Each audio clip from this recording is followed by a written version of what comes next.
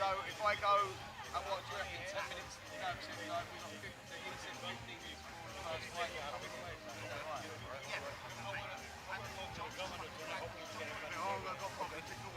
Yeah, let's go now. Yeah? Yeah, let's go, let's go.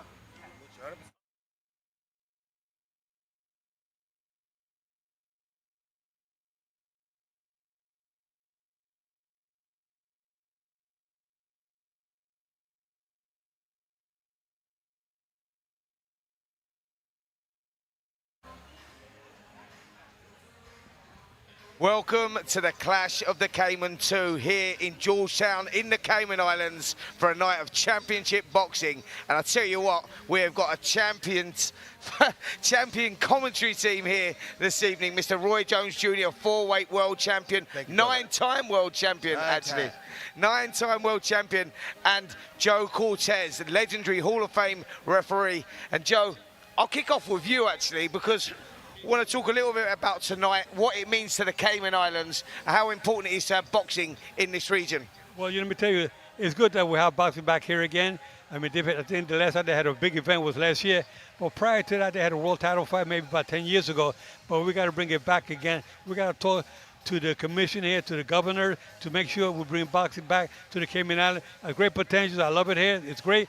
And we got a former nine-time world champion, Roy Jones Jr. here with us at the table. And he also has a couple of fighters fighting tonight. And Roy, you tell us a little bit about your background. Yeah, man, I love coming here to the Cayman Islands. I think it's a beautiful place. The people seem to love the sport of boxing here. I think there's a lot of potential here. So I'm looking for an opportunity to continue to come back and see what we can do to help develop amateur boxing on the Cayman Islands as well as professional boxing. Yeah, so there you go, what we're looking forward to here in the Cayman Islands. Let me give you a little breakdown of what's happening tonight. Now, we've got World Championship Boxing, WBF World Super Featherweight title on the line. Mandeep Jengar, Roy Jones's fighter, actually. He goes in against Conor McIntosh from Wales. And we've got a fantastic undercard as well. We've got the WBF International Featherweight title, Michael Mandarinas against Eduardo Esquivel. What a fight that is. Now, Michael Damarinas is a good fighter. Actually, people may remember this guy. He boxed Noye Inoue back in 2021. Yes, he got taken out in 3 rounds. That was for the IBF Bantamweight title. But Mandarinas is a tough fighter, Roy, and he's been around a while. Very tough fighter, very hard puncher. So I think he finally moved up, got seasoned, found the right weight class for himself. He's a whole new guy now. Yep, look, there we see on our screens, we've got the tail of the tape there. Michael Mandarinas versus Eduardo Esquivel. What a fight that is. Mandarinas, as I say, has been around a long time. 35 wins, 3 defeats, 2 draws, from a brilliant record of 24 KOs on there as well. And yeah, what a fight that is against Eduardo Vasquez. He's a good fighter. Sorry, Esquivaz. He's a good fighter, you know, he has great potential. But the Michael, you can see Michael Damarinas has a little bit more experience. He seems to have a better knockout ratio. So I think that's going to be an interesting fight though tonight. Yeah, great fight we're looking forward to there. And we've got a female Commonwealth Silver Super Bantamweight title on the line as well. The girl that won it here last December, actually, Katie Healy, she goes in against Ashley Johnson. Now, Ashley Johnson trained by Enzo Macronelli, who's going to be in his corner as well. And a good female fight on there as well that shows that, you know, boxing is growing in that female sport as well, Joe. Let me tell you that, you know, if female boxing in Mexico, they didn't allow... WBC didn't allow female boxing. There was a fighter by the name of Laura Serrano. And Laura Serrano, who now lives in Las Vegas, she told me the story. She was an attorney, and she fought to make sure that the women can fight in Mexico. And ever since she won the case in court, then they allowed women to box. And women sometimes, they steal the show. They do amazing fights here. Yeah, well, we saw the tail of tape there for Ashley Johnson and Katie Healy, the champion. Ashley Johnson actually has only been boxing a year, can you believe it? This is only our 4th contest, and Roy, women's boxing, they get that opportunity a lot quicker than maybe the males. They get the opportunity a lot quicker because of the amount of women boxers that we don't have. We don't have a lot of women boxers, so the pool is very dry. Therefore, sometimes you have to step in a little earlier than you would normally want to take that shot, or else how are you going to get experience? How are the champions going to have people to defend against?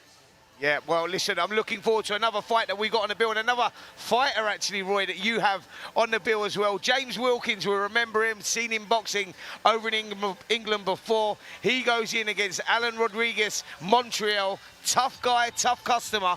How's he looking? He's looking good. Had a few injuries coming in, but I think he's over that now. I think you'll see a lot of difference in him from when you've seen him once in Manchester. Where were we?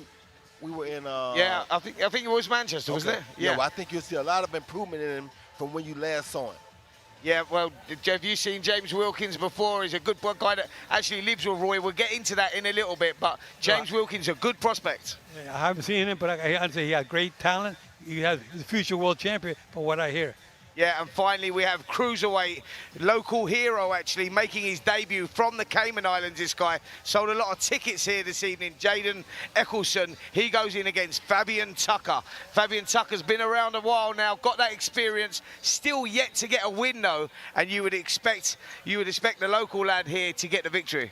The local lad here is a very good fighter. I saw Jaden back last year, and I told him if we came back, I would definitely like to see him turn pro and get his debut in, and that's exactly what has happened. So I'm very happy, very excited to see what Jaden shows us tonight. Yeah, brilliant. Well, listen, that's the card, and that's what we're looking forward to tonight. But before we kick off with all the action that's going to come in about 4 or 5 minutes or so, let's just meet the guys that I'm so lucky to be commentating with tonight. Like I say, Joe Cortez, been there, seen it, done it. Now, Joe, you were telling me in a hotel, actually, that some of the fights that you've been involved in, some of the fights that you've commentated on, I mean, just share a couple of those with our audience tonight. I mean, you're talking about Julio Cesar Chavez, 136,000 people. Tell us a little bit about it. Well, let me tell you, one thing I feel bad about is that I never had the pleasure and the honor of refereeing my buddy over here, Roy Jones Jr. He's one of the few fighters I never referee in the championship fight. That would have been an honor to referee Roy Jones Jr. And I would have loved to have had you as a referee. I've had a lot of fun. I did 176 world championship fights. I refereed for 35 years with over 1,000 professional fights under my belt. I love boxing, For you guys out there that don't know, I was a 6-time Golden Glove champion, New York, Houston National, and I was 18-1 as a professional. But my calling was refereeing. And that's what I did in 1977 when I turned pro. And ever since then, up in 2012, that's when I retired. After 35 years, I said, I'm out of here. Now I want to pay forward and help young referees that are coming up. Yeah, Joe, you're 81 years young. I couldn't actually believe that we told you. We grow up watching you on TV, watching you covering so many fights, all the great fighters of the past, and you come to me, I'm 81. I was actually blown away by that. I mean, Roy, I don't know about you, but how good does this guy look? Looks absolutely incredible to be have that many years on this earth. I'm not going to say to be that elder. He just has a lot of years of experience, beautiful experience on this earth. But my years of 81, I'm going to turn them around the other way, okay? Yeah. That's how I feel, 18. Yeah, absolutely. Listen, Joe, just before we move on to Roy, tell us, what was the best fight that you ever had the pleasure of commentating on? What one stands out for you? Well, I can tell you as a referee, I've done... Sorry, as a referee, sorry, As a referee, and I referee the great fights. I did Sugar Ray Leonard, I did Camacho, I did Trinidad, I did De La Hoya, Chavez, Manny Pacquiao, Mike Tyson 8 times, Larry Holmes, Lennox Lewis. I've done them all. But one of the ones that stands out a lot is Iran Barkley and Roberto Duran. That fight took place in Atlantic City in 1989, and Duran took the middleweight championship at the age of 35. Then they gave him a chance because his opponent, Iran Barkley, had knocked out Tommy Hearns, and Tommy Hearns had knocked out Roberto Duran. So then they gave Duran a chance at the age of 35 to be the young middleweight champion, Iran Barkley, at 160 pounds. But Roberto Duran, like they called him Hands of Stone, did it that night. He put Barkley down to the 11th round. It was a hell of a fight. See how lucky I am to be here with boxing royalty, Roy Jones Jr., Joe Cortez, Hall of Famer, and you're lucky enough to get the insight, the commentary from this great team here. And let me tell you, Joe Cortez is going to give us commentary, something slightly different here this evening. He's going to be talking a lot about the referee, what the referee's job is, what he should be doing. There's a lot of controversy surrounding referees these days, whether they make the right decisions, the wrong decisions. Well, Joe is going to fill us in exactly what that is tonight. And Roy, you got a couple of fights fighters on, so you're going to be coming in and out of commentary with us this evening. But you know, your guys, you got the guys that are on tonight are great fighters. Thank you, brother. I appreciate that. Looking forward to great fights from both of them. They both have very good opponents in front of them, which is what I want, because you don't learn nothing from fighting a bunch of stiffs. So I want them to get good fighters in front of them so they can learn. And if nothing else, we get a belt. If we don't get a belt, at least we get a lesson. Brilliant. Yeah, listen, it's going to be a fantastic night of boxing. I think we are just about to get underway, guys, and I know that your fighter is on second tonight, so we're really looking forward to that one, Roy. So, yeah, best of luck to James Wilkins as he goes in against Alan Montreal in that second fight. Thank you, my brother. I'm looking forward to it, and like I say, he went through a few injuries, but if everything holds out for him, you're going to see a lot of improvement in him from when you saw last time. Brilliant, brilliant. And we're expecting a fantastic night of boxing tonight, right?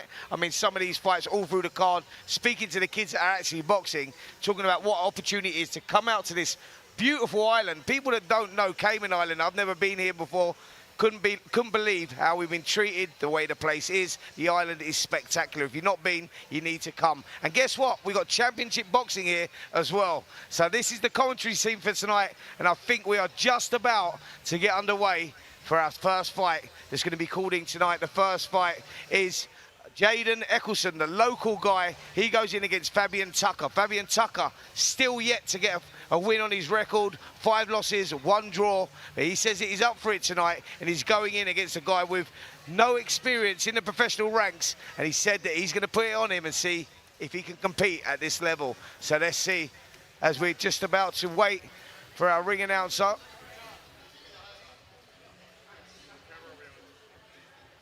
We still got a little way. You know, let's talk a little bit about Roy Jones. You know what I mean? Come on. Having Roy Jones here next to us tonight, he at the ringside a little bit before the main event.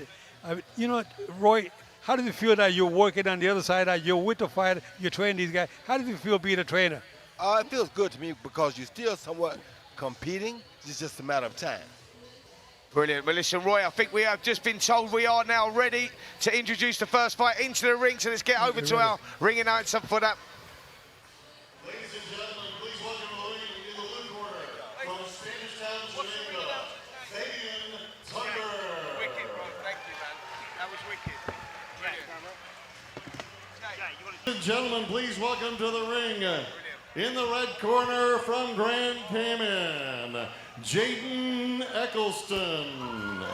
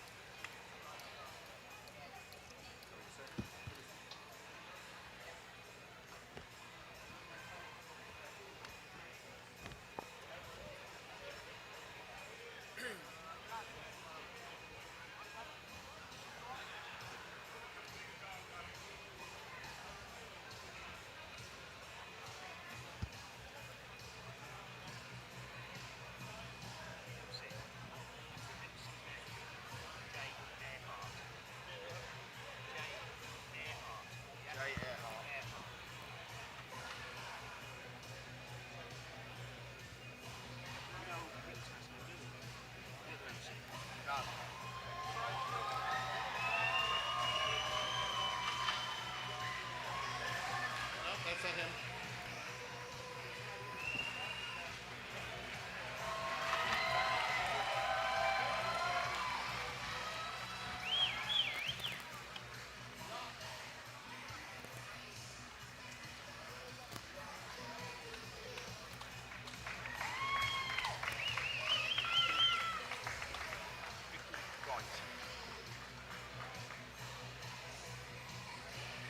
Ladies and gentlemen, we welcome you to the beautiful Cayman Islands from all over the world as GBH Promotions in association with Fightzone and the Fight Academy present the Clash in Cayman 2, Rumble on the Rock.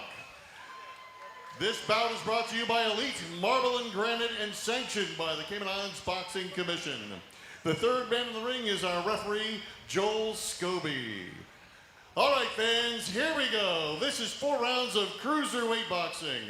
And fighting out of the blue corner with red trunks and black trim weighing in at 215 pounds and entering the ring for the 7th time, from Spanish Town, Fabian the Truck Tucker.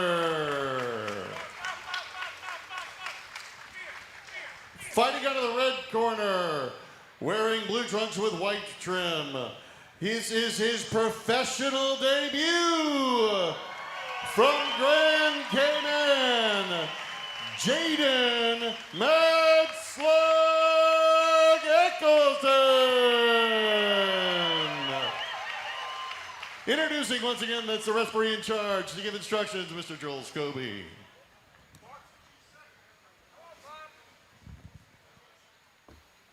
Well, here we go, as the referee brings both fighters together. Local lad making his debut here tonight, Jaden Eccleston. He boxed here last December. In the first show, they've done Clash of the Cayman.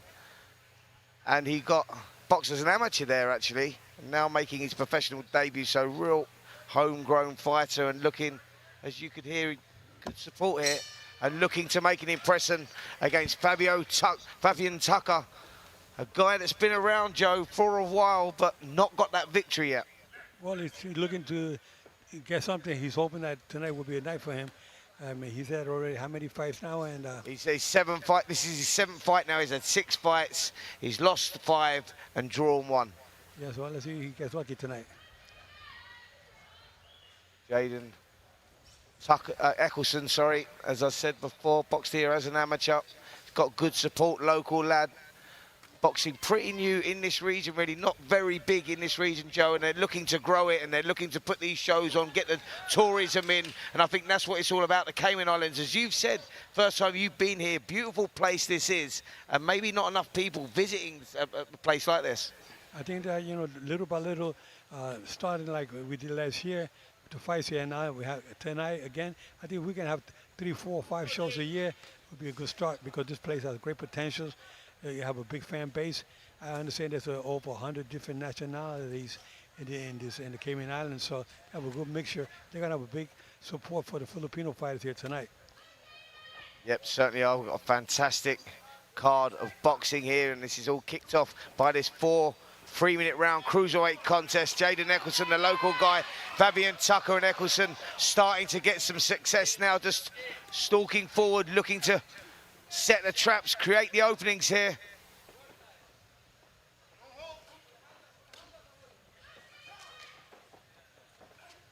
Good right hand goes in front, just misses with that uppercut as well. And Joe, you just sense here that maybe Fabian Tucker has already gone into survival mode. You know, when they get there and they fall into that sort of journeyman type role, and they just look to survive and get through the rounds, and Tucker might be guilty of doing that already.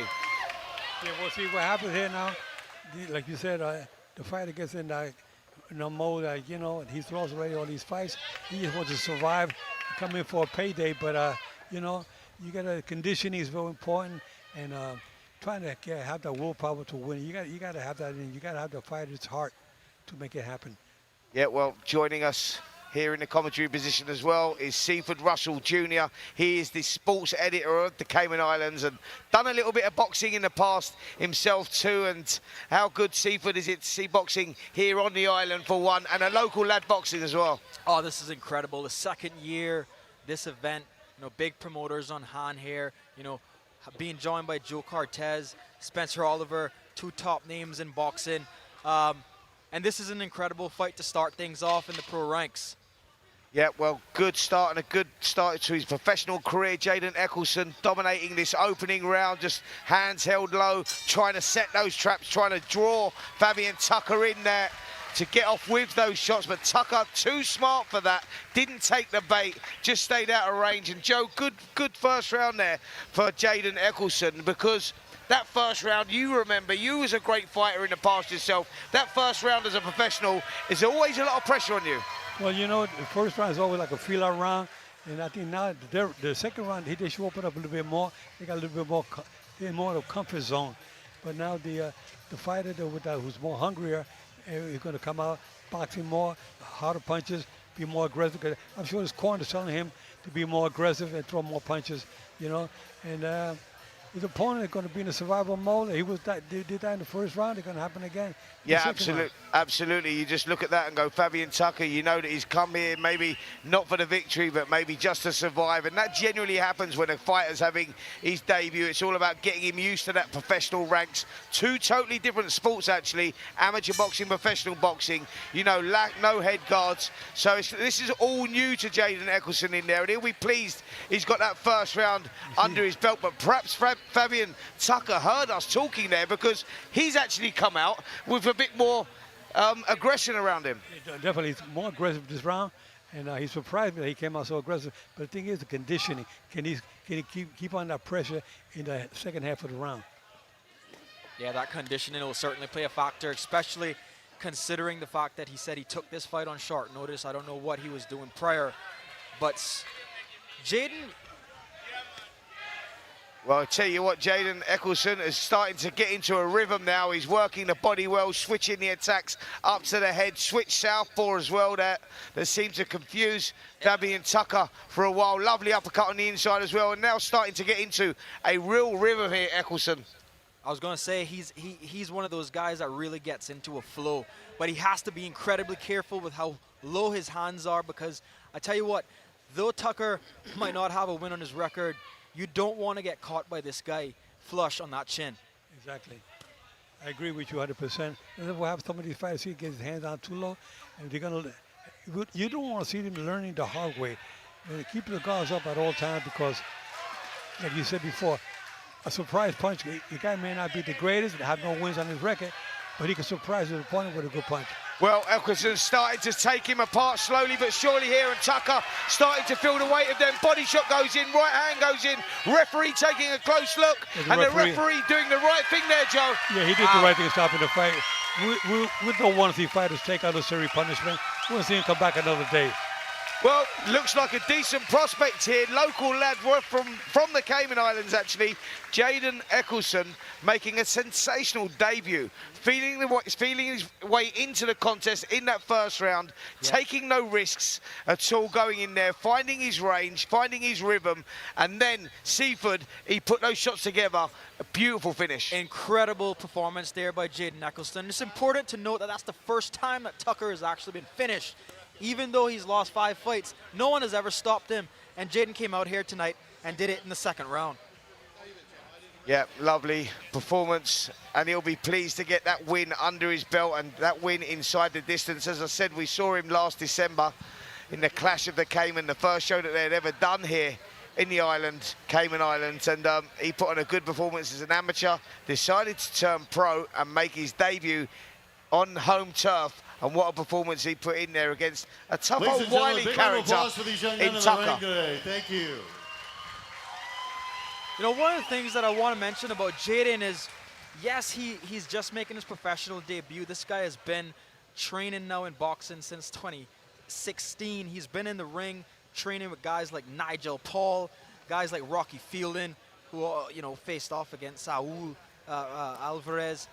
You know, he's been in there with some top professional guys, but he just haven't had the opportunity to fight, not just from an amateur perspective, but now he's made the transition, and I'm sure he'll get a lot more fights here. Absolutely. Well, those opportunities will come when you perform like that. As Joe Cortez would tell you, you know, that puts bums on seats. Performances like that, people want to see that, and you put bums on seats, promoters use you, and he's going to get international experience as well. So, yeah, he'll be very pleased with that one. As the local people are here, very good turnout, actually. Just looking around me, and yeah, they've all turned out to see not just this young man, but the rest of the card as well. And next up, we have a 6 3-minute round contest.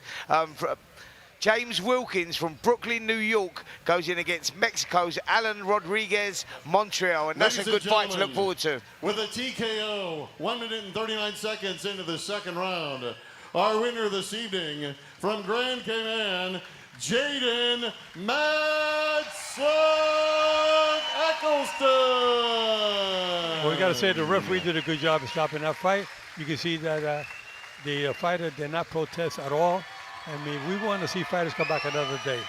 Yeah, do you know what, Joe? I was going to ask you a little bit about that because I said at the beginning of the show there that, you was going to talk a lot about the referees and what they're thinking at certain stages, whether stoppages are too early, too late, and we see some bad decisions in boxing with referees now. But that was spot on, wasn't it? I mean, he had his eye on the ball there. He was looking at the job, and he stopped that kid from taking further punishment. Well, I saw that the referee after the first round, he was already thinking about, well, I got to keep my eyes closed on this fighter who's taking some little punishment. And he knows his record. The good thing referees do these days, they study the fighters before the fight, they see their record, they see where they're at. And of course, if you see a fighter has lost all his fights with only one draw, you say to yourself, I got to watch him close, because if he starts taking punishment, I'm going to stop it. So he did his homework, and he did the right move. Yeah, well, Seaford, I'll bring you in here as well. You know all these local guys. You know these local lads. You boxed in the past yourself as an amateur. You went into MMA, so you've seen what goes on around here. You know the fighters. I mean, what is the talent we've got coming through here in the Cayman Islands? Have we got good talent coming through? 100%. The talent pool here is very, very deep, and the issue over the years with the Cayman Islands is not a lack of talent, but a lack of opportunity. It's a small island, and in order to get fights, you have to always go away. It's not like in America or UK where you can just drive down the road and get a fight. These guys have to always travel, and that takes a lot of money. And as an amateur, you don't want to be spending money to get fights. Ranks. And that's what we're here trying to do. And that's been the biggest issue. But, a young lady over here. Guys like Jaden has stuck to the craft despite the lack of fights. He's wrapped up 10 fights, 12 fights rather in his amateur career, 10 wins, 2 losses. And, he just decided to make the jump. His coach, Floyd Trumpet, told him, listen, this is it. If you want more opportunity, you have to go to the pros and make money so that you can travel and get more fights. How about that? Brilliant. Well, there is an interest here in the Cayman Islands in boxing.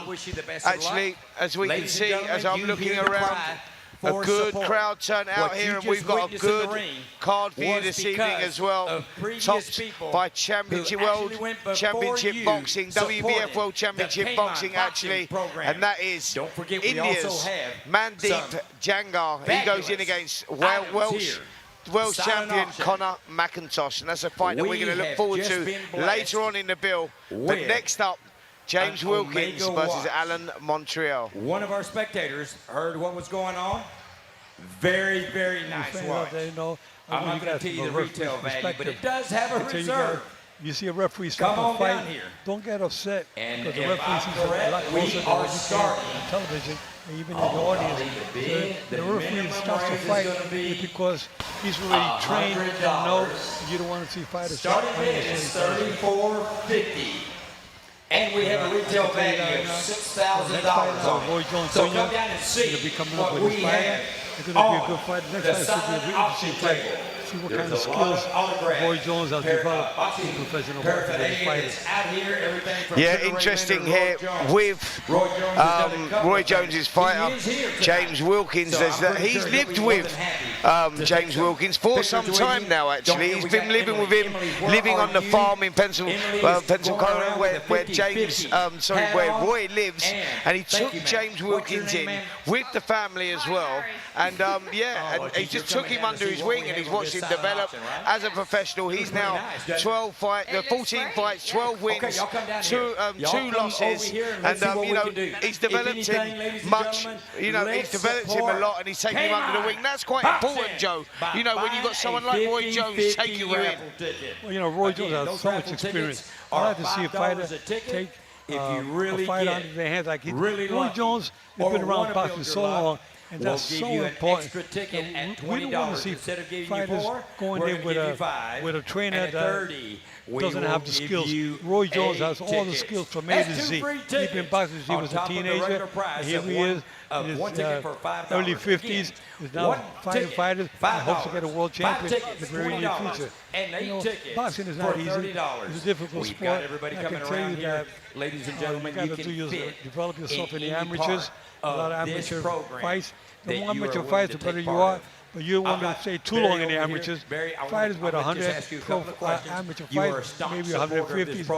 More than that, this year you consider you're going pro. That's like some fighters are undefeated in the pro ranks. Those fighters went through the amateurs. they develop the skills. Roland. And you got to be a world seasoned fighter to get to that level. You don't become a world champion overnight. You got to have the experience. I mean, Joe, let's talk a little bit about, you know, your experiences as a referee, as a fighter as well. We go back, you know, we talked about it a little bit at the top of the show, but let's tell our audience, you know, exactly your history. You're a Hall of Fame referee. You know, not many of those have made it into the Hall of Fame, and you've covered everyone, you know, down from 4-round level up to super bout, you know, there's not fighters. There's no fighters that you've sort of that have been at the top that you haven't refereed. Actually, I mean, Roy Jones Jr. was one of them, but apart from Roy Jones Jr., you were talking about, you were telling me in the hotel actually about Roberto Duran and Iran Barkley, what a privilege it was and what a war that was to, you know, to be involved in that fight. Well, let me tell you, it's always an honor to referee these world championship fights. You know, my dream was to do one world championship fight, and as a referee, that's like, I would say, man, I didn't make it as a champion. World champion in boxing, professional boxing. I made 6 championships in the Golden Gloves in the amateurs. But when you get to that level, you start refereeing these big title fights. My first fight was Aaron Pryor versus Miguel Montilla. It was a great experience for me. Now we're going to go to our ring announcer. We are going to our ring announcer, and I think that is for you, Joe Cortez, because I think they want to get you up in that ring, and they want to, you know, just introduce you to the public here because of what a great man you are and what a great servant you've been to boxing. So let's hear it from our MC, Ricky. So, ladies and gentlemen, as you can see, there are many legends dotted around here tonight in the Cayman Islands. But one man stands out.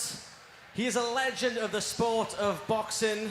You may have seen him as the man in the middle for some legendary fights. For instance, Ricky Hatton versus Floyd Mayweather. Of course, Joe Calzaghe, my fellow countryman. He's refereed this man twice. He refereed Joe Calzaghe versus Bernard Hopkins and Chris Eubank Sr. So allow me to welcome into the ring tonight, the legendary man in the middle, Joe Cortez. Hey, thank you, fans, for coming out tonight. You know, this is my first visit here to the Cayman Islands. I can tell you, I'm impressed. We got the VIP treatment you guys are giving us.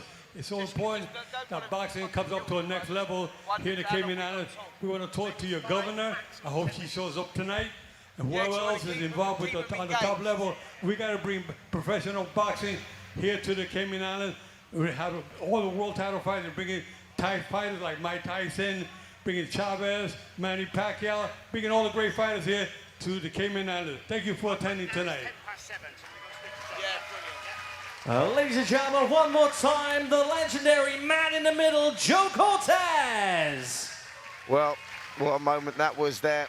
Just sitting here with ex-boxer, amateur boxer, local lad, Seaford Russell Jr. And Seaford, how good is it for you? You know, the sports editor here in the Cayman Islands. How good is it for you to be sitting next to a legend like Joe Cortez, doing the commentary with him? I mean, what a moment.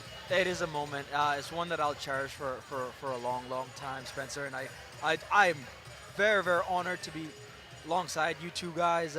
Even yourself, you know, you've had a illustrious career in boxing, and you know we've highlighted Joe Cortez here, who really, you just say the name and everybody in boxing knows who he is, but nobody really cares too much about the sports editor. People want to hear about boxing, and I kind of want to throw it over to you. You asked Joe what was his favorite fight, reffing a fight, and I want to ask you what was your favorite fight in boxing? I'm glad you asked me the question because it was a fight that took place on the 15th of April. Joe, you know where I'm going with this one. 15th of April, 1985.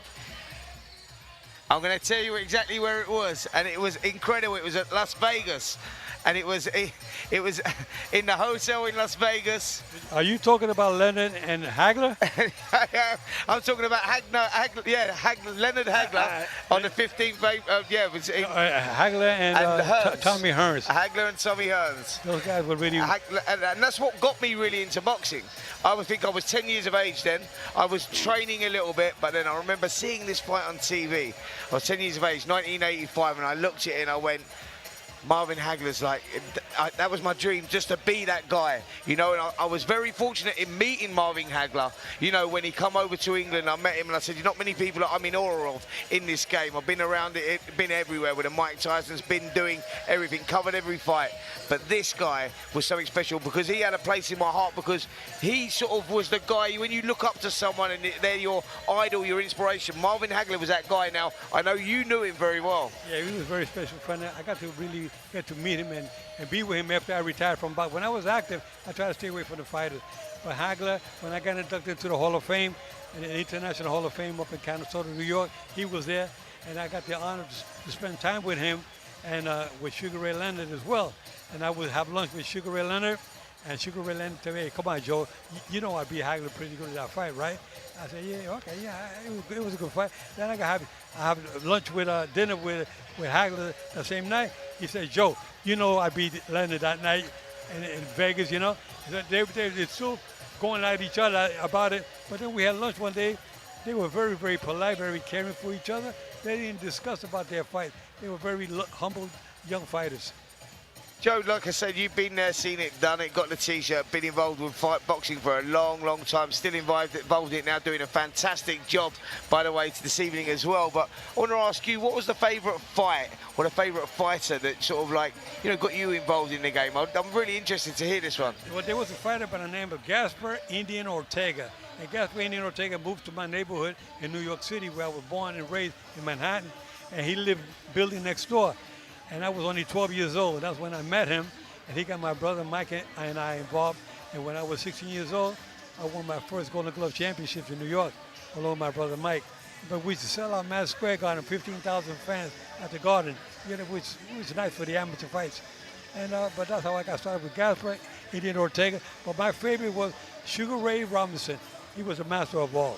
There you go. Sugar Ray Robinson has to be the greatest fighter of all time. Goes without saying. I mean, he was doing stuff that were generations above what he was. Like the guy, actually, that's working with us this evening. He's got the boxers on.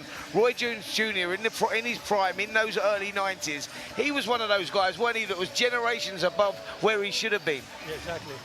No question about it. But, you know, another great experience I had when I used to referee the United Kingdom, when I went there to referee Joe Kazagi against Chris Eubank, where Joe Kazagi won his first title fight, and I refereed Joe Kazagi when he defeated Bernard Hopkins.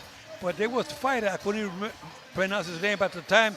It was Vladimir Klitschko and Vitaly Klitschko. I refereed them both in Europe. But Lennox Lewis, nobody knew too much about Lennox Lewis. I got to referee him in the United Kingdom. And, you know, they were some of the great heavyweights of all times.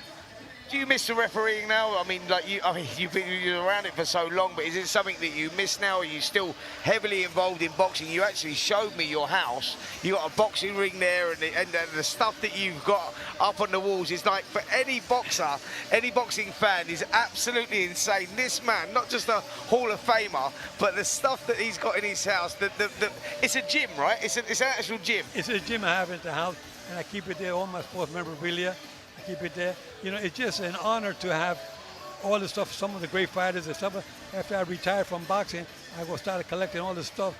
And I said, all these fights that I referee, it was an honor to have these pictures on the wall with Mike Tyson, Chavez, Oscar De La Hoya, Julio Cesar, Manny Pacquiao, Chavez. I mean, it was so many of the great fighters, James Toney, Lennox Lewis. I mean, it's an amazing place. My gym is like a museum. You know, it is something I want to try to hopefully do it someplace else around the world to have a museum, sports museum. Now, not only do I have boxing, I have baseball, basketball, soccer, hockey. I have it all sports memorabilia. It's like a museum when you come into my gym. And how are you finding it travelling around these days? Because like you're still very much involved with the boxing, you're still very much on the scene. And when I was told that I had the privilege of actually working with you after growing up, watching you in so many great fights, doing such a great job as a referee, what's it like now, you know, still traveling around the way that you do? How is that? You know, it's a lot of fun because, you know, I still have it in my blood, you know. When you do my DNA, you see my DNA is boxing. Absolutely, and you had a great professional career yourself as well. It wasn't just the amateurs that you boxed in, you boxed as a professional as well. Yes, I did. I had 18 wins and 1 loss. My only loss was to a fighter named Georgie Foster in Madison Square Garden, a 6-round decision.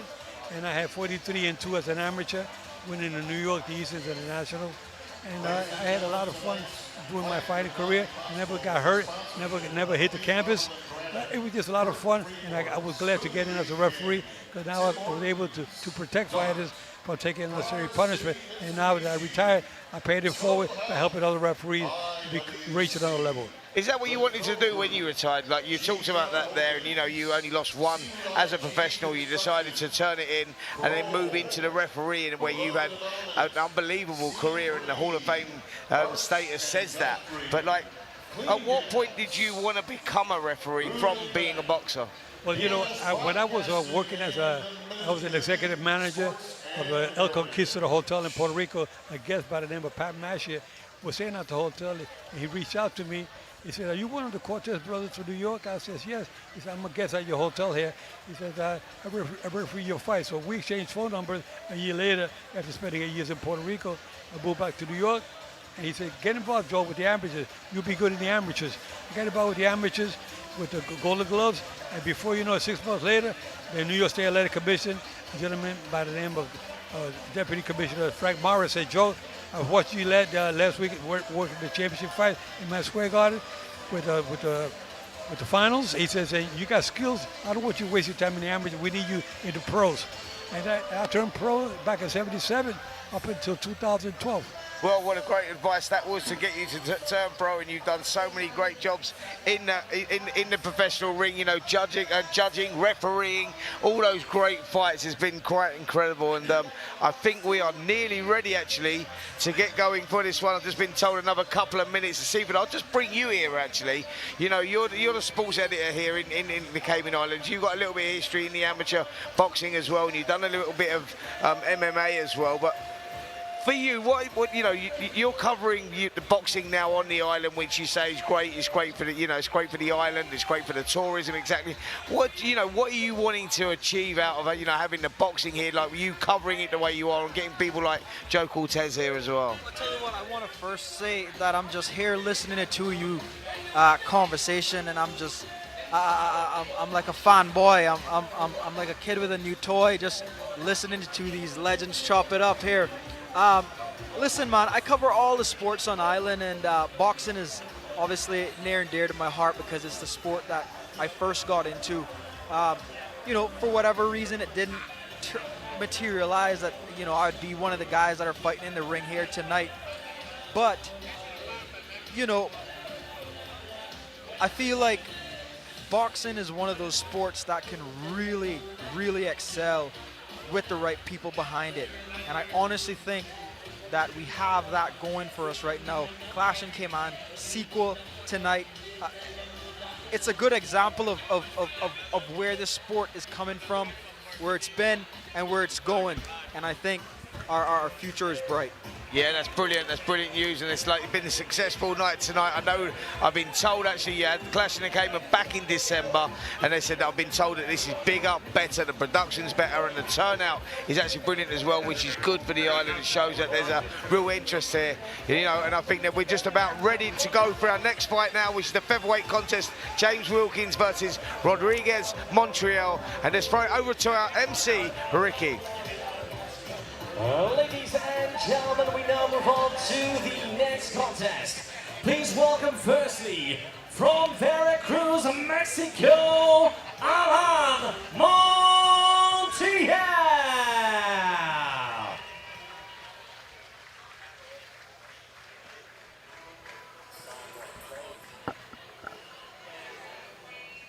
Well, you fans out there, get ready to watch Roy Jones Jr. with his fighter coming up. And it's going to be an interesting match. Yeah, it certainly is going to be an interesting match, this one. Alan Montreal from Mexico. 9 fights, 7 wins, 1 loss, 1 draw. And this kid sees this as a huge opportunity. And Joe Cortez, you all know yourself, these kids from Mexico, they're tough. You don't really read into their records because it's in their DNA. That's what they are. And they get these opportunities, and they're tough guys to beat. Let me tell you, Dad, when you got a Mexican fighter, you're going to see a fight. And you got 2 good fighters in there tonight. One is from India and the other one's from Mexico. So let's see. Yeah. Magnifico. Yes, there you go. He's come in full of confidence and really up for this one. and he gets that opportunity against Roy Jones's fighter, James Wilkins. And now would you please welcome his opponent from New York, USA, James Wilkins.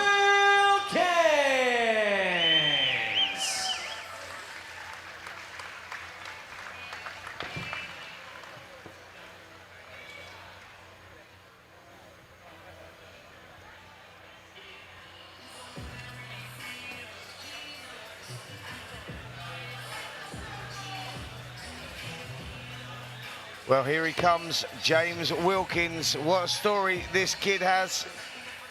Lives in Pensacola at Roy Jones's farm, actually. Roy Jones took him in, took him under his wing, lives there with his family, his 2 young children, and a good boxer, combination puncher who's improving all the time, and he's not had it easy in his professional ranks. 14 fights, 12 of those by victory, 7 inside the distance, but this is going to be a tough test here for James Wilkins.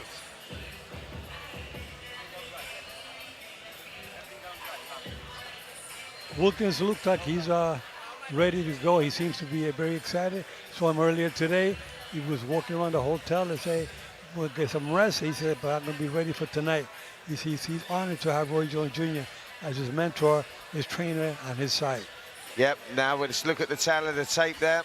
You can see James Wilkins, 14 fights, 12 of those by victory, 6 KOs, 28 years of age, and coming just over the featherweight limit against his opponent, Alan Montreal. 9 fights, 7 of those by victory, 3 inside the distance, 24 years of age. But as I said about these Mexican kids, and Joe Cortez says to me, you got to keep your eye on them because they could beat anything.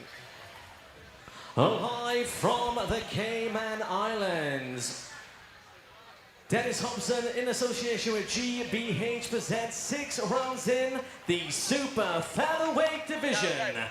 Your judges at ringside, booked by the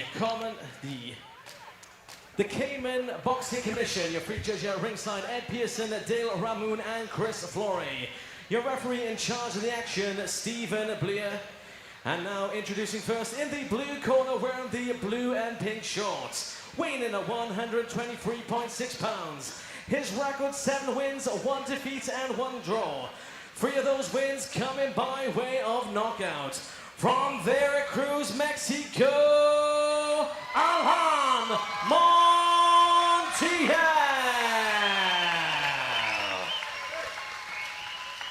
And his opponent in the red corner, wearing the blue and white shorts, weighing in at 126.8 pounds. His record, 12 wins and 2 defeats. 6 wins coming by way of knockout. From New York, USA, James Wilkins.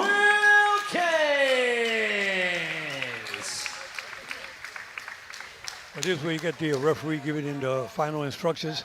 The referee normally give the fighters the pre-fight instructions back in the dressing room, but here you get the final instructions, making sure she's telling the trunk's a little too high, and the fighter on the left, Wilkins' trunk's a little high. They both look a little high. We tell him to give me a clean fight, but let's see what he does now as referee. He has a lot of years of experience. I believe he's been refereeing for over 25 years, and he should be doing a good job tonight. Yep, referee should be doing a good job, and we should be getting a good job done by both of these fighters as well. Looks like a great matchup, this one. James Wilkins, Roy Jones Jr.'s fighter, going up against Alan Montreal. He couldn't have asked for somebody better to be in his corner to prepare him at such a young time in his career as well. Just out of range there. Wilkins just trying to find the range there, and you can see already Montreal looking to get inside, looking to trade. That trademark left hook, Joe, that Mexicans throw, and he seems to got that one well. Well, he wants to be like Julio Cesar Chavez, the left hook to the body. Those body punches, you kill the body, the head dies, you know? Yep, real trademark shot from all the great Mexican fighters, and Alan Montreal would have grown up watching those, and he seems to have got that shot off well. That left hook to the body, that could be the danger shot for Wilkins. He's got those elbows carried out quite high there, and it's just leaving that little gap there, and that's the shot, the left hook that I'm talking about there. is the danger shot. And, yep, looks like it's going to be a tough night, this, Joe, for James Wilkins. Yeah, the referee is wanting Montiel to keep his punches up. Was he right in doing that with the punches? Seemed like they were straying a little low. Yeah, he was a little bit under the belt line, nothing serious. And again, Montreal just now trying to push forward, slipping, looking to get inside. Left hook to the head there, and Wilkins now recognising he's in a tough contest here, keeping the hands up well, covering up, but needs to start coming back with something himself. Just take that momentum away there from Montreal, who gets inside again there. Montiel with that left hook to the body. You know, he's the Mexican fighter. They copy a lot of Julio Cesar Chavez. That's better work there from Wilkins. We needed to see something there. He put a bit of weight into those left hooks to the head and body. Lovely jab through the middle there from Wilkins as well. And already these two are going at it. There's no feeling out process here, Joe. Well, these guys are really coming out to bang out. They want to get respect in the first round on both sides, and they're doing it pretty good. Pretty even round right now. Yep, both guys having their successes in this one. Montreal started the round very well, but Wilkins now started to find a rhythm and come back with some good shots of his own. Good left hook there. Timed that one very, very well. And then body shots going in from both of them, and you just feel that they won't be able to keep up this sort of pace without one of them maybe cracking here, because they're both going for it in this opening round. It's a taxing pace that these boys are throwing out. Is this real power shots that are landing here, and they look like they're just throwing with bad intentions. They don't want this fight to go the distance. It doesn't seem here tonight. Well, we've had a couple of amateur contests on before that one. They both stopped in the first round. We had the first professional fight that was on. That was over in the second round, and these two are going at it here in the first round of this one. We always thought it was going to be a good contest. Yeah, that was a good round. Yeah. The first round, really good. Both fighters ended up throwing punches. I mean, they were both, it was a pretty tough round to score. But I think Montreal, the Mexican may have just nicked that one. I think he pulled out a little bit. The Mexican fighter pulled out. He was a little bit more aggressive, a little bit more body punches. But it could go either way. I bet you the three judges, they're not all on the same car right now. Yeah, absolutely. It was one of those rounds. It was split in two halves there. It was Alan Montreal who started very well. Body shots attacking. I don't think that James Wilkins was expecting that fast start from Montreal, but he soon got back into a rhythm, started finding shots of himself, started finding those holes. That left hook to the body that Wilkins was throwing was getting some success as well. And Roy Jones Jr. in the corner, you can see him giving him a stern telling off there. He will say, come on, son, you need to get your act together now. Don't get into a row like that. You know, don't let Montreal get up close like that.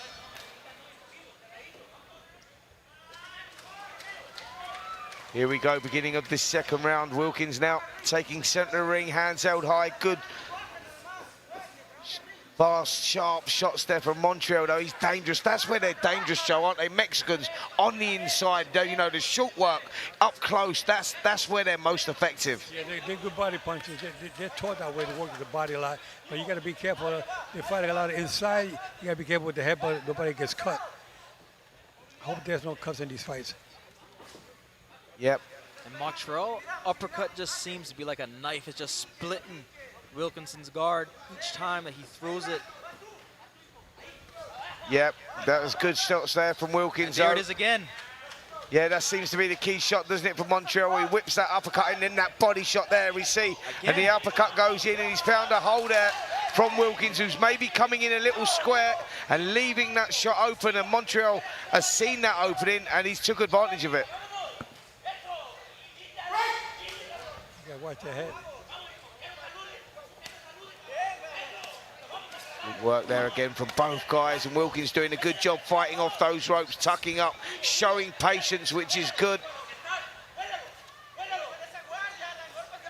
Montreal he's throwing a lot of uppercuts inside. He's trying to open that up.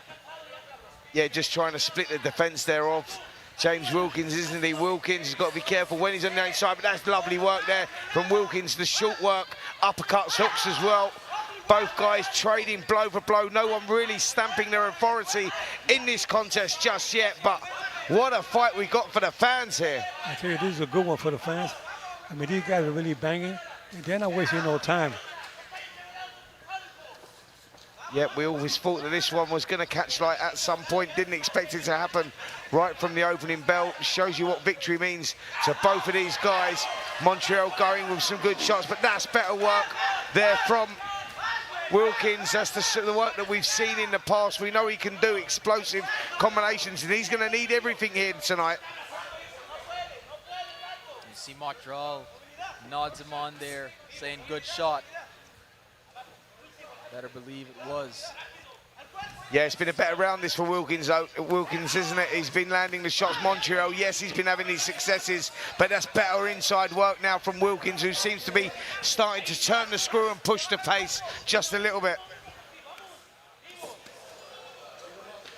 Yeah, keep the punches up a little bit.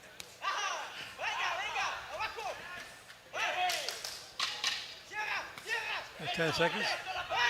Yep, the 10 second clack has just gone, and both guys, that's good work from Wilkins, but gets caught with a short right uppercut on the inside there. Just seemed to feel that one a little bit there, just right on the bell. I tell you, it was a very close round. Pretty much like the first round. They were banging pretty good. They both finished up strong into the last seconds. I mean, it's going to be a tough fight to score.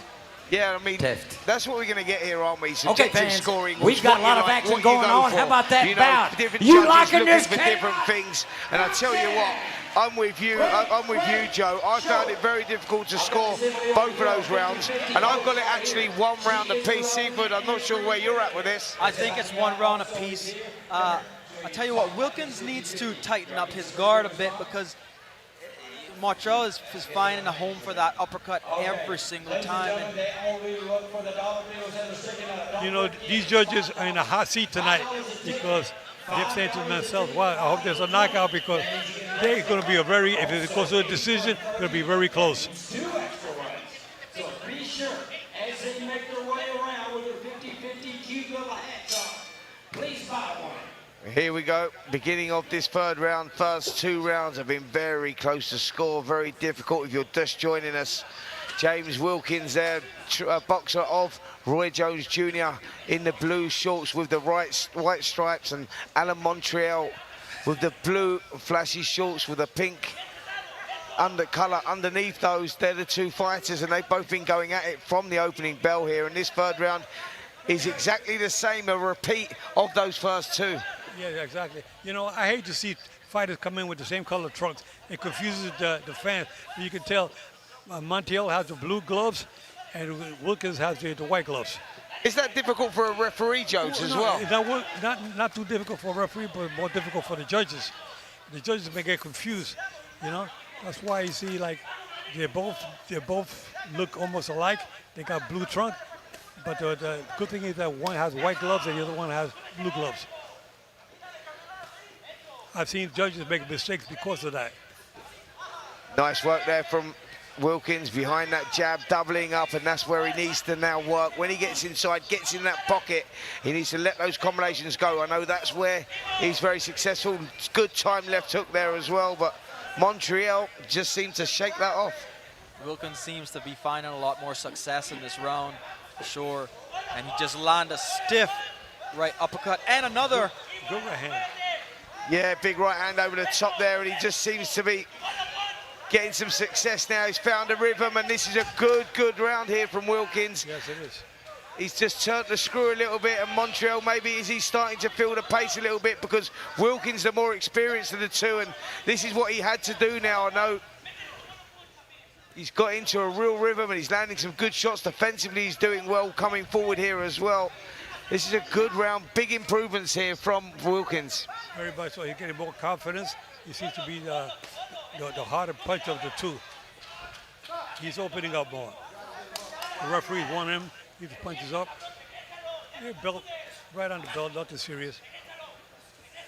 There again, you see Wilkins now showing great fitness, isn't he? Just picking it up. Yeah, he's throwing a six punch combination. Yeah, good work, and I just feel that now there's a vulnerable look around Montreal now. The sting seems to have gone out of him a little bit. You look at the rhythm of his legs, he's not flowing the way that he was in those first couple of rounds, and that's that persistent pressure that James Wilkins has been putting on him, and this third round is a good round. Big right hand goes in there as well. Yeah, very good round for Wilkins. 10 seconds right now. Now they're both going to be throwing punches, see if they can steal the round. But I think Wilkins got this round. Yeah, I'm with you there, Joe. I think that Wilkins had a very, very good round there. He go back to that corner with Roy Jones, and he'll be very, very pleased about himself. And as I say that, he turns around, smiles. Yes, he is pleased with himself. And looking above us in the blue corner sits Alan Montreal, and that corner, there seems to be a little more panic in there now, Joe, a little bit more sense of urgency. You know, they know that he has to do something big here to turn it back around. Yeah, they look like they're under a lot of pressure in that corner there now, because they see that that Wilkins is being more aggressive and throwing more combinations, harder punches. They got more on the defense, but I think they're going to have a tough fight from here on. Yep, halfway through here, Seaford, and we've got James Wilkins maybe a point up now, 2 rounds to 1. But that was the most successful round so far. Yeah, I would say 2 rounds up for sure. That was his most successful. He's going to have to keep that gritty pace on this on Montreal, though, because it's going to take a lot to get a Mexican boxer out of a fight. Well, you know, Wilkins has the reach, he has the height, and he got the speed. I like his combinations.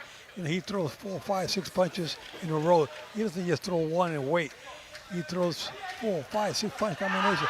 He got hit there with a right hand from Montiel. Montiel throws some short punches. Yep, Montiel knows he has to do something different here, but gets caught with a big left hook himself there. We see the sweat spraying from his head in this open arena, actually. We're looking around here. There's 1,000+ people in this arena tonight. It's an open-air arena. They've got the roof on it, but the heat, the humidity out here is something, and, you know, you can see that with the sweat that is coming off these two boxers, and they'll start to feel that the fatigue sets in, you know, with the heat that's surrounding it, Joe. You know, let me tell you, one time I was refereeing a fight, Jeff Fennick and Asuba Nelson at Caesar's Palace in Las Vegas. It was 115 degrees outdoors, and it was hot. I felt like I was going to pass out. You can imagine the fighters, how they felt.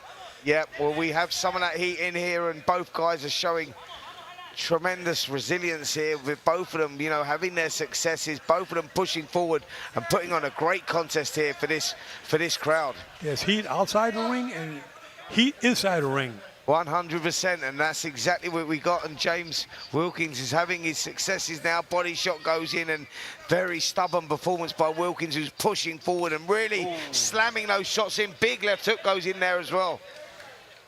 Yeah, Wilkins looking more stronger. He's more aggressive. You know what I'm liking from Wilkins is that, you know, that shot selection, you know, he's using his imagination, and that's important for a fighter, you know, that adaptability. And that's what he seems to have had here, James Wilkins. He had a strong kid in front of him, and he's adapted. He's allowed him to punch himself out a little bit, and he's sensed that, and he's turned the screw. That's good work from Wilkins, good work from the corner, Roy Jones, who's got that experience, and he'll be telling that in the corner. This is good stuff. Yeah, he's being very selective with his shots as he swings and a miss there, but he lands that left hook. But yes, he's just been really landing the most shots in this, and they're significant shots too. These are not just touch and go. He is landing some power shots on Montreal here tonight. Yeah, well, the referee is taking good control of the fight. He's not letting these fighters clinch. I mean, it's a good fight. The referee doesn't have to get too much involved. Very, very little, if any.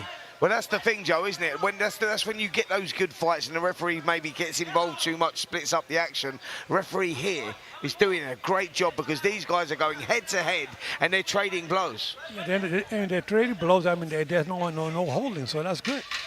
Yep, whether we heard the 10-second clacker there for this fourth round, and it's been another round for me that James Wilkins has won. He's been doing the better work. Montreal has been playing his part in it, but for me, Wilkins may be doing enough. He's the stronger of the two.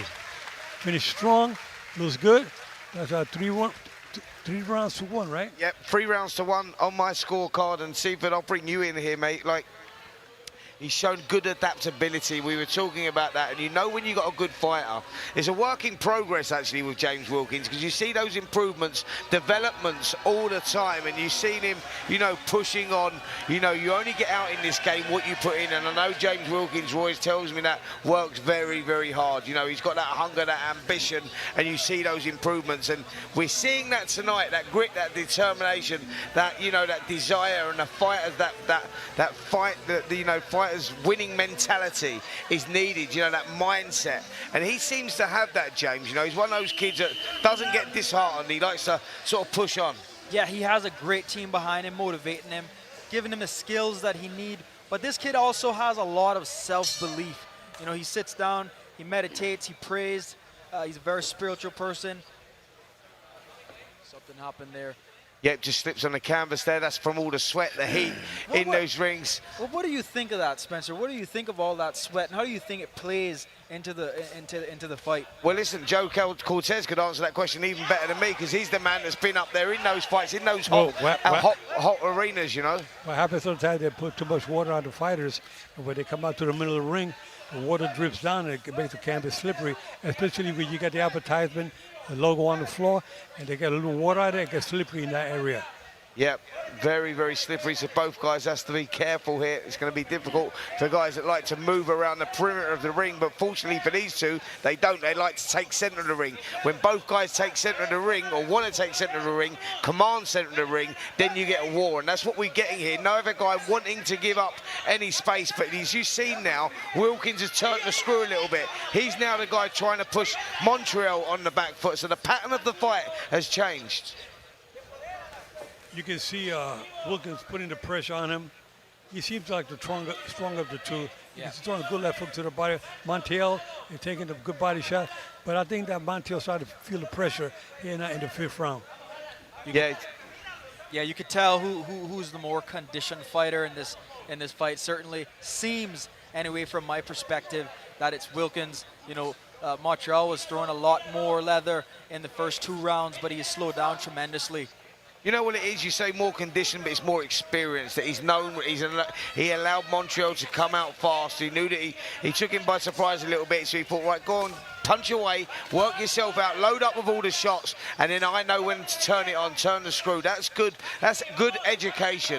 You know, and that's what we've seen here from Wilkins tonight. You go like, maybe Montreal maybe is fit, but Wilkins has chose to go through the gears when needed, and that's the importance. They both throw good combinations there, and good defense, but I think Wilkins had the best defense of the two. Yeah, definitely, I totally agree with that, and there was a sort of laboured look around that hook there from Montreal, and there's a solid look around Wilkins right now as he's stalking forward, hands held high, and trying to now force the pace, make Montreal work when he doesn't want to work now. Oh, big left hook, and the legs just stiffen there, Joe. That was a good left hook by Wilkins. Montreal took it really good, but it shook him up a little bit. Yeah, he might still be hurt. Yeah, big shot. You see Montreal slumming on the ropes there and just taking a gulp of air there, and that's a sign that Attai's starting to feel that fatigue setting in, and those big shots from Wilkins are starting to take their toll as we hear the 10-second clacker for this 5th round.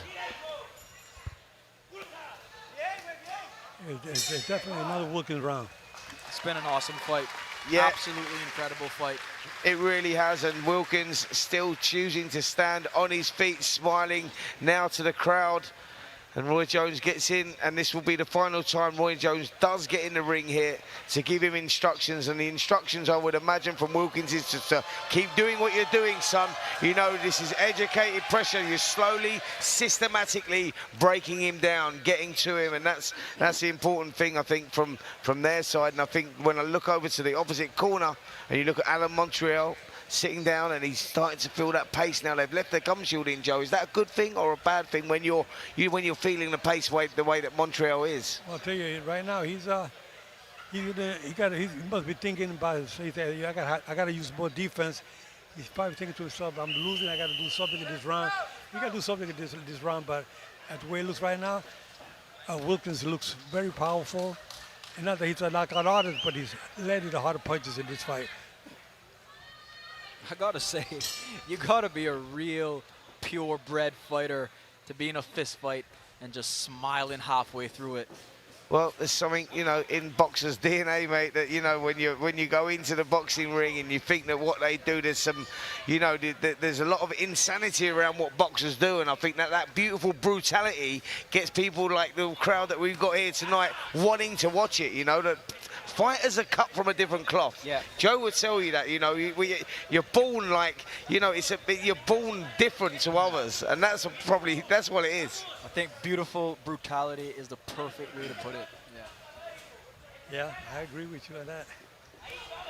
Well, here we see Wilkins starting this round like he's finished the last few, on the front foot, hands held high, and Montreal feeling the pace in this one now. Maybe the work has dropped off from him. Hands has gone down by the waist. There's another telling sign, Joe, that a fighter is starting to feel the pace. Well, the fatigue is setting in. Those body punches are not helping him either.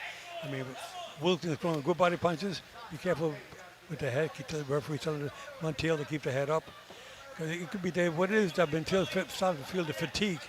You know, he's dropping his guards down, and he's bringing his head down forward too much, and that's dangerous as a fighter. You can't bring your head down and bring it forward. Then you get that, especially with a fighter like Wilkins who's throwing 6, 7 punches combination. Yeah, there's been a solid look around Wilkins' work tonight. Been very, very impressive. Workman-like performance where he's just been coming forward and slowly breaking his opponent down. And Montreal now on that back foot and looking desperately tired, as Joe Cortez has just said. Fatigue certainly stepping in, and it seems like one-way traffic at the moment, Seaford, for James Wilkins. Yeah, Wilkins is just being relentless at this point. His one goal is moving forward, but I say that Montreal hit him with a stiff right hand just now. Well, that's complacency, you know, when you're getting it all your own way. He switched off for a moment, and that's what happens. And again, this is the apprenticeship right now for James Wilkins. When you're at this stage of your career, the development, the apprenticeship, you can't make those fundamental mistakes, Joe, and you'll be the first one to be able to tell us about this at a higher level. You know, so if you're going to make those mistakes, make them now, where you're not going to make you pay, you know, for that, because move up a level, and you'll pay the price for that. Yeah, exactly. The tape is coming off Wilkins' glove. But the referee is not doing nothing about it. I'm glad he's not, because not that much. It's coming towards the end of the round. He must let it keep going. Is that what you would do, Joe? You allow the fight to continue? It's only about 1.5 inches coming off the tape, but it's not enough to say, you know, let me stop the action. Let it finish. You only got about 10, 15 seconds to go. Yeah. Go 10 seconds right there. There you go. How many rounds have you done in the past? You know exactly the timing of every single round, and both guys punching to the end. What a contest this has been. James Wilkins, Alan Rodriguez, Montreal. Good fight. The fans love it. Look at the fans. Yeah. They love this fight. Showing their appreciation. This is what we love here in the Cayman Islands. Good. Look at that. How often do you see that? Two guys there embracing, and I'll tell you what that is. This is the ultimate gladiatorial sport. And when you get in there and you have a fight of that magnitude where you're both punching to a standstill, at the end of it, win or lose, you've got that respect for each other. There it is right there, big hug. Beautiful. You know, beautiful to see. Boxing is not, you don't play boxing, but you're in the hurt business. Absolutely. But, you know, these guys, they show the brotherly love. The good sportsmen like conduct at the end of the fight.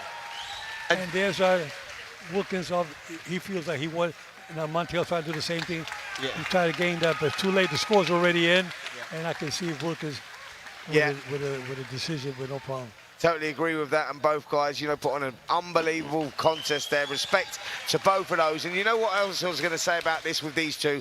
That's a moment that only them two have shared together, and only will ever share together. And when you've done that at that sort of level, that's a lifelong friendship just been built there. And that's the crazy thing about it. But what a great job, Roy Jones Jr. and his young protege, James Wilkins. We suspect that they've got that contest.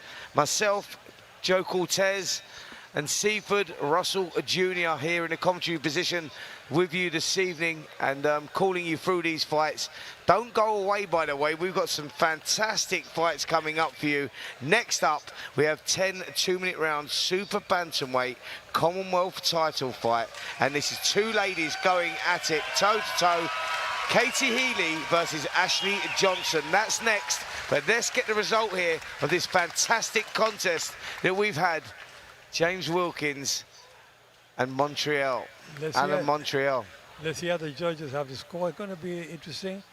They're talking, but I'm almost sure that Wilkins won this fight without any problems. Yeah. I mean, it was very competitive. You got to give Montiel a lot of credit. You know, he came out to fight. He was not looking for a sore spot in the ring. He was looking to fight. He wanted to get to a win, but I think he got outdone tonight. You know, how long they're taking, one would suspect that it's probably a split, but I would think that it's a unanimous for Wilkins. Yeah, no split there, mate. I think that we've got that 5 rounds to 1 on my scorecard there from Wilkins. Yes, it was very competitive, and Montreal played a part in a brilliant contest, but Wilkins, for me, was doing enough to nick the rounds, and that's the experience that myself and Joe Cortez were talking about there. When fighters know when to turn the screw, that last 30 seconds, the difference between winning and losing a round, because to the public, that looked like a tough, close fight, but for me, Wilkins was doing enough in those rounds to win it. So on the scorecards, if you looked at it and never saw the fight, you'd go, that was a one-sided fight. Well, no, that's boxing. That beautiful brutality that I was talking about there, them two put that in abundance there. I can tell you that Roy Jones Jr. feels very confident that his fighter won. You can saw as soon as the bell started, even during the rounds, in between rounds, you can see that a quarter was more relaxed. They have confidence that they were doing the right thing. Roy Jones Jr. kept telling them, though, keep the pressure on and keep the pressure going the way you go. For the second round on, you put the pressure on and you stay that way to the end. That's why that was the difference of the fight, 5-1. Yeah, I have it 5-1. I thought some can make a case for 4-2, but I see Wilkins taking this decision, no problem. Ladies and gentlemen, before I announce the official decision, let's cheer for both boxers in what was an incredible contest right here in the Cayman. And after 6 rounds of action, we go to the judges' scorecards. Ed Pearson scores about 58-56, Montiel. Dale Ramoon scores about 58-56, Wilkins. And Chris Flores scores about 58-56 for your winner by split decision from Mexico, Alan Montiel. Well, I don't know what those two judges were watching, because I am absolutely blown away by that decision. I'm sorry, I'm going to say it, I'm going to go out there. There was only one winner for me there, that James Wilkins. I thought he lost the first round. The second round was close, but he definitely dominated those last 4 rounds. Or didn't dominate them, but he won the rounds anyway. I don't see that decision being right, Joe. Well, I'll tell you that I said during the fight, the judges are in a hot seat. I mean, that kind of a fight is very competitive, but you can see that the Montiel is all happy, celebrating, whatnot. I think they were surprised themselves that they got the decision. I think it's incredibly frustrating to see stuff like that happen. You know, these are professional boxers. You know, you're putting a blemish on their record. I don't know what fight the judges were watching, but I don't want to be too critical. But that was, in my opinion, the wrong decision. Oh, you know what? You're talking about not wanting to be too critical, but you do struggle when you see fights like that. Listen, Joe Cortez in the seat next to me, he's been around a long time, and I think we're all in agreement there. You know, we had it 5-1. It could have been 4-2, you know, but I can't, you know, you go, that was the closest you would make it. But there's no way I see that. How he's won that contest is, yeah, that's beyond me. Yeah. 4-2 at best. 4-2 at best. Yeah, for sure. Yeah. For sure. Well, there you go. Alan Rodriguez, Montreal, gets his 8th victory over 1 loss and 1 draw. And James Wilkins now drops to 12-3 after that controversial defeat. Well, okay, ladies and gentlemen, we're taking a small break right here, a small pause for the call. That has been a fantastic first couple of contests we've had there. And Joe, we've had a little bit of everything in those first 2 contests there as well. But that last one, I think we all agree that maybe that should have gone another way. T-shirts and some good boy. I think that the next fight, the females, is coming up next. It will be a very interesting fight. Yeah, it really is. Really looking forward to this one. That's Katie Healy from the West Midlands. She goes in against Ashley Johnson. Now, I'll give you a bit of background on these two, actually. Katie Healy is a girl that was kickboxing. She was three-time world kickboxing champion and only decided to get into boxing in lockdown. She thought she'd go to a boxing gym, she tried it, she liked it, come here last December, won the Commonwealth Silver Super Bantamweight title. She's back to defend it for the first time actually against Ashley Johnson. Now I'll give you a bit of background on Ashley Johnson. Yes, she's only won 2, lost 1, 3 contests. You say, how long's she been boxing? How long's she been around? Well, guess what?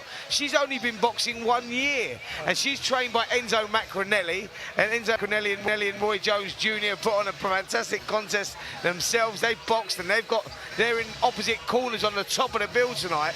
But he actually tells me, Enzo Macronelli, he says, listen, this girl who's only been boxing a year, she can fight. She's like a steam train, and she's coming for victory tonight. Well, I think she's going to give fans a good fight, because he told me yesterday that she came ready for this. She wants to take that title home. She said, I love it. I want to do this. At first, I thought she was a model. That's how pretty she was. I saw her with a dress on in the evening when we went to the governor's mansion. I thought it was a model. Then I realized, hey, no, that's one of the fighters. So she must have good defense too, because she didn't have a mark on her face. Yes, she certainly does. Katie Healy comes with the height advantage here as well, and the experience. 8 victories against that sole loss, actually. Won the Commonwealth title here in the Cayman Islands in last December on the first Cayman Clash. Put in a good performance there, but we've got 2 fighters here at Seaford. One of them in Ashley Johnson, the smaller of the 2 by a few inches. She loves to come forward. She loves to tear up. She loves to fight. Whereas Katie Healy is that girl that likes to keep it at range, use the height, use the reach to her advantage. I saw Katie Healy fought here last year, and she did exceptionally well. You said that she has the height advantage. You said that she has the reach advantage. She also has the crowd advantage. You know, she made that trip from across the pond. But make no mistake, the people here tonight know who Katie Healy is. And Ashley Johnson is looking to spoil the party, if you will. You know, people are counting her out in this fight, putting her as an underdog, but she's looking to crash the party and surprise a lot of people here tonight. Well, there's the tale of tape for this fight. We see that Katie Healy from Walsall, 9 fights, 8 victories. 1 of those are lost. No KOs on their record from both of these girls. 26 years of age and inside the super bantamweight limit to 121 pounds, 0.4. And we look at Ashley Johnson, 3 fights, 2 wins, 1 loss. No wins inside the distance. 27 years of age and bang on the limit, 122 pounds. I know that both girls, actually, speaking to both of them after the weigh-in, were looking forward to refueling, rehydrating. They said, listen, that's 1 battle done. The next battle goes on tomorrow night in that ring here in Georgetown, and this is where we're going to see all the action, and I'm expecting an explosive fight here. You know, I think that I can see the future of it. The Cayman Islands, I can see boxing. I can see the crowd here, see very excited. They seem to have a good fan base. I think we have great potential. We'll be coming here on a regular basis to cover these fights. I like to see it 4 or 5 times a year at least. Joe, I'll ask you something as well. I'm quite interested in hearing your thoughts on this. Women's boxing, you know, it wasn't around when you started all those years ago, and it's only just recently, come to the forefront, really. It's sort of making its own mark in boxing now. What's your thoughts on women's boxing? Let me tell you that I refereed when there was Layla Ali, and there was Chrissy Martin, and there was a couple other, Layla McCarter, a couple of good fighters out there. Layla McCarter has been boxing for over 24 years. She's still active, and she lives in Las Vegas, Layla McCarter. Layla Ali retired, and Chrissy Martin retired as well. Chrissy Martin now has become a promoter. So, women in boxing is great, but the first female out of Mexico, you mentioned earlier this afternoon, was Laura Serrano, was the first female boxer out of Mexico. She was a lawyer, and she went to court to fight, but they didn't allow women to fight in Mexico. And she got approved, the women boxing got approved because Laura Serrano, who was an attorney herself, fought for herself, and she won the case. Brilliant stuff. So there's the history on Joe Cortez and women's boxing, going right back to Layla Ali and Christy Martin, a girl that I first remember boxing. That was the first one that I think I ever saw boxing, actually. And what a phenomenal force she was back in the day. She really good fight and was actually topping bills in Las Vegas, in the big hotels. The crowd really took to her. And you look at her, and she was maybe the pioneer for women's boxing. You're talking about? Chrissy Martin. Chrissy Martin, she used to get paid like $500,000 on the undercard of Mike Tyson fights. Don King used to pay her that kind of money to fight. I mean, she was like a big attraction for those fights. She really came out, gave it all she had. I mean, Chrissy Martin was like a tiger in her way. She came to fight. I mean, they were never a dull fight where Chrissy Martin would fight. Sometimes her fight was better than the main event. Yeah, absolutely. And I remember those fights back in the day and just thinking, wow, when's this really going to kick off? Women's boxing, is it ever going to happen? A lot of people doubted it. A lot of people thought it wouldn't happen. I remember we had a big show in London, actually, a monumental show, and it was a great one. And we had Savannah Marshall, and she was boxing the American superstar over there. And what a fight that was! And an all-women's card and an all-women's undercard. Yeah, unbelievable. I mean, women really come to fight. I think they take it more serious than those men. They really come to. Sometimes they steal the show. They say that 10-round fight or the 8-round fight was better than the main event. They really give it up. Let's see what happens tonight with Haley and Johnson. It's going to be a good one tonight. Yeah, brilliant. Well, as you can see here, the crowd has really turned out. It shows you how boxing is growing here on the island, and it's great to be a part of this. We've seen some fantastic contests, 2 brilliant contests, and we've got another one coming up for you very, very shortly. 10 2-minute rounds, Commonwealth Silver Super Bantamweight title for the girls. Katie Healy going at it with Ashley Johnson. Ashley Johnson from Wales, Katie Healy from the West Midlands, and here they are in the Cayman Islands. What an experience and what an opportunity. You know, when you mention Wales, you know, they bring back so much great memory with Joe Calzaghe. Joe Calzaghe, like one of the best out of Great Britain. I mean, Joe Calzaghe, he retired undefeated. I believe he had 49 wins when he retired from boxing. But it was amazing, you know. And here we got Roy Jones Jr. Yeah, you got the win tonight. Your fighter got the win, and we're very happy that actually what happened was we thought your fighter had to win, and then they gave the decision. They gave it. Roy, I've got to show you, mate. Look, right. This is where we're at with it right there. And this is the way that we saw it in the commentary team, yeah. Look at this. So I've got James Wilkins, lost the first round. Montreal started fast. Thought that he done well, started well.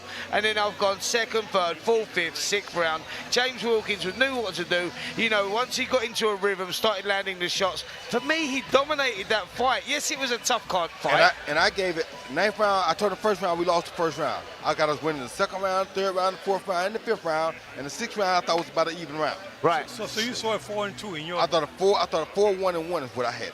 4-1-1, okay. Yep. Yeah, come on, man. I mean, that was... We see it too much in boxing, Roy, don't we? Where you go, like, you know, like you got kids like James, you know, we know they put his heart and soul in it. And this is I'm not just saying this because we're friends and he lives with you and it's like that. It's not. This is not a biased decision that I've made here. I'm talking as a you know, just a neutral in this one. A former fighter. You're talking as a former fighter. Thank you. We want to see fairness. We don't care who it is. If it's my guy to get beat, I don't want you to rob and give him nothing. Give it to the other guy. But if my guy wins, give it to the guy. Don't do that. You know. You're looking for a rematch, I'm sure. I mean, we might. I might not. I don't know. You know, like down here, if it's gonna be like that, we probably shouldn't come back down here. You know what I mean? Because I'm not gonna keep bringing my fighters if they can't get wins when they win. You know what I mean? So it's like I would like a rematch, but it has to be in the United States.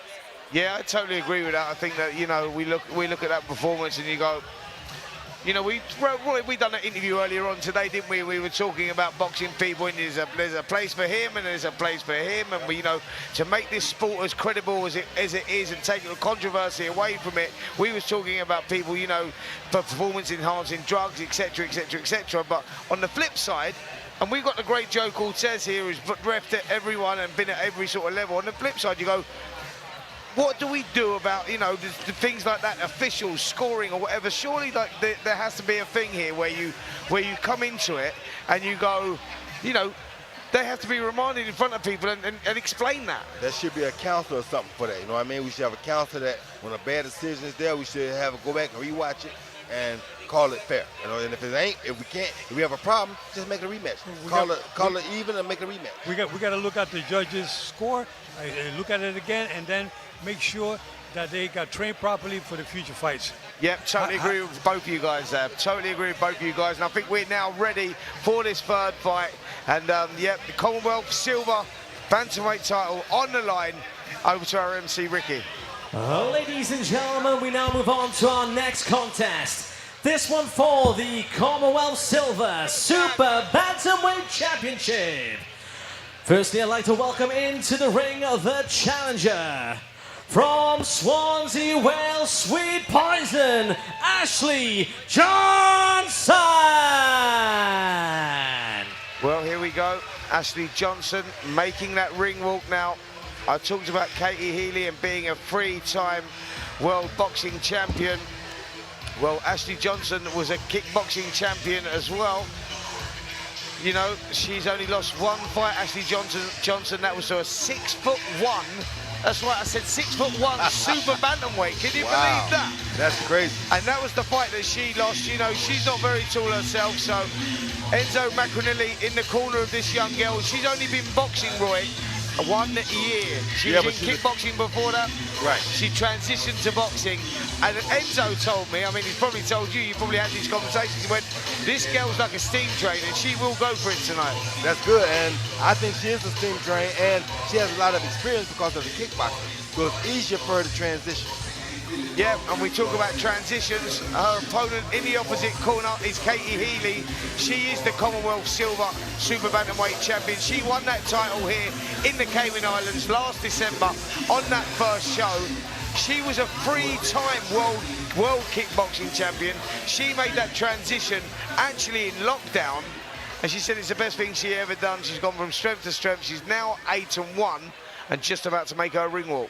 And it's now time to welcome the champion from Wolverhampton, England, Katie Hellcat Healy.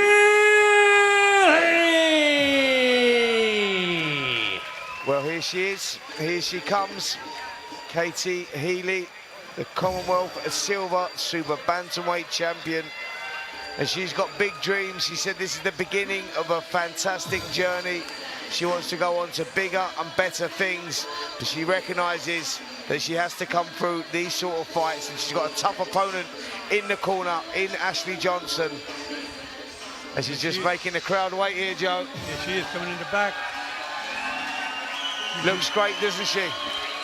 She seems like a favorite here. Yeah, she's built a big fan base up here, Roy. She boxed and won that title back in December, as I said, the only boxing show, and it's turned out bigger and better. And look at her soaking up that moment, Roy. What she's going through up there, she's enjoying herself, isn't she? Yes, you got to do that. I mean, you only live once. You only go through these cycles once, so you better make the most of it while you're there. She's only been fighting in the pros 1 year, huh? Yeah, she's only been around for a year or so herself in the professional ranks, or a couple of years, sorry. But she was a former three-time world boxing champion, kickboxing champion. Sorry, found boxing in lockdown, and said she took to it like duck to water. She seems to have a lot of confidence in herself. She come in the ring like she's ready. Yeah, it's a great style, contrast of styles here. We've got the Ashley Johnson, who likes to come forward. She's going to take the fight to her. All the fighters from Enzo Macronelli's gym fight like that, actually. And Katie Healy is the girl that likes to box on the outside and move around. So it's good style, contrast of styles here.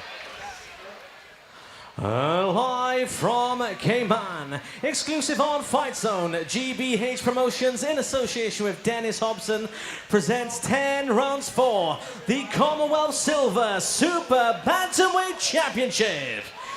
Your official representative from the Commonwealth Boxing Council, Debbie Down. Your judges at ringside, Ed Pearson, Stephen Bleer, and Chris Flores. And your referee, your man in the middle, Joel Scobie. And it's now time to introduce the fighters. First, the challenger in the blue corner, wearing the green, purple, and black shorts. Weighing in at 122 pounds, her record, 2 wins and 1 defeat. from Swansea, Wales, Sweet Poison, Ashley Johnson.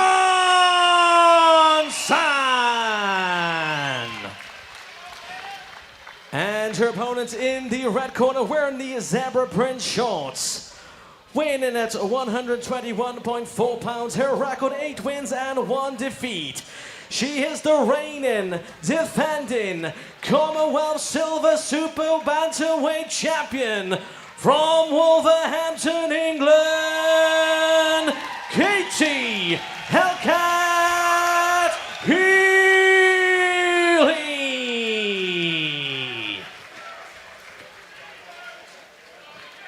Boxer Chief second. Katie, Chief second. Okay, boxers. Seconds. Katie's trunks are a bit high. I remind you that punches on the belt line are legal. I give you instructions in the dressing room. I remind you to listen and follow my commands and protect yourself at all times. Touch gloves. Good luck to you both. Well, referee gives his final instructions. Now, for the time for the girls to meet head-to-head in the center of the ring. This one, guys, should be a good one. Yes, it should.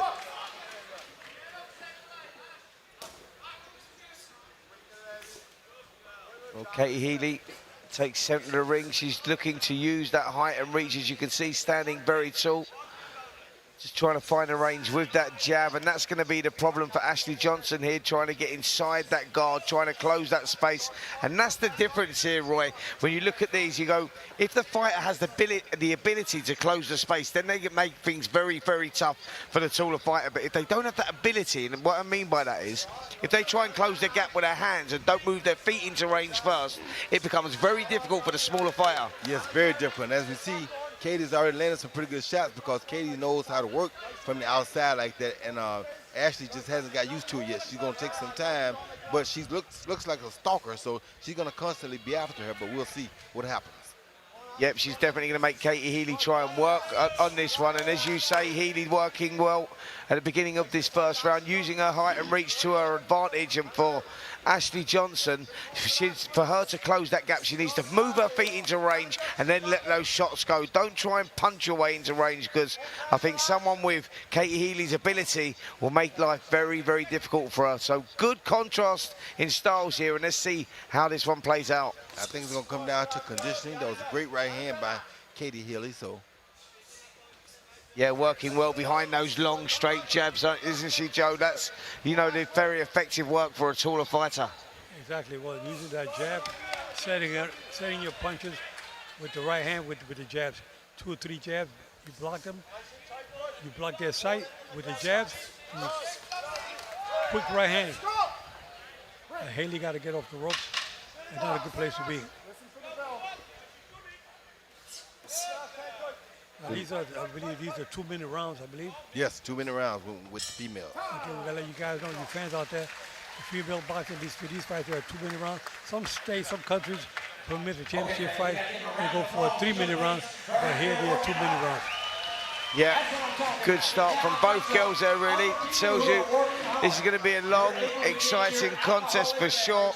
I think Katie Healy done enough to win that first round, worked well behind the jab, controlled the space very, very well, and I think that's going to be the problem here, Roy, for Ashley Johnson, is that closing that gap, closing that space, because fighters, a lot of fighters struggle to do that, and with her only having a year's experience in the boxing, it's going to be difficult, you know, to apply that in this contest. But because of the way she's built, I'm sure she faced that a lot in kickboxing, so it seems like she has experience at facing that already. Yep, there you go, and that is a similar thing, and a great point made there by Roy Jones Jr. that she was competing at a good level as a kickboxer, British champion, Celtic champion, and she's going to need all that experience going in here against the champion, the girl that won this title back in December last year in the Cayman Islands, Katie Healy, and she's a fan favourite here, Katie Healy. The crowd love her, and as you can see on these TV monitors, real good turnout here this evening. The appetite for boxing is growing all the time in the Cayman Islands. They've invested a lot into it, and as you can see with the production and what they've done here, people really loving it. And these two girls have started this contest very, very well. Healy Katie Healy, for me, taking that first round. But there's a long way to go. Yeah, good right hand by Katie Healy. The other thing I must say, Oliver, is that Katie Healy looks about 60% better than she did when I saw her fight for the title the first time. They say a title adds a lot to a person. Katie here is a beautiful example of how much better a title makes you look and makes you feel about yourself. Yeah, great point there. Winning a title elevates a fighter to another level. He goes from being the challenger to the champion. And you know, and for Katie, I think that this is a prime example of that, because you're right, Roy. She looks better. She started better in this contest, showing good imagination here as well, switching attacks downstairs and upstairs, and getting the better success here in this second round. Yeah, Johnson's trying to put the pressure, trying to get inside. Haley's punching. Haley's throwing good jab from the outside. And Johnson knows she got to work her way inside. She's trying to be aggressive. She's throwing some hard punches, but she's taking a lot coming in. Yeah, Johnson's smart. She's trying to make it a dog fight, which is what she got to have, because she's the shorter fighter. Yeah, and that's exactly what she's trying to do here, Roy, in this second round. She's happy to take a couple, to get in and land a couple, and she's had success here, but the more success coming from Katie Healy, who's just tripled up on that jab. Fantastic work. Good jab. She doubled her jab, tripled her jab. That's good. Yeah, you got to do that. Come on, fans, you got to give it up. Yeah. That's another round for Haley. Yeah, totally agree with that. Katie dominating that second round behind the jab. And Roy, the difference is she's controlling that space right now, using that height and reach advantage to her advantage. But the thing about it is, Oliver, is that who has the best conditioning, because that type of fight that she's fighting requires a lot of conditioning.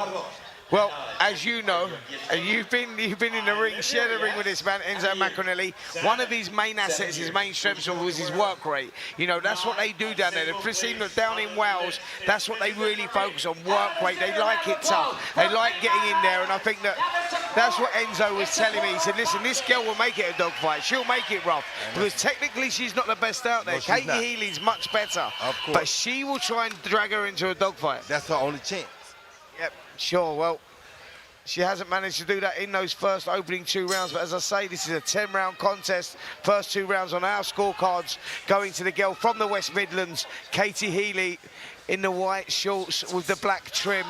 And Ashley Johnson will keep on trying. She won't lose heart. She'll keep trying to stalk forward and make this a tough fight. Let's see if she can turn it around here in this 3rd round. Well, Katie's doing a good job of making her slip that jab first. Once she tries to slip the jab, Katie is gone. And that's a very smart move by Katie, like right there. She throws it, Ash has to deal with the jab first, then Katie's gone, like that. Yeah, and you're right in what you say there, Roy. She's using, you know, that reach, and she's, you know, she's throwing a shot. She's not sitting in the pocket at all. She's moving all the time. How does Ashley Johnson get to her? How does she break that down? How does she close that gap? She got to keep doing it just like she's doing right now. She's almost running behind her, but she got to make sure she don't give up too much while she's doing it, because you don't want to be swollen up and eyes shut by the time you get to take advantage of all your efforts. Well, her left eye is kind of a little bruised up already, Johnson. Yeah, that's the bad part about a smaller fighter. They have to give up so much to get in close to the taller fighter. Yeah, I think that Healy is using that reach to her advantage. She's peppering away with that jab, and that's the right hand. That's the one that's maybe caused that bruise over that eye, that lovely straight right hand. A very hard shots to stop, by the way, those straight shots through the middle, and the accuracy from Healy is good, isn't it? And I got to tell you that Healy's also doing a great job of working the body and the head. Yeah, which is unusual for a fighter of that, you know, with her height. You would expect her to be, you know, more of a head puncher than a body puncher, but she's switching those attacks to the body well as well. I guess Sebastian Fundora has changed the game. Absolutely. Oh, good shot by Ash. Yeah. Good right hand by Ash. Best punch of the fight for her. Well, that's what she needs to do, isn't it? That's what she's got to do now. She needs to close that gap. Like I say, at some point the fatigue will set in with Katie Healy, and you know, she's going to need that champion's mindset. She's going to have to bite down on her gum shield, because Ashley Johnson's not going away. No, she's not going anywhere. And the longer the fight goes, the better it is for her. Yeah, she's putting the pressure on. If she's putting that pressure on, she gets looking a little stronger there in the 3rd round, better than she did in the first 2 rounds. Yep, totally agree. Just above us in the corner, in this blue corner, Enzo Macronelli, former world cruiserweight champion, giving those instructions, and he's fired up right now. He's not going easy on her. He's giving her some stern words, and he wants her to turn this all around. He believes she's got the ability to do that. He always said that she was going to come from behind to win this contest because Healy was such a good boxer and she was going to take some breaking down. But we haven't seen the evidence just yet, Roy. Well, we see some of it happening because Katie did slow down just a tad in that last round. So maybe it's starting to happen now. This next 2 rounds is going to tell us who should win the fight. Right.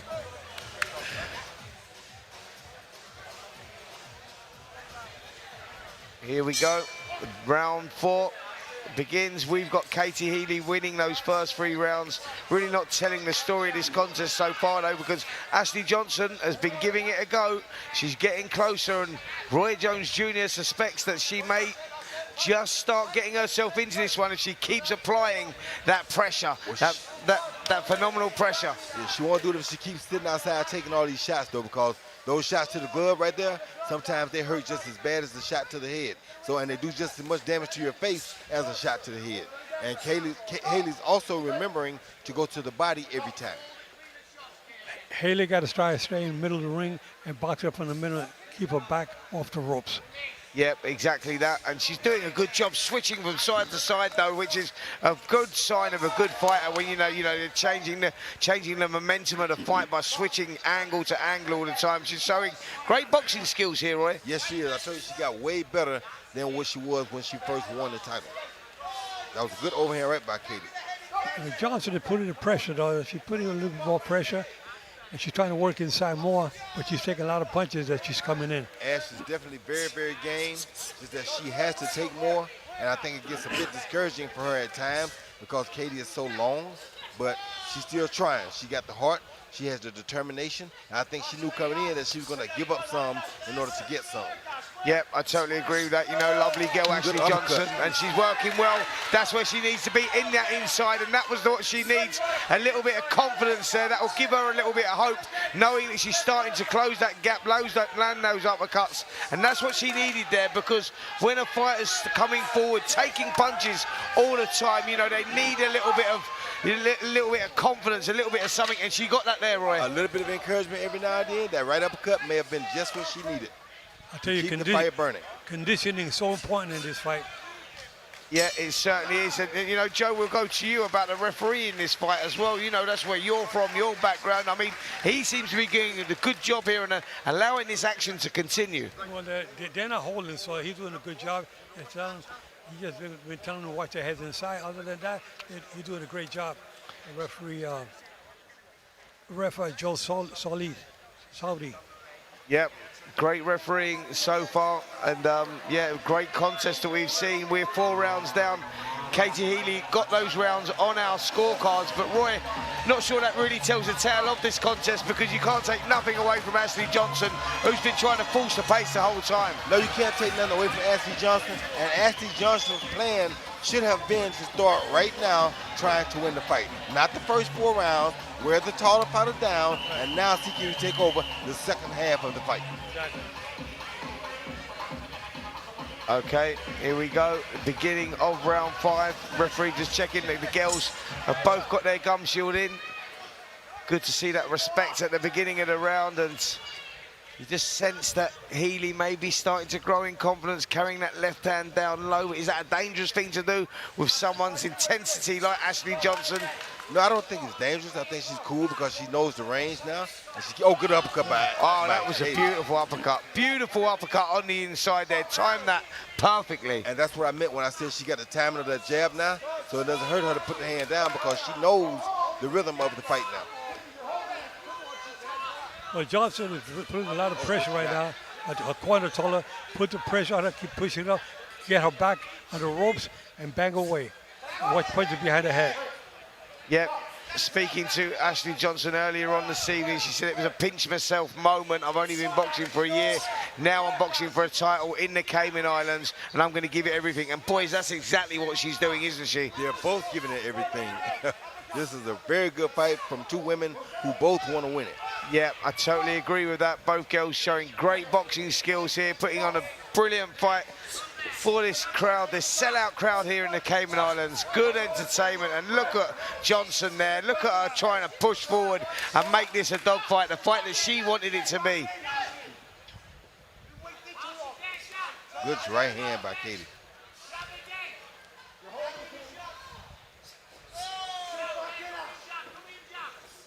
There's a good body shot there as well by Healy. She's just trying to keep that range. She's trying to keep Johnson away still, but Johnson will not give up. She will keep pushing forward and showing good strength here, Johnson, and just pinning Healy. Joe, you said about Healy not sitting on those ropes, and that's where Johnson wants her, right? Well, that's where she wants her, and that's what's happening. And she keeps on like that. I mean, the judges look at that very closely because you get a fighter who's aggressive and throwing more punches and keep the other one on the ropes. If judges go to a close round, they're going to go with Johnson. Yeah. Like this round. Yeah, better round there for Johnson. Roy, would you agree with that? I would agree with that 100%. And like I said, that should have been round 1 for Johnson. Right. This is when the fight starts for her. Right. Yeah, I totally agree with that. That's what we were talking about, weren't we? With the, excellent boxing skills of Katie Healy. She wants to control things at range, but Johnson's job really was to break the rhythm and make her work when she didn't want to work. Let that fatigue set in. It's warm in here, open air arena, and the girls will be feeling the pace and the heat a little bit. And this could now be, the fight of two halves, really. Yeah, I don't think it's warm in here. I think that fan right there has it pretty cool because there's a breeze blowing. As you see, my paper's blowing, so it's not that warm in here. So don't be trying to make no excuses for nobody. And we got fans, right? So it's not that warm in here. So. It's only us. It's No, cool. it's We're the only ones that have got the fans. The poor fighters are under those lights. And they got a big fan right there. See that? I got that fan in my gym. That fan works. Trust me. Did that work? Yes, that worked. All right, so forget that. It's not warm in here. Let's see how this goes. Second half of this contest. Could it be a fight of two halves? Johnson putting the pressure. Here she goes again. Yep, and that's exactly what she needs to do. Enzo McInerney in her corner has been screaming at her in the corner to keep up that relentless pressure, keep pushing forward, let those arms go, keep the work going, and that's what she's doing now. But now she has to work in there, because that's what she wants to be. That's what she has to win the fight. If she don't win the fight in there, she's not going to win. But when she gets up there, Roy, like that, instead of pushing forward, she needs to then create that space. Step back with that back foot and let those, create the space to let those shots go. Don't smother your work. Find a way to let your hands go. Oh, good hook on the inside there from Johnson. And maybe just a little bit of the snap gone out the arms now of Healy. Maybe she's starting to feel that pace a little bit from that relentless pressure. And another good round here from Johnson. She's trying to force the fight and make it. Listen, this is never going to be pretty from Johnson, this work ethic, but it's going to be effective. Of course, it never was supposed to be a pretty fight for her. She has to give up too much to get close. So she knew it had to be a dog fight or ugly fight, but that's what she has to do if she wants to win. Yep, both girls putting on a great contest here so far, and Healy there just trying to take the right hand round the outside, lands a lovely short chopping right hand. Yes, good overhand right coming in by Healy. The judges are looking at that closely, that Johnson is putting on the pressure. I mean, Healy's got to keep her out of the way, keep her away with the jab, and you throw the right uppercut inside. A good right hand by Healy. Yeah, she's just timing that well, isn't she now? That's maybe what she needs to look at moving forward in this contest, just to take, to just take the volume away from the punches and just like... Another good right hand. Beautiful right hand there. And maybe those three right hands would have been enough, Roy, to win that round. I think those won her round there. Yeah, those three punches, definitely the three punches at the end there. And as many rounds she can win at this point in the fight, is going to be better for her. She already jumped out to the early lead. Still one here and there, she'll win the fight. Yep, totally agree with that. I think that Healy there just done the right thing by taking the volume of punches away from it and throwing the quality over quantity. And I think that was the important thing there. Those three lovely right hands may be enough to win her that round. But, you've got to give Ashley Johnson credit here, because this girl's trying. She's pushing forward and, she's giving it everything. As game as they come. Couldn't ask for a more gamer fighter.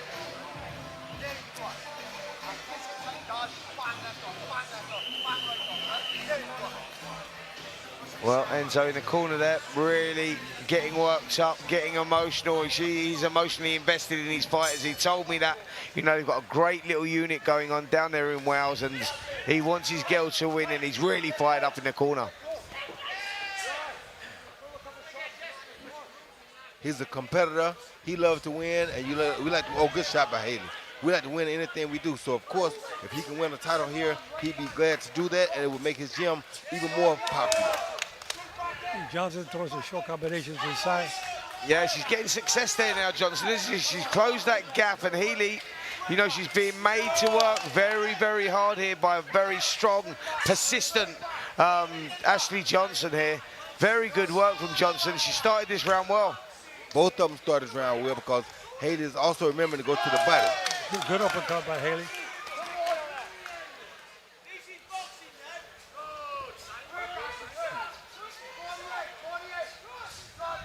Good work there, off the ropes there from Haley as well. Johnson pushing forward. Lovely little short chopping shot there from Johnson as well, but she's never going to stop, is she? Hands held high and trying to draw Haley in.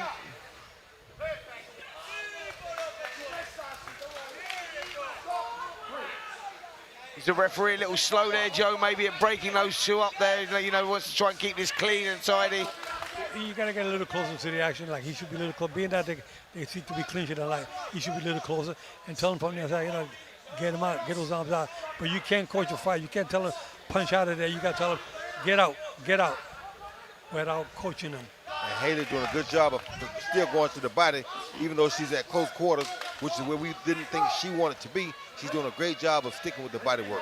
Yeah, this cleaner, more effective work maybe coming from Katie Healy at the moment, isn't it, Roy? Like, she's working well, surprising us actually with her work ethic on that inside, the body shots especially. Of course. Okay, the end of the round here. Yep, end of round 7 there.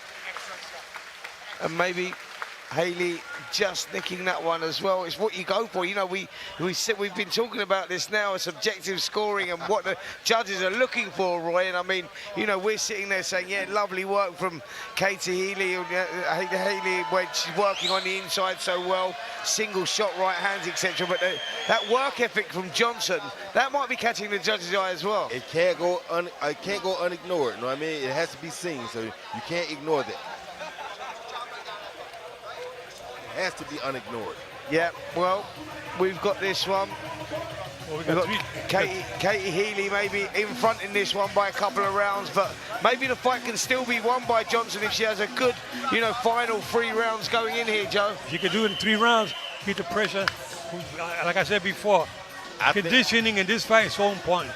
Because whoever has the will at the end of the next 8, 9, and 10th round, they can take that fight. I think she needs all 3 of these rounds to get it, but I don't think Haley is willing to give up all 3 rounds. Yeah. Here we go, beginning of round 8, and this has been a fantastic contest for the Commonwealth Silver Super Bantamweight title, a title that Katie Healy won back in December here in the Cayman Islands, defending it for the first time against a very game opponent in Ashley Johnson, who's only been boxing for 1 year. Can you believe it? And showing a great work ethic in her. What a performance for a girl who's only been boxing for a year. What a performance. Very good, very good. Yep, again, Healy just trying to keep that range from that jab. Brandon, oh, good work on the inside there from Healy as well, just dipped under there. That's good to see, Roy, like, you know, not just the offense, but the defense as well. That's important, you know, with a fighter's development. Just as important as the offense, sometimes even more important. Heads just clashed together there, and she was complaining, the champion. Just felt that one, she's fine. She says, nope, let's get on with it. Oh, good body shot. Massive body shot there. Yeah, good uppercut afterwards, too. Yeah, she really sat down on that, didn't she? Drove that body shot in, and Johnson took that well. Come back with a good left hook of her own. Great contest, this. Yes, Johnson's a tough cookie, too. I think Johnson's in better condition. I don't know. I'm not going to say that because Haley's doing a great job.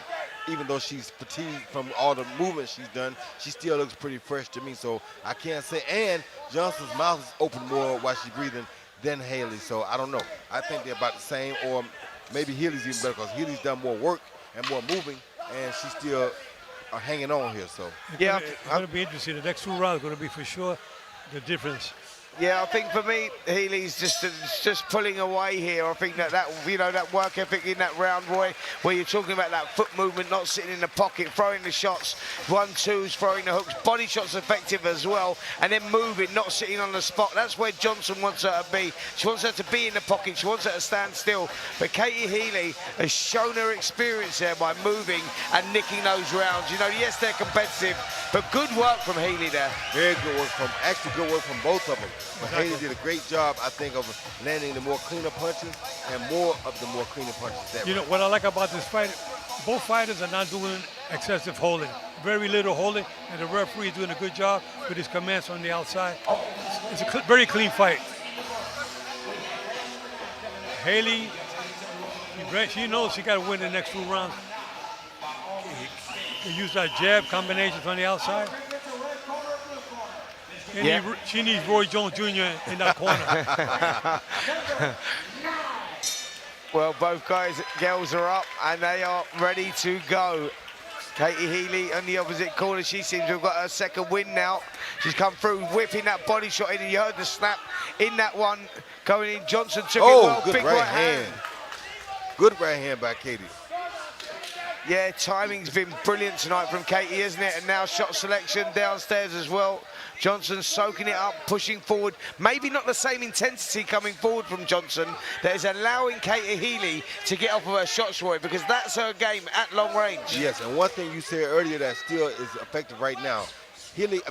Johnson sometimes goes entirely too close in order to be able to work, so she smothers her own work, like right there. She's too close to get anything. And what she needs to do when she's there is just take that back foot out of range, which creates that space where she can get off with her short work. Like you say, you know, that smothering, now she needs to step back with a back foot, and that's where she would find that space. But she can't do that, but that's exactly what she needs to do. Referee's warning Johnson punches behind the head. This is a better round here from Katie Healy, who's worked well at long range and boxed this fight really well there. That's been her distance, and the short game's been impressive, Roy, as well from Katie. Like a girl of that height in that fight, you know, you wouldn't expect her short game to be as good as it is. Exactly. I tell you, Sebastian Ferndura has changed the game. These tall fighters are fighting pretty good on the inside now. Absolutely, absolutely. One Hamza Shiraz as well is another very tall fighter that works so well on that inside. Comes the belly. Yep, just coming to the end of the round again. Another round. I think you'll agree with me, guys, that we got in favour of Katie Healy, who may be just running around away with it now, and Ashley Johnson is going to need to do something big in that final round if she wants this contest on my scorecard for sure. She has landed 2 good shots early in this round, though. Yep, not sure those 2 shots were going to be enough maybe to steal that round. I think that Katie Healy's sort of fighting her fight at the moment. She's keeping that distance when she needs to. And I'll take nothing away from Ashley Johnson, who's been a true warrior in there. She really has. Never give up hope, Joe. You know, never lost heart. And, you know, we see some fighters after round, they lose their heart and lose their soul a little bit in there. But Johnson's shown great resilience in there, hasn't she? Yes, she doesn't want to lose this fight, but neither does Healy. Healy, they both want to take this title tonight. It's going to be interesting at the end. This round will be very interesting.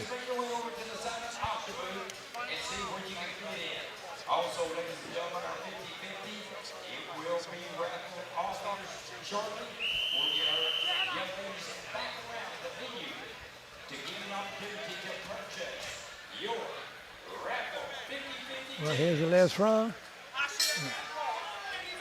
Yeah, she's going to have to push it here, Johnson. A couple of those rounds have gone close, though, and as we saw in that last contest, we saw it differently, and will the judges be seeing this one differently? Katie Healy, the champion in the black and white. She's defending her title for the first time out here in Cayman Islands, where she won the title back in December against the game tough girl from Wales, Ashley Johnson. Only been boxing a year. She's got her opportunity, come out here to fight for the title, and she's giving it a real go. Big right hand went in there from Johnson. Both fighters have put on a spectacular display of heart and courage tonight. They both are very well conditioned, and they both came out with a good fight plan, just that Haley's fight plan seems to be a bit more effective than Johnson's. Oh, good right hand by Haley. That's maybe the difference, Roy, isn't it? Like when you're looking at rounds that have maybe gone close and you're looking at the clean shots and the long shots, they're the eye-catching ones that have maybe come from Katie Healy and maybe doing enough to win these rounds. That and those good body shots she throws. I mean, don't get me wrong, Johnson lands some good body shots too, but they don't look as devastating as the ones Katie throws sometimes. Like that, with no answer. Yeah. But they go 3 or 4 by Johnson too. So, like you said, it's what the judges like. Yeah, it's a tough contest, this one. I tell you, really, the only winners in here tonight is us three sitting here in the commentary position watching it, because what a contest it's been here. And we're not getting hit. Exactly that. And we've all been guilty of getting hit a few times in the past, that's for sure. I think the fans definitely got their money's worth with this one, though. Absolutely, been a great contest. Heads coming dangerously close together again there, but both girls getting on with it. The 10-second clacker has just gone in this 10th round. There it is. What a contest, what a contest. Very good. On both sides, very competitive. The fans are loving it. You can hear the fans going crazy. Yeah, what a contest there. Everyone was engaged in that. I'm sure you viewers at home were as well. The girls never failing to put on great entertainment, great contests, and these two have delivered tonight for sure. Yes, sir. Don't be surprised if you see a split decision here. Don't be surprised. Even though Haley looked good. I wouldn't be surprised. Okay. Yeah, very tough contest to call there, very tough. It's going to see how this goes. Subjective scoring, we may be just leaning towards Katie Healy there in taking that one, but do you go for the relentless pressure? Maybe not the most attractive to watch, but relentless dogfighting there from Ashley Johnson, put in a good performance, showed a lot of grit, heart and determination, or do you go for the longer rangey boxing and the single shot selection from Katie Healy? Well, I think we all think that Healy's won the fight, but let's see where the judges go. Because that's who matters.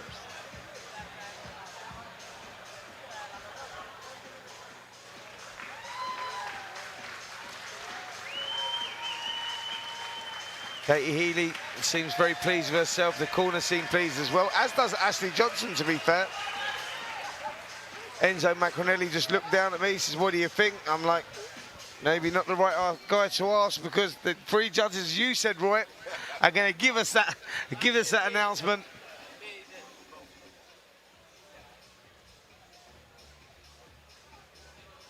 Let's see how this one goes. The judges are just putting those scorecards together now.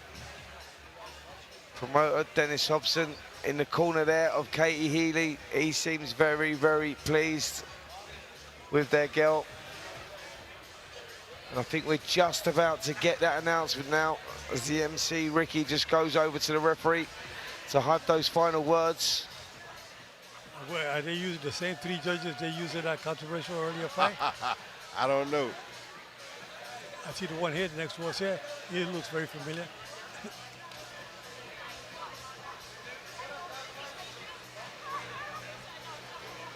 Always good to see boxers embracing like that after the fight, and both girls will certainly be glad that was over. They put everything into that one, and let's get over to our MC. Ladies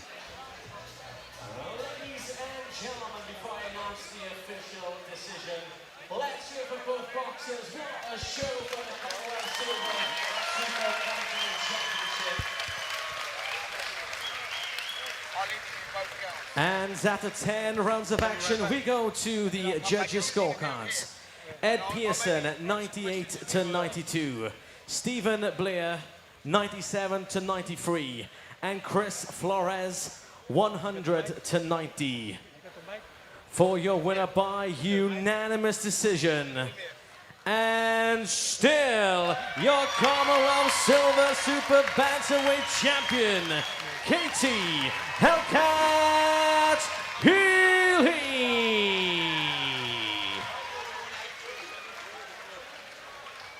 What a great fight by two female fighters. The winner was who we thought it would be, but what a performance. They put up a hell of a fight. You got to give them both a good round of applause. I mean, they both fought well. Haley, to retain her title. And Johnson, she tried hard as hell, but it did work out for her tonight. Yeah, she gave it all she had. Yeah. I want to get a word with you, yeah? That was brilliant. Maybe just, it was so competitive. And it's what you go for. It's one of those ones. We went the same way. Healy may have just nicked it, but you go. So far, it's a good night of boxing. We've got a couple of very good fights coming up. We're looking good so far.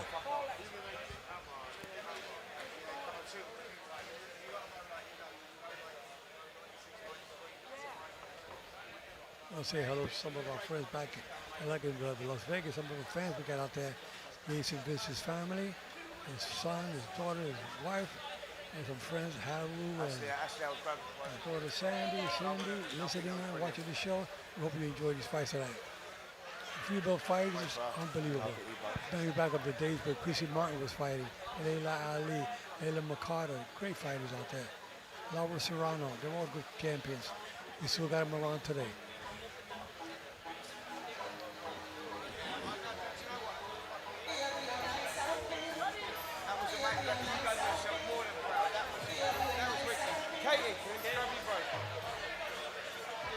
Well, girls, got you both here, and I just got to say, I've got to congratulate you both on what an amazing contest that was.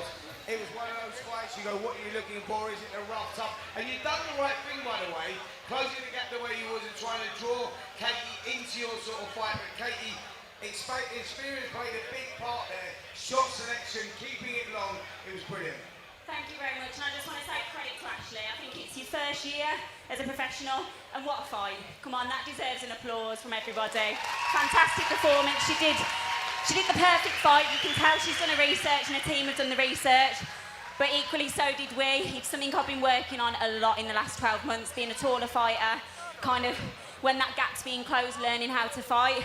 And we put it into practice today. There's still work to be done, but I'm happy with my performance, and what a great fight. Scrapped for 10 rounds, couldn't ask for any more. And it's been a weird week seeing each other around the island, but we can have a drink together now. It's what the sport's about. And thank you to all of the team. You've been great this week. And once again, thank you to Fightzone, GBH Promotions, everyone that's come out tonight. You make these nights what they are. And thank you for the opportunity. I hope to be back, because I love this place. It's like a second home to me now. But I think that's enough rambling from me. But I hope everyone enjoys their night. And thank you once again. Yeah, what a brilliant performance you put on there. And Roy Jones Jr., who was in the commentary position with me, and Joe Cortez, was saying how you've improved so much since winning that title last December. Shot selection, you know, the way that you was working on the inside. And that was a credit to you and your team. But they also said, Ashley, what a brilliant performance you put on, you know, after only a year in the sport. Yes, you know, transforming from going from kickboxing to boxing, but a year in the sport and putting on a performance like that, that takes some doing, and you deserve a lot of credit for that. Thank you so much, and yeah, thank you to Katie as well. Thank you for sharing the ring with me. It was an amazing fight. Like we said in the press conference, we both want to go for 10 rounds of action, and that's exactly what it was. So thank you very much. Well deserved one.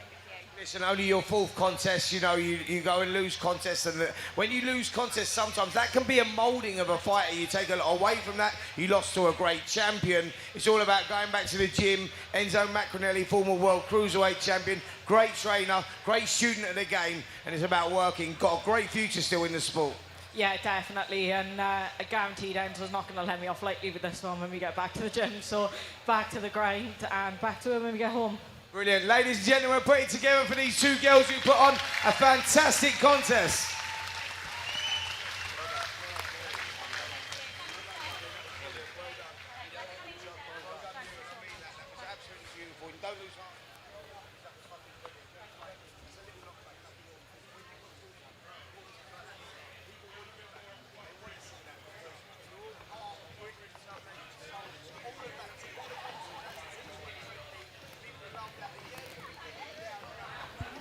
Yeah, Roy, so tell us a little bit about your future. What was happening in the future? Yep.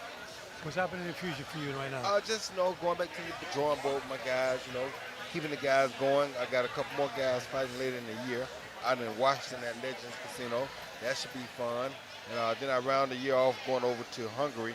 Got a big boxing tournament called Hell Boxing that I did with the guys in Hungary, and we should have the finals of that in December. So my year looks pretty full for right now. Well, we're glad to see you. They're very active. Still in the fight game. That's good.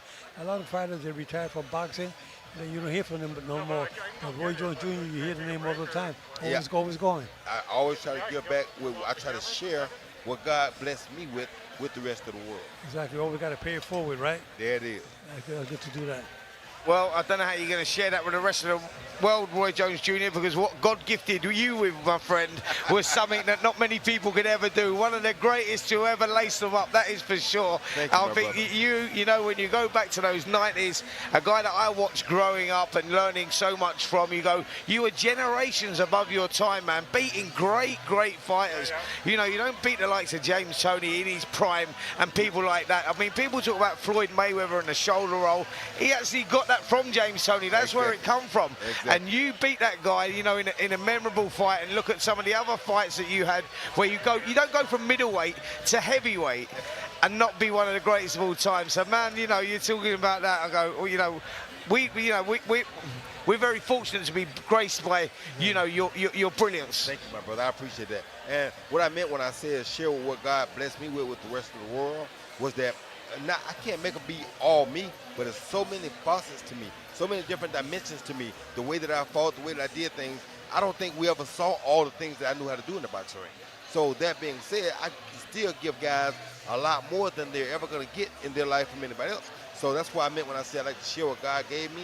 I'm not saying I'm going to make them be like me, but I can share all the things that God gave me, or some of the things. Some will get some will get others, some will get none. Hopefully one day one will get along.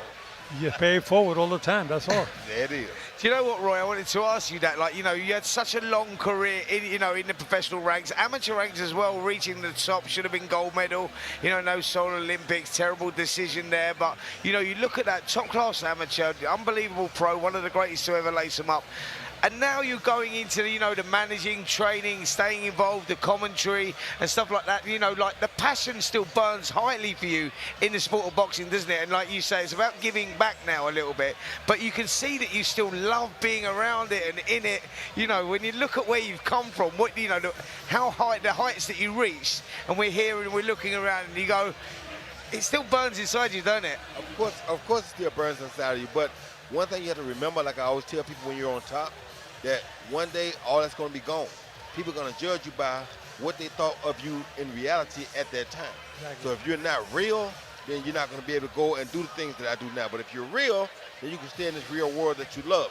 I love the world of boxing. I kept it real with boxing, so I still stay in the world of boxing. Now, not only you love boxing, but you love people as well. That too. You know?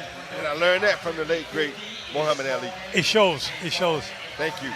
You know, did you ever spend time with Muhammad Ali? Yes, I did. I brought him down to Pensacola, Florida, my hometown, because I wanted my hometown to meet my hero. That's why I started boxing. If the last thing I could have done was bring Muhammad Ali to my hometown, I wanted to make that happen. He came, he graced us with his presence. He had a book signing thing we did there. It was one of the most fun, most exciting days of my life. And it's one thing that I'm very glad that God blessed me to be able to do. Yeah, what an amazing experience. I actually met Muhammad Ali as well. I was very fortunate when we had the BBC Sports Personality of the Year and Sports Personality of the Millennium. I think the Sports Personality of the Year, Lennox Lewis won it that year, and the Sports Personality of the Millennium, that was in the year 2000 obviously, was Muhammad Ali.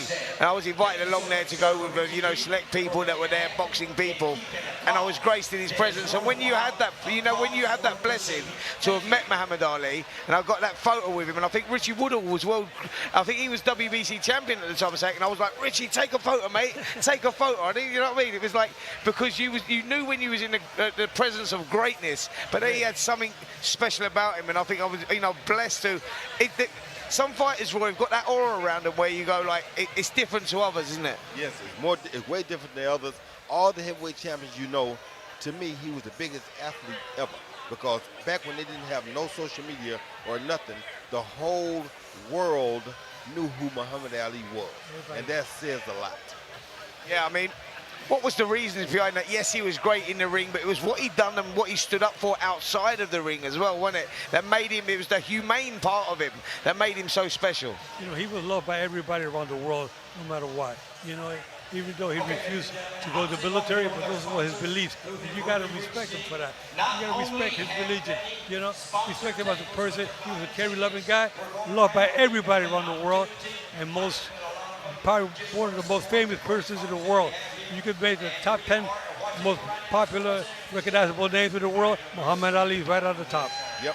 Yeah, he certainly was. And we've got some more brilliant boxing coming up for you very, very shortly. We've got a 10 3-minute round vacant WBF International Featherweight contest coming up against Michael Dasmariñas. He's a very, very experienced guy from the Philippines. He goes in against Eduardo Esquivel in a brilliant contest coming up. Now, these two have unbelievable experience. So I just want to talk a little bit about Michael Dasmariñas, and we see him there on the screen. 35 fights, 3 defeats, 2 of those, 2 draws with 24 KOs. Now, one of those 3 defeats, Roy Jones, was against the great Inoue Inoue for the IBF bantamweight title. He lost in 3 rounds to Inoue out in Las Vegas. But that tells you where this kid's at. Dasmariñas is a very, very, very tough guy, and Esquivel is also a tough guy. Yeah, he's a guy, the Philippine guy is the guy that you got to keep your eyes on, because he's such a great puncher with so much great experience already that I don't see nobody stopping him. I want to see him fight for a 126-pound title, because I think he's a guy who's worthy of becoming a featherweight champion. Yeah, he's been there, seen it, done it. He's got the experience for sure. He's 40 fights in now, and he's looking to make his way back up the rankings. He's got a good rankings at the moment, and he goes in against a very tough opponent in Esquivel, who's going to take the fight to him and see if he can take this opportunity. Tough South American, and I think we can expect an explosive contest here. Well, Esquivel always brings it when I've seen him before, so I'm sure he's going to try to bring it tonight. But he's bringing it against a monster tonight. Yeah, he certainly is, and the crowd have stayed here for that one. We are just about to get the ring walks, hopefully coming up very, very shortly. I'm blessed in the presence here tonight of Roy Jones Jr. and Joe Cortez, the legendary trainer. I got to let you have it for a minute. I'll be back. All right, so now I'm just blessed in the presence of Joe Cortez, as Roy Jones Jr. just has to slip off. Well, you know, Roy Jones Jr. keeps himself so busy. Everybody needs him for something. He's such a good guy to have around. You know, in the boxing world, people know he has a good head on his shoulders. He's always thinking right, always looking out for his fighters, always trying to improve boxing. He left boxing, but boxing didn't leave him. Yeah, totally that. You're right, Joe, in what you say there. And Roy, you know, he said, yeah, Spence, I want to work with you tonight. We'll do the commentary, me, you, Joe Cortez, who he's got a lot of respect for you, by the way. He said that was the only thing that he regrets out of boxing, you not actually reffing one of his contests. He said that he'll always go down and, you know, regret that. But he said, like, to be working with you would be great. But he's got 2 kids boxing on here tonight as well, so we've seen him in the corner, we've seen him doing the commentary, we see him chatting to the crowd. Shows you the mark of the man, doesn't it? He's active all the time, wherever he goes, no matter whether it's here, whether it's in the States, South America, Europe. He's very popular, very caring, and very attentive towards the fans. Yep, really good guy. And Seaford Russell Jr. has just joined us again. He's trying to fill the shoes of the great Roy Jones Jr. He's got some big shoes to fill there. No, I can't even walk close to those shoes. Definitely not in a competition with him. But it's been a great night. It's been a great night, and again, it's just taking it all in from my perspective, taking it all in from being in, sharing the commentator booth with you guys, and you know, seeing Roy Jones Jr. do his thing as well. Seaford, explain to the people that may have joined us before, but after you was here, you helped us out at the beginning of the show. You helped us with the commentary and the amateurs, etc. Explain to the people what your role is out here, actually. Yeah, you was a former boxer. You've done a little bit of amateur boxing, a bit of MMA boxing, but you're now the sports editor out here in the Cayman Islands, aren't you? Yeah, I work as a sports editor at the Cayman Compass, the main newspaper here. And I did a little stint of amateur boxing when I was a teenager. I don't really consider it amateur boxing, certainly not to the caliber that some of these guys are fighting at in today's age. There's so much more at their disposal to learn from, and I didn't have any of that stuff. We was just kind of scrapping in the ring. But yeah, I mean, the night has been great. Some of the Cayman fighters have come out and showed their thing. You know, Jade Eccleston made his pro debut. I know that he reps that Jamaican flag, but he really is a product of Cayman when it comes to his boxing career. And he came out here, got the second round stoppage. And of course, you mentioned our 2 amateur boxers. They also were successful in their fights. Amazing question. What are we going to be doing here in the Cayman Islands? What can we do to improve boxing to get more regular fights coming in, professional fights on a regular basis? Well, I tell you what, this kind of event is a prime example of the growth. And I said this to Spencer earlier, but we have never experienced anything like this before. Last year was the first. Obviously bringing in guys like yourselves, Spencer, Joe Cortez. You guys are top people in the sport of boxing. So to have you guys here in the Cayman Islands says something in itself. You know, this might seem, small for some people, but this is massive for the island. This is incredibly big, and it's showing the growth. And honestly, we can only go up from here. We've seen more in-house shows over the last couple of months since the first clashing came on. The Boxing Association has revamped, gone on the World Boxing, and changed the name of their association, gone and changed it to the Cayman Islands Boxing Elite Federation now. So it seems like there's a shift in the chapter, and like I said, I could only see things going up from here. Yeah, I believe that this has great potentials here. You can see the turnout you got tonight in the sellout crowd. It's good. You want to see the government, tourism, and the governor and everyone get more involved to bring it up, because I'm sure we can do a lot here in the Cayman Islands. I couldn't agree with you more. Yeah, I think that the government certainly needs to get involved. I won't dip too much in that because of my journalist role, but certainly, especially coming off of the Olympics, our government can see now that sports is a massive part to play on the island. Well, guys, I've got to tell you now, there's a surprise coming up with Roy Jones Jr. as he performs his own song that he done. And we are just about to witness Roy Jones Jr. doing that in front of this crowd. How insane is this? Here he is. 1 minute he's commentating, Joe. Next minute he's fighting. Next minute he's in the corner. And now we hear him singing as well. Enjoy, guys. Roy Jones, unbelievable man.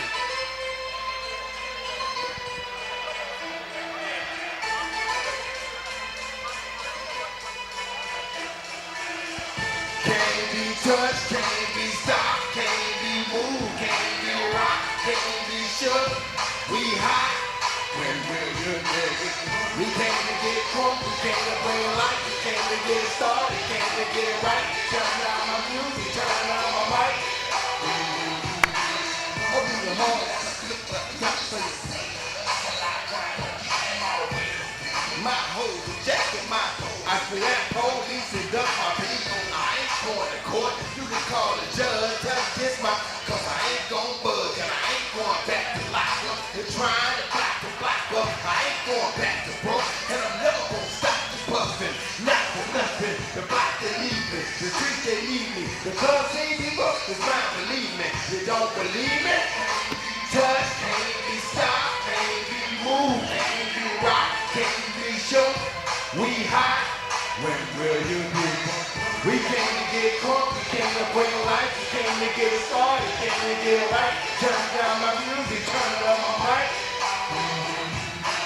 Open your hearts for me, look what I got for you. You in the presence of greatness, I make it hot for you. Best to rock to me, not that I run with it. Here for the game and all that comes with it. So for the focus, I'm insisting on keeping it going. The franchise, I exist in a league of my own. Expectation of a me would be ignored. The truth back in this brick wall in the road, I won't move the kingdom. Like Roy in the ring, I can't lose. Show the face of what come bad in my. You want war? I ain't hard to find. I holler back, man. Can't be touched, stop, can't be moved, can't be rocked, can't be shook. We hot when we're united. We came to get crunk, we came to bring life, we came to get started, came to get it right. Turn down my music, turn on my mic. Hey, y'all right here. I move when my heart say move.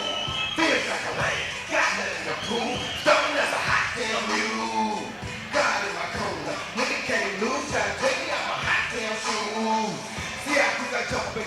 get the blues, they gon' say you want a hot damn move.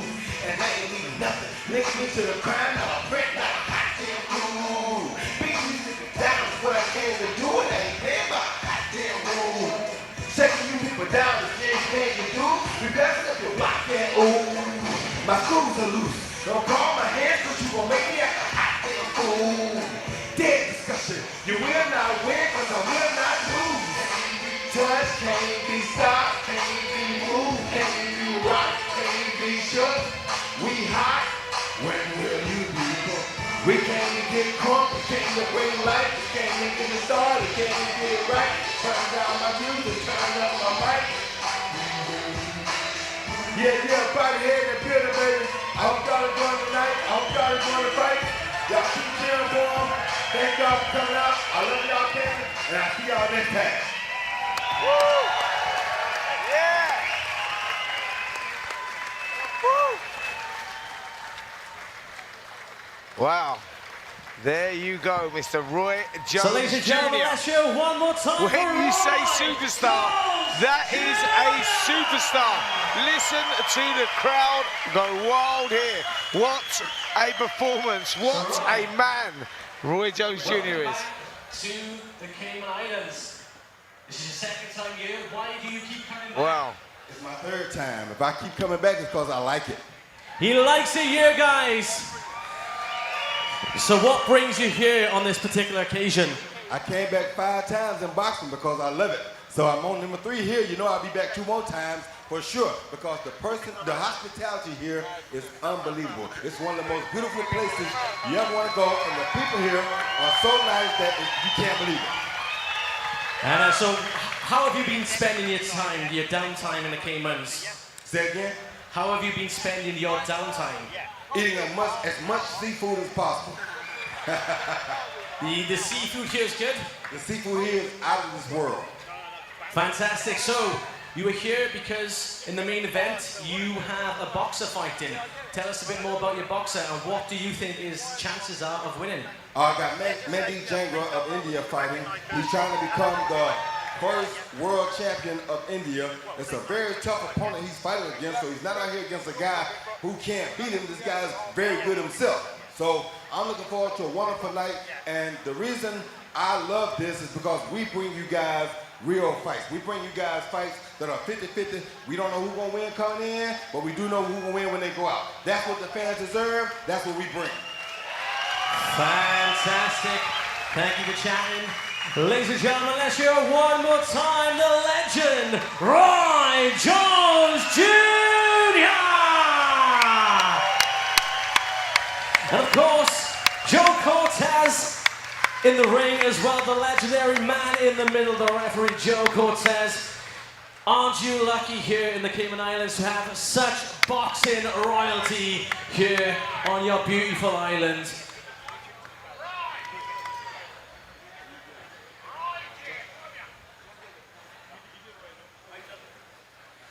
So ladies and gentlemen, the next fight is due to start shortly. This is Clash in Cayman, Rumble in the Rock.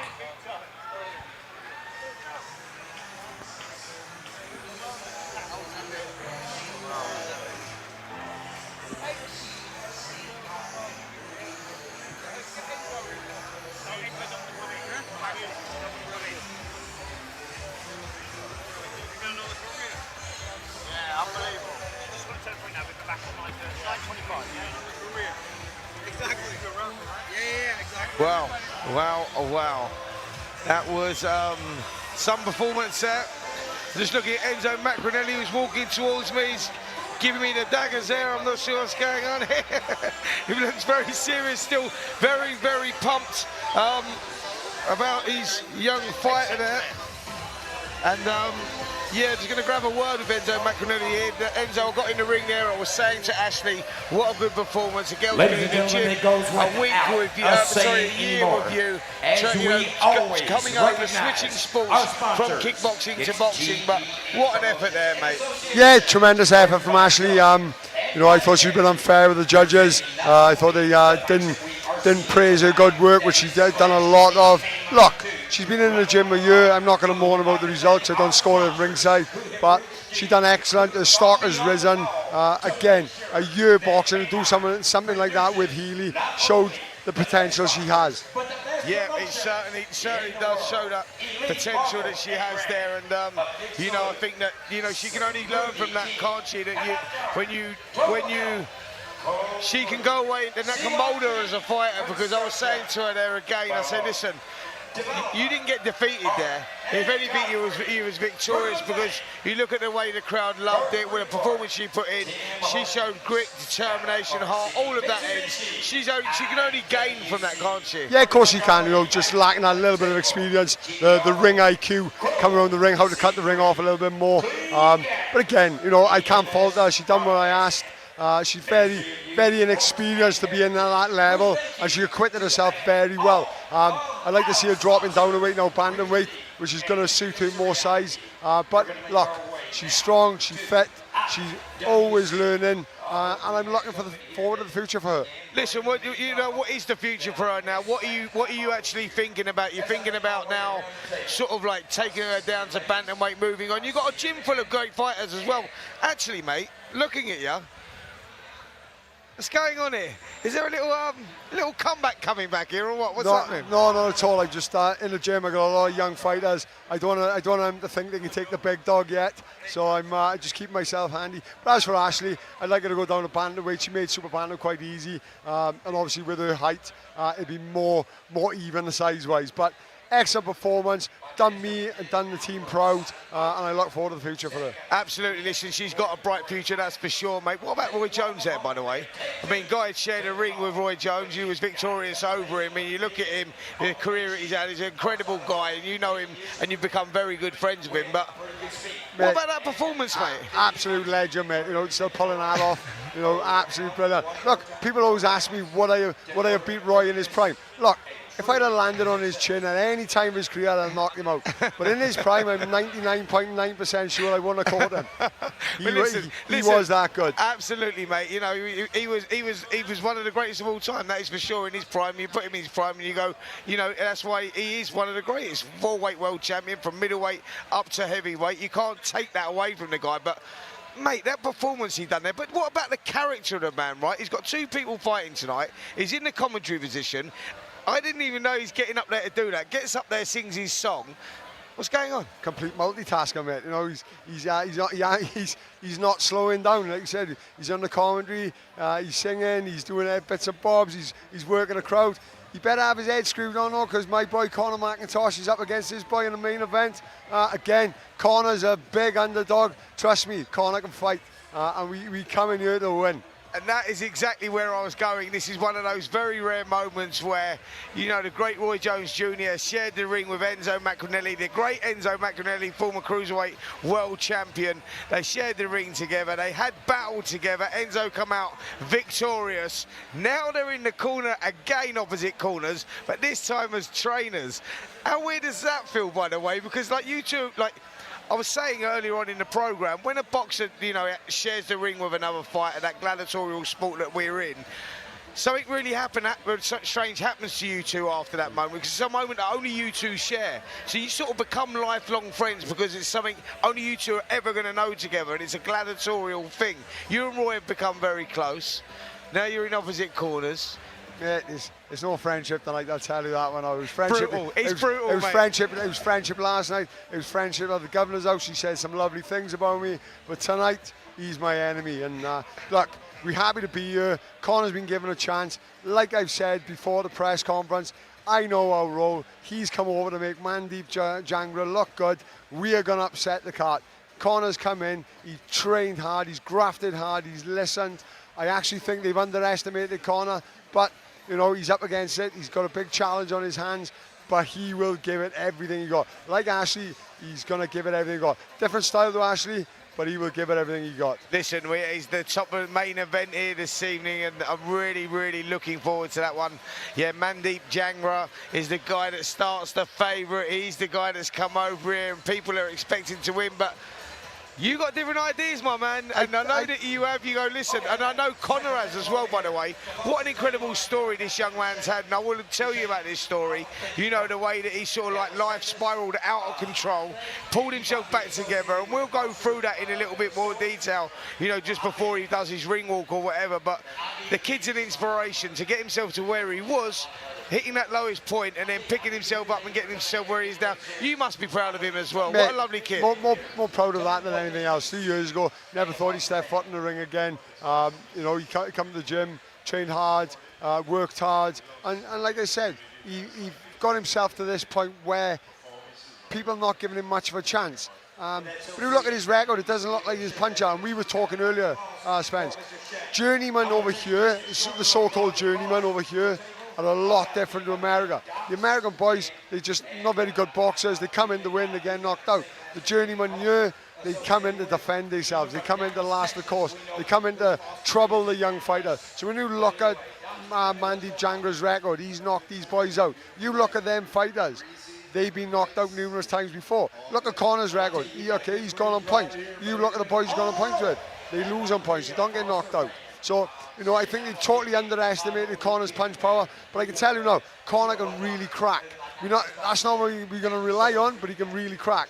Yeah, listen, I was speaking to him, I was with him yesterday in the hotel after he'd done his weigh-in, and, you know, he was telling me about his struggles, you know, outside of the ring, and he don't want to use this. He said, I don't want to. I went, no, you need to tell it, because it's inspirational, you know, it goes much bigger than boxing. You know, troubles outside the ring and, you know, falling off the rails a little bit, but pulling himself back together, which was the incredible thing. He said, look, Spence, I was drinking too much, put on loads of weight, my life spiraled out of control, and I got it back together, and that's through the grace of boxing. And Enzo Calzaghe playing that father figure with me in the gym, working with me, getting me back to this point.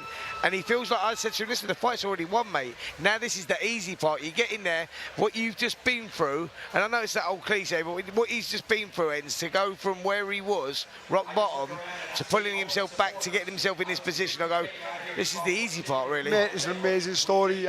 It's one he needs to share. You know, I don't know how much, I'm going to leave it up to him to share, but it was one of them points where he was the lowest of the low. He had nowhere to go. He didn't want to go anywhere. And he was just in a bad point. He started boxing. Like I've always said, boxing's a cruel sport. Boxing's a spiteful sport. And not to be horrible, but boxing can take lives. But I can tell you now, boxing will save a lot more lives than it takes. Unbelievable sport. Yep, it certainly will. And listen, we've still got a couple of decent contests to come for you. We've got Michael Damarinas going in against Eduardo Esquivel. That's coming up very, very shortly. What a fight that is. Damarinas actually boxed Noye Inoue, lost in 3 rounds against Noye Inoue. No shame in that. No shame in that at all, mate. That was for the IBF bantamweight title. And he goes in there now against Esquivel. Fancy the crack of the Inoue a new day, Spence? Yeah, why not, mate? It's like, you know what I mean? You always had to have the easy one, didn't you? You know what I mean? Yeah, no, that's a great contest we got kept coming up. Before we get to the main event, the WBF Super Featherweight title against this guy's man, Conor McIntosh. He's going in there taking on Mandeep Janga in a fight that promises fireworks. Make sure you guys stay tuned. There we are, tail of the tape there. We see the Mandeep's record there, 10-1 with 7 KOs. And he goes in against Conor McIntosh, 8-1, 30 years of age. Said this is the thing he's been dreaming about, opportunity, gets it out here in the Cayman Islands. Boy, we can't wait for that. 12 rounds, WBF Super Featherweight title. Can't wait, Spence, can't wait. I know you can't, mate. I can see you itching there. We saw you in the corner with Ashley, actually, and I saw how invested you are in your fighters, how emotional you are over your fighters. You're in there, you live it, you dream it, and I know what you think of Conor and what he's done, what he's achieved already, and we wish you all the best of luck, Enzo. I hope it all goes well, mate. No, you got to get off to the dressing room and start looking after him, so appreciate your time, mate. Thank you so much. Brilliant. Well done. And listen, guys, if you can stay with us just for another 5 or 10 minutes or so. There's been a slight delay there. I'm just going to be joined again by Joe Cortez, the great legendary referee, as we're waiting, Joe, for this next contest to start. Yeah, and yeah, we're just going to, I've just been told that we're going to get the sports minister over actually to explain exactly what this is and what's going on around here. And here we are. Oh, we've got all the trouble coming in here as well. The promoter, Mr. Dennis Hobson. Would you like to say a few words about how it's gone tonight, Dennis, and how you feel it's going? Thank you ever so much, mate. Well, it's a pleasure to have you here always, Spencer. And I'm sure you'll agree that every fight that we put together is competitive. Yeah. And more the merrier. And for us to team up with talkSPORT and yourselves and all the guys at talkSPORT, this is just the start of a long journey, Spencer. So I'm looking forward to it. I don't really take to your company that often, but you've grown on me, Spencer. Oh, that's very, very kind of you, Dennis, and you've grown on me as well, mate, bringing me to places like the Cayman Islands. We've got the first show here, Clash of the Caymans, back in December, where we saw Katie Healy actually win that Commonwealth title. She defended it in a fantastic contest here this evening. I'm looking around, I'm looking at the appetite that there is for boxing out here, actually. Absolutely packed crowd of 1,000+ people here, and we're just lucky now to be joined by the sports minister of the Cayman Islands to explain a little bit more about what this means to have boxing coming over here like this. The likes of Joe Cortez, the legendary referee, Roy Jones Jr., the amount of people that are invested in boxing, love the boxing, the tourism that will be coming. This is only great for the island, surely. Well, thank you so much for having me. It absolutely is fantastic for our country, with the likes of Joe Cortez and Roy Jones here supporting these events. It only will put Cayman on the map, because the last event I was fortunate enough to visit, and I've been a boxing fan in live since then. I've been to all of the boxing matches in Cayman since then. Oh, and that's exactly what it is. See what boxing does. It's like you go one of those things where you go, we do it so many times, we do it on our broadcasts or whatever, people that go wherever they have not really got an appetite for boxing, but when you see it live and you see it in the way the events are put together and the effort that the people put into it, the males, the females, and what they put on the line every single time for our entertainment, that beautiful brutality that we see that attracts us to watching it. And what an event we've had here so far this evening. We've had 3 brilliant fights, and who would have thought, right? We see Roy Jones Jr., you know, what is he, 4-weight, 9-time world champion, going from middleweight up to heavyweight. We're in the commentary position. He says, Spence, I'm just going to go, mate. I'll be back in a minute. All of a sudden, he walks through the ring walk doing his song that he sung, and he absolutely, it was unbelievable. He killed it. He killed it, because I was over in the other table talking to one of my friends, and all of a sudden they said, Roger was coming out, and then I heard the music. I said, crap, I had to run and get my phone to take some pictures, because this is unbelievable, man. But Roy Jones has been one of those fighters I admired from watching him on TV, and the work and his work ethics of what he did to be at the top of his game. Yeah, absolutely, and what an honour it must be for you to get him to this island, and people like Joe Cortez, who's been telling us some of the stories about the fighters that he's been involved with, the fights he's been involved with, and, you know, going way back when, you know, right back to the days of Muhammad Ali, and it's just insane. I could sit here and listen to it all night. Yeah, I could as well, too, because the stories that these men who have set the standard for what we've seen on TV these days has been fantastic. People like Joe Cortez, where I used to watch in my younger days. But I'll tell you a little secret. When I was growing up, we didn't have a lot of live television here, and we had to watch boxing on a VCR tape many years ago. And my father did not like us watching boxing. It was too brutal. But I absolutely love it. I enjoy coming to the boxing events in Cayman, and as long as I'm able, I will be supporting it. Yeah, well, we really hope you do, because we've been to this island for the first time for me, and it's been absolutely fantastic, to be fair, the way we've been treated, and what a beautiful island it is.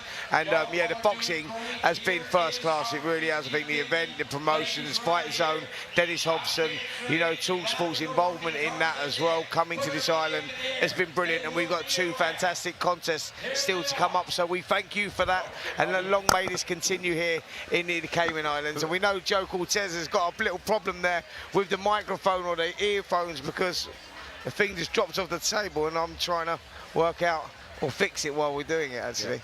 But thank you so much for having me, and I really appreciate it, because this, as long as I'm able to support the boxing in the Cayman Islands, I'll do what I can to uplift the sport of boxing, because we've seen some fantastic fights here today, especially the amateur fights with the Cayman athletes, it was fantastic. They really, really impressed me. Yeah, it's incredible actually watching those amateurs and watching them, and they were good kids as well. Like, you know, they were very, very well. You know, you look at the foundations of them, you know, and you look at that and you go, it was fantastic. You know, so you can see that boxing will grow here as well, which is brilliant. Just going to try and get Joe's. Yes, it was, and I mean certainly thanks to GBH Productions and promotions that it has been an absolutely fantastic event thus far, and I want to thank them from the bottom of my heart for ensuring that we have such a wonderful event here in the Cayman Islands. Well, brilliant, thank you so much, and you know, we really appreciate you putting these events on. Like I say, let's hope that these continue. We've got 2 more fantastic fights coming up, by the way. Well, I just want to wish you guys, I hope you guys are going to be coming back, and you need to come back to the District of Eastern where I'm from and which I represent in the government, in the parliament. So please make sure you guys come back. Joe, I want to see you back in Cayman. Oh, absolutely. You know, Joe was talking about that Cayman Islands and how great, you know, the place is now, how well he's been welcomed, actually. So, yeah, of course we want to come back. Of course we want to be a part of that. So, yeah, we'll definitely be there. Thank you so much, and continue, yeah, with this boxing journey, because I'm sure it's going to be a great one.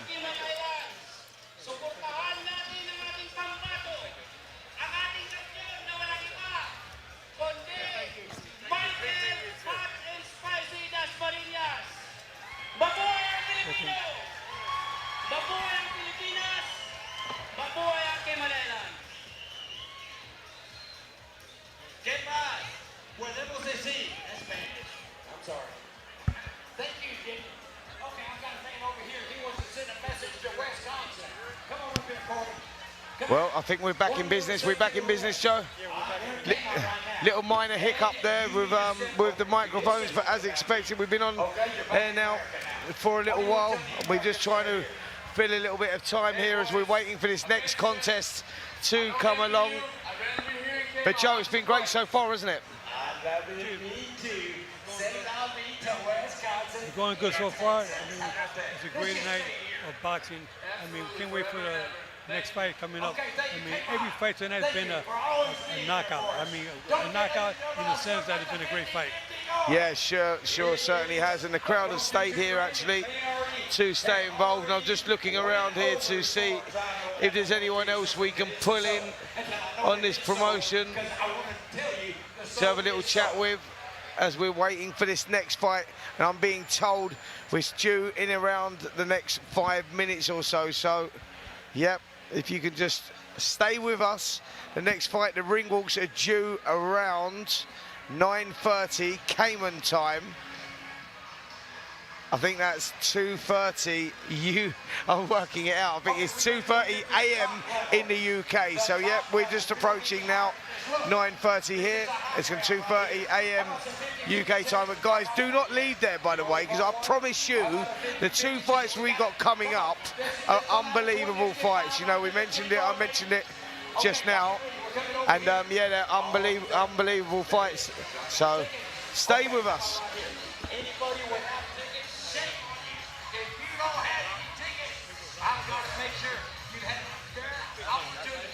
I know somebody's searching over here. Yes, sir. Yes, sir. It is $5 a ticket, and we'll give you 5 for 20. And how many for 38? 8. That's a deal right there. You only increase your chances to win. Come on, guys. One. Come on, guys. Oh, thank you so much. Thank you so much. Okay. We're not going to beg, but we're going to beg. Okay? We're not going to beg, but we're going to beg. How about one? How about over here? Close it. Here we are. Okay, ladies. Whoa, it's been a night. What are you going to tell? Okay. Okay. Yeah, we're here now, yeah. Yeah, but we need the fight to come in because it's difficult for us because if you want, we can cut to the flag. Cut to the flag or something, just for a minute. Okay, guys, we're being told actually that the fight is going to start in about 5 or 6 minutes or so. So if you could just stick with us for that one. They're just getting ready now. The boxers are getting ready to begin their ring walk. So yeah, stick with us. Do not go off air, because the next 6 minutes or so, we come out and we've got a fantastic fight coming up for you as well. A guy from the Philippines, boxing, Michael Dismarinas. He goes in against Eduardo Esquivel in a fight that promises fireworks. 10 3-minute rounds for the vacant WBF International Featherweight title. Let me tell you a little bit about Dismarinas, a guy that has been there, seen it, done it. 35 fights, 35 wins, 3 defeats, 2 draws and 24 KOs. And guess what? This is the level that he boxed at. Back in 2021,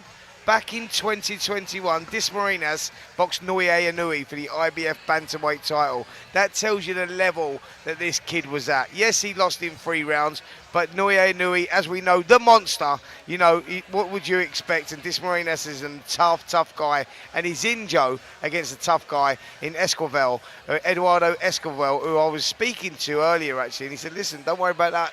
Boxing is steeped with upsets, and I'm going to pull an upset off here. I tell you, well, Michael Dismarinas hasn't lost a fight in the last 10 years.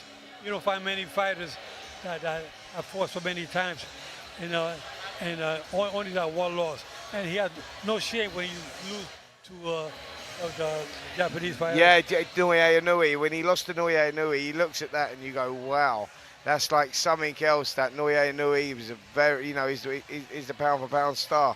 Dismarinas went in there. He's a heavy-handed fighter as well from the Philippines.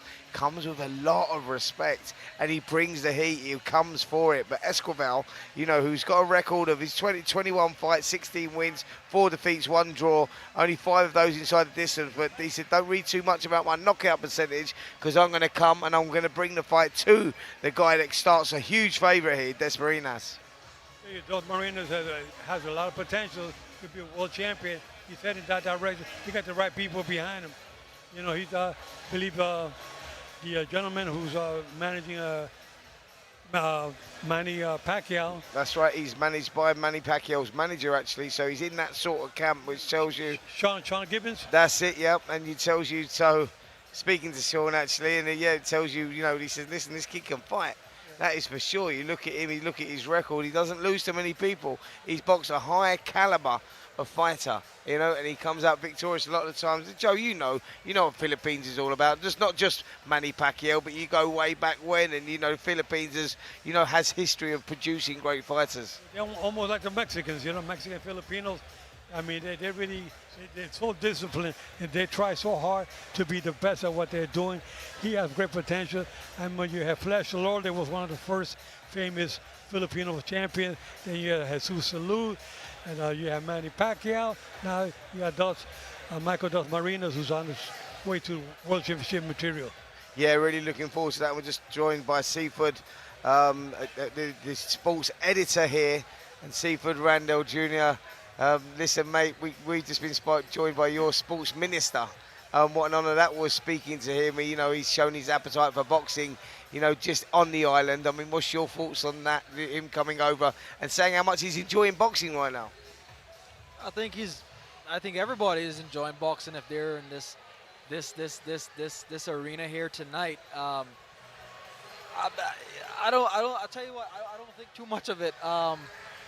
You know, yeah, I don't have much comments to say on the minister. What I'm saying is the sports minister, you know, with his involvement in boxing, if he's enjoying it, he's bringing boxing to your island more. You know, it's going to be beneficial for your young fighters coming through. We saw a couple of good young amateurs on the card tonight, so they've got that exposure and they will enjoy that. And, you know, I think that with the Cayman Islands being, you know, this small island, if you can start producing fighters and showing that you can get talent coming through this region, that can only be good, right?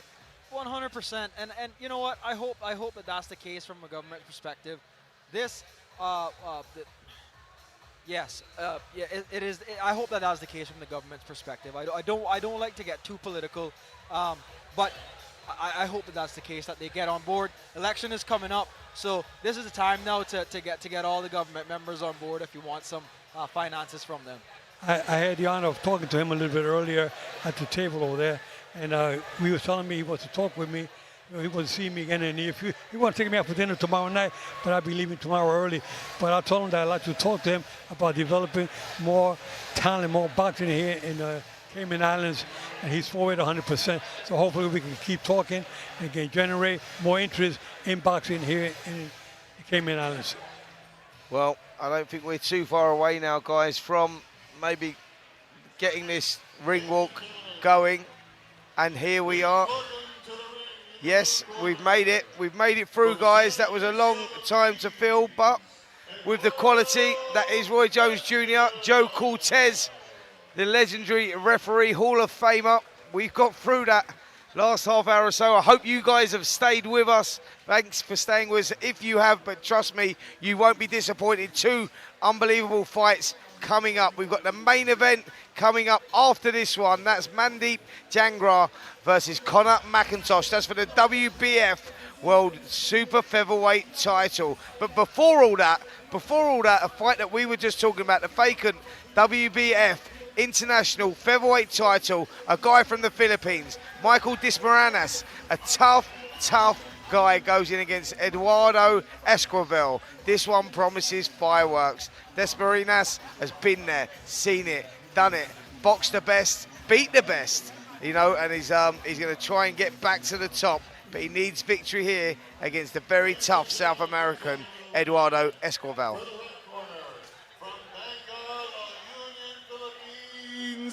Michael Desmarinas. As you can hear there by the crowd, Michael Desmarinas certainly has a fan base here in the Cayman Islands. You know, the Philippine population here in the Cayman Islands is actually 3rd to the Caymanians, then it's the Jamaicans, and then it's the Filipinos. So he has a massive fan base here. It showed in his last fight, last clash came on in December of last year, and I guarantee he'll hear a lot of people screaming when he's finding success in the ring when this fight commences. Well, they're the screams that Seaford was just talking about. You can hear the crowd have stayed. They have stayed. They've been waiting around for a half hour or so, waiting for this fight to happen. And now it is happening, and Desmarinas looks like a very, very happy young fighter, actually. He will have refueled after the weigh-in yesterday, which was a great event as well. And here he is in the ring, and Joe, 2 experienced fighters here. This could be something special. Yeah, it could be a very interesting fight. We also got a good referee, Chris Flores, very well experienced referee. He's out of Arizona and does a lot of work in Las Vegas as well. Ladies and gentlemen, fight fans from around the world, we welcome you to beautiful Cayman Islands. The main event of the evening. As GBH Promotions, in association with Fightzone and the Fight Academy, presents the referee is making sure, telling them know that the cup is okay. And the blue corner, the cup is a little too high. He was telling him it's a little too high there. You can see it over the trunk, and that's not fair. I mean, these are the things that the cup should be below the belt. Our 3rd man in the ring tonight is Mr. Chris Flores.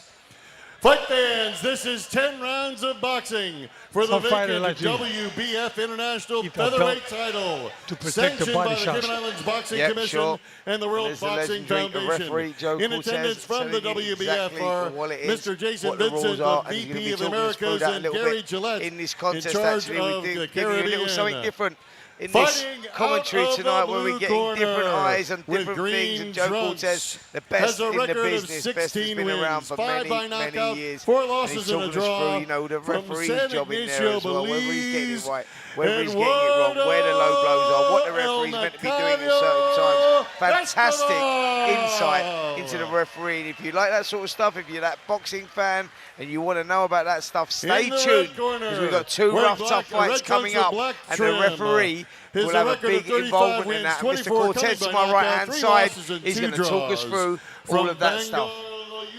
Yeah, going to be a lot of fun now watching Chris Flores, and I think they're really doing a good job. Good fight.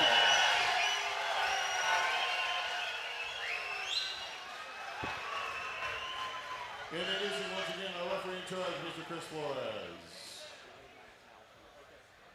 I gotta tell you, the main event has yet to come, but this fight in particular on the card is one that I am really excited about. Well, I agree with you 100%. Because both of these fighters can fight. You know, have a lot of experience, and they both want to make it to the top level as being world champions with your big sanctioning bodies. You know, WBF is doing a hell of a job putting these fights together, but these guys want to go to the next level with WBC, WBA, IBF, and WBO. Well, I think there's a problem here with Esquivel's mouth guard. He's either forgot the mouth guard, bought the wrong mouth guard. I'm not sure what it is, but someone's just gone running back to that corner, so sorry for the slight delay here. And Desmarinas over in the corner, looks very warm. He looks like he's been warmed up. Coach just telling him to stay active. Not that, guys, that he needs to warm up too much. The heat in here is very warm tonight, very humid tonight. We're very fortunate that we've got these big fans blowing on us that are doing a great job, actually. Well, you're the more experienced boxer, probably one of the most experienced boxer tonight, outside of probably Roy Jones Jr. I wonder, from your perspective, when delays like this happen, what runs through your mind?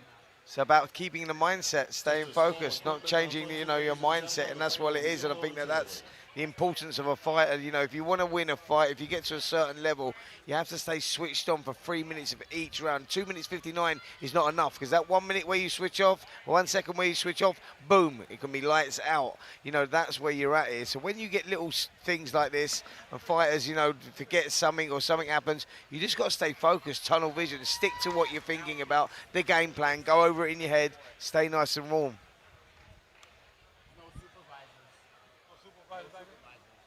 Back there giving the instructions? I did, he had it back then. Okay. It's a black one, they brought out a white one, he can't fit that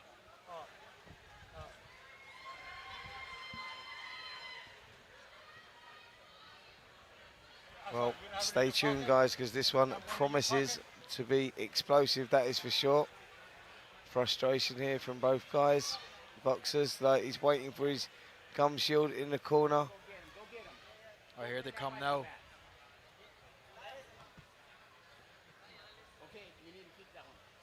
Okay, I think we're ready.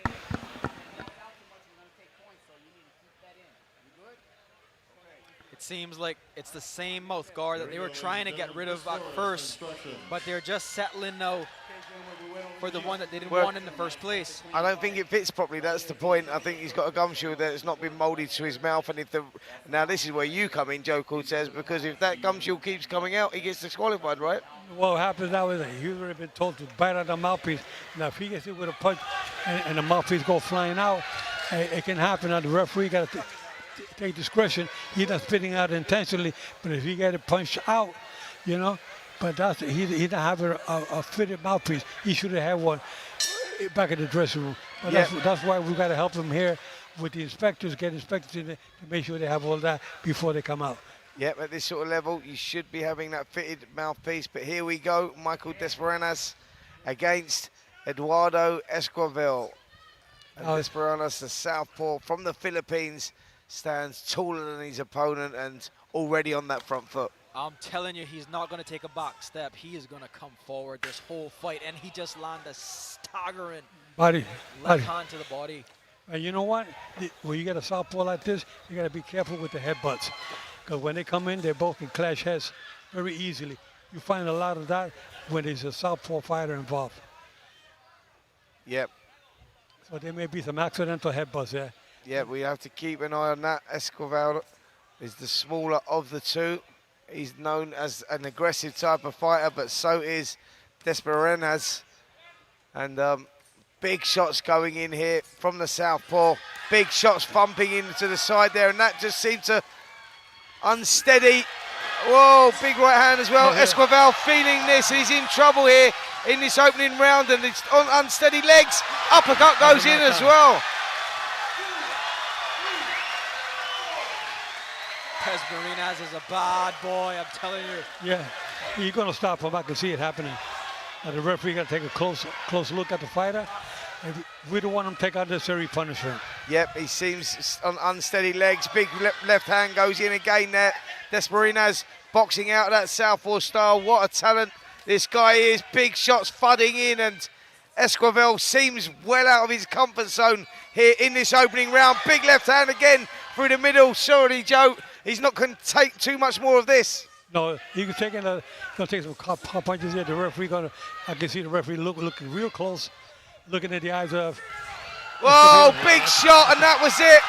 Landed left hand, he stepped back, and Esquivel felt that one. The legs are totally gone, and Joe Cortez, I'm not sure he's going to beat the count here. No, he's in desperate trouble. The referee going to stop it. That's it. Good stop. That's it. What a performance by Michael Desmarinas. Just an absolute clinic he put on just now. Michael is definitely world championship material. Yep, he really is. No disgrace in losing to Noye Anui back in 2021 in Las Vegas. That was a few years ago. He would have learned from that. That was for the IBF bantamweight title. Noye Anui, of course, pound for pound, one of the best in the world right now. But Desmarinas, on that sort of performance, will give anybody a run for their money. Out in the southpaw stance, timing was brilliant. The finish was savage. What a performance. In the first round, he did it all in the first round. Yeah, showing his caliber there, man. Yeah, he lost that Japanese sensation there. That was his only loss since 2015. This guy has been on a tear. Absolutely, and he will get that opportunity again. Like I say, it is all about opportunity, and he's been waiting now. He's winning on a run of a few wins now, and he's waiting for his time. He's waiting for that opportunity. Esquivel's a tough guy, but this game is all about levels, and I think we found that out tonight with Michael Desmarinas. What a sensation, southpaw, Filipino, and boy, don't they keep producing them, Joe, these lighter weights, the Philippines. They're unbelievable. Michael has a great knockout power. You can see his record speaks for itself. Has a high percentage of knockouts. He did it again today. He didn't waste any time. Yeah, brilliant performance there. As you can see, they're all very happy. Thankfully, looking over at Eduardo Esquivel, he looks okay now. The corner just taking his gloves off, which is always good news. But we witnessed something very, very special there. Seaford, you've been talking about him anyway. You know him very well. There's a lot of Philippines here in the Cayman Islands, so he's brought good support with him here, and he delivered, didn't he? I mean, look at that performance. Was clinical, savage, and we talked about that beautiful brutality there. That was it in abundance. 100%. He is a special fighter, this guy, and I really would like to see him get a tougher opponent next. Maybe someone in the rankings or something that'll propel him closer to that title shot, because he's a special boxer. He really is. He has all the talent. He has all the making of a champion. He got good defense, good offense, good punching power, and he's hungry. Well, Joe, listen, we've seen it over in our time, and we've seen worse champions than Ladies that. and But now gentlemen, down to our MC. After 2 minutes and 14 seconds in the first round, your winner by TKO, your new WBF International Featherweight Champion, Michael Hot and Spicy Desmarinas. Well, what a performance there from Michael Desmarinas. As the referee raises his hand.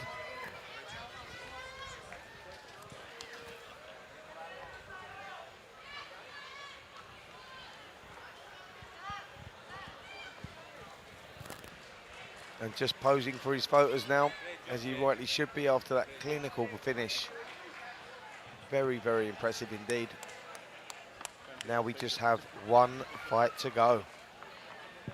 And this one is quite special, guys, so please, please, please stay with us. If you're watching from the UK, I know it's very, very late now, but it's going to be worth staying up for. 12 3-minute rounds for the WBF Super Featherweight title, vacant title, Mandeep Jangra, Roy Jones's guy. A guy that has an incredible story, 10 wins, 1 defeat, 7 0s by KO, lives out in Florida now, comes from India.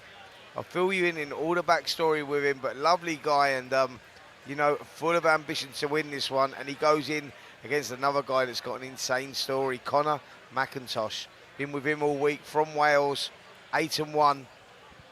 Never had a knockout, trained by Enzo Calzaghe. Told me, he said, listen, don't worry about the 0 knockouts on the record. This kid can hit.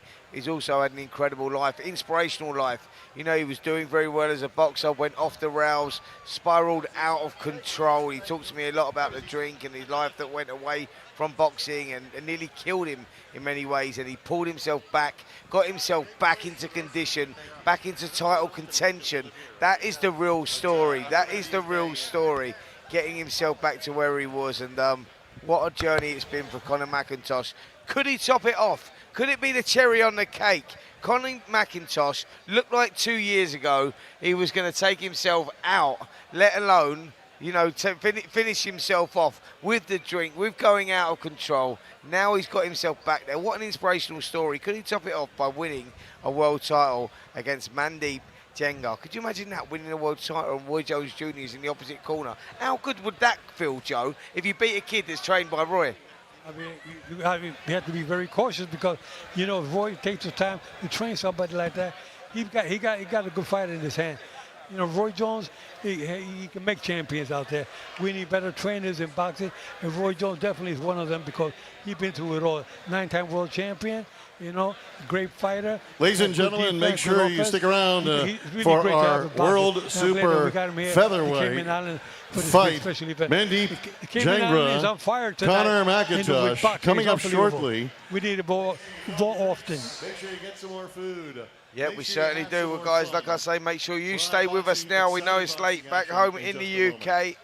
We're here in the Cayman Islands where boxing is really heating up. It's now 9:46 p.m. local time, and we have just had the co-main event. What a performance that was by Desperinas, Michael Desperinas. What a performance, and we've got another big fight coming up.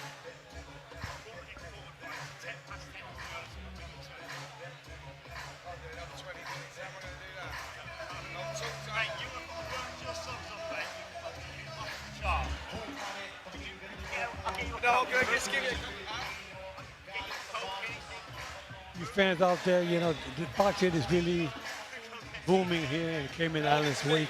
Tonight's event was really special. All the fights so far, another main event coming up. This is what we want to see in the Cayman Islands. You know, you got great fighters, great trainers, and the treatment they give you here is unbelievable. They give you VIP treatment all the way. We're so happy to be here, and hopefully the governor and the tourism department and the prime minister, everybody gets involved and gives a push to boxing, which is what we need. We need more individuals like myself, Roy Jones Jr., to come here on a regular basis and keep the ball rolling so we can keep boxing going at a top level here in the Cayman Islands. Now you, Russell, you can't hear? Okay, Russell, now you work here as a sports editor, and you're here at the Cayman Islands. How do you see boxing now coming in the Cayman Islands? Sorry, I'm having trouble hearing you. Can you just repeat that question? How do you feel about the boxing in the Cayman Islands now that you're involved as a sports editor? Well, I've seen it grown. I've seen it grown from you know. We've had one boxer that has really taken command to sort of a global stage. His name is Charles Whitaker, the Killer Whitaker, and he retired, you know, some 10 years ago from boxing. We haven't really had anybody that entered the pro ranks to get us over the top. We haven't ever had an amateur go to the Olympics. We haven't ever had an amateur qualify and went to the World Championships. We still have a lot of development to do here, but I think, again, this is the right route to go. This is where the fighters can get exposure, understand what it's like to perform under the spotlight, and make a name for themselves. And you have a lot of tourists come into the Cayman Islands, huh? Exactly, yeah. This is a...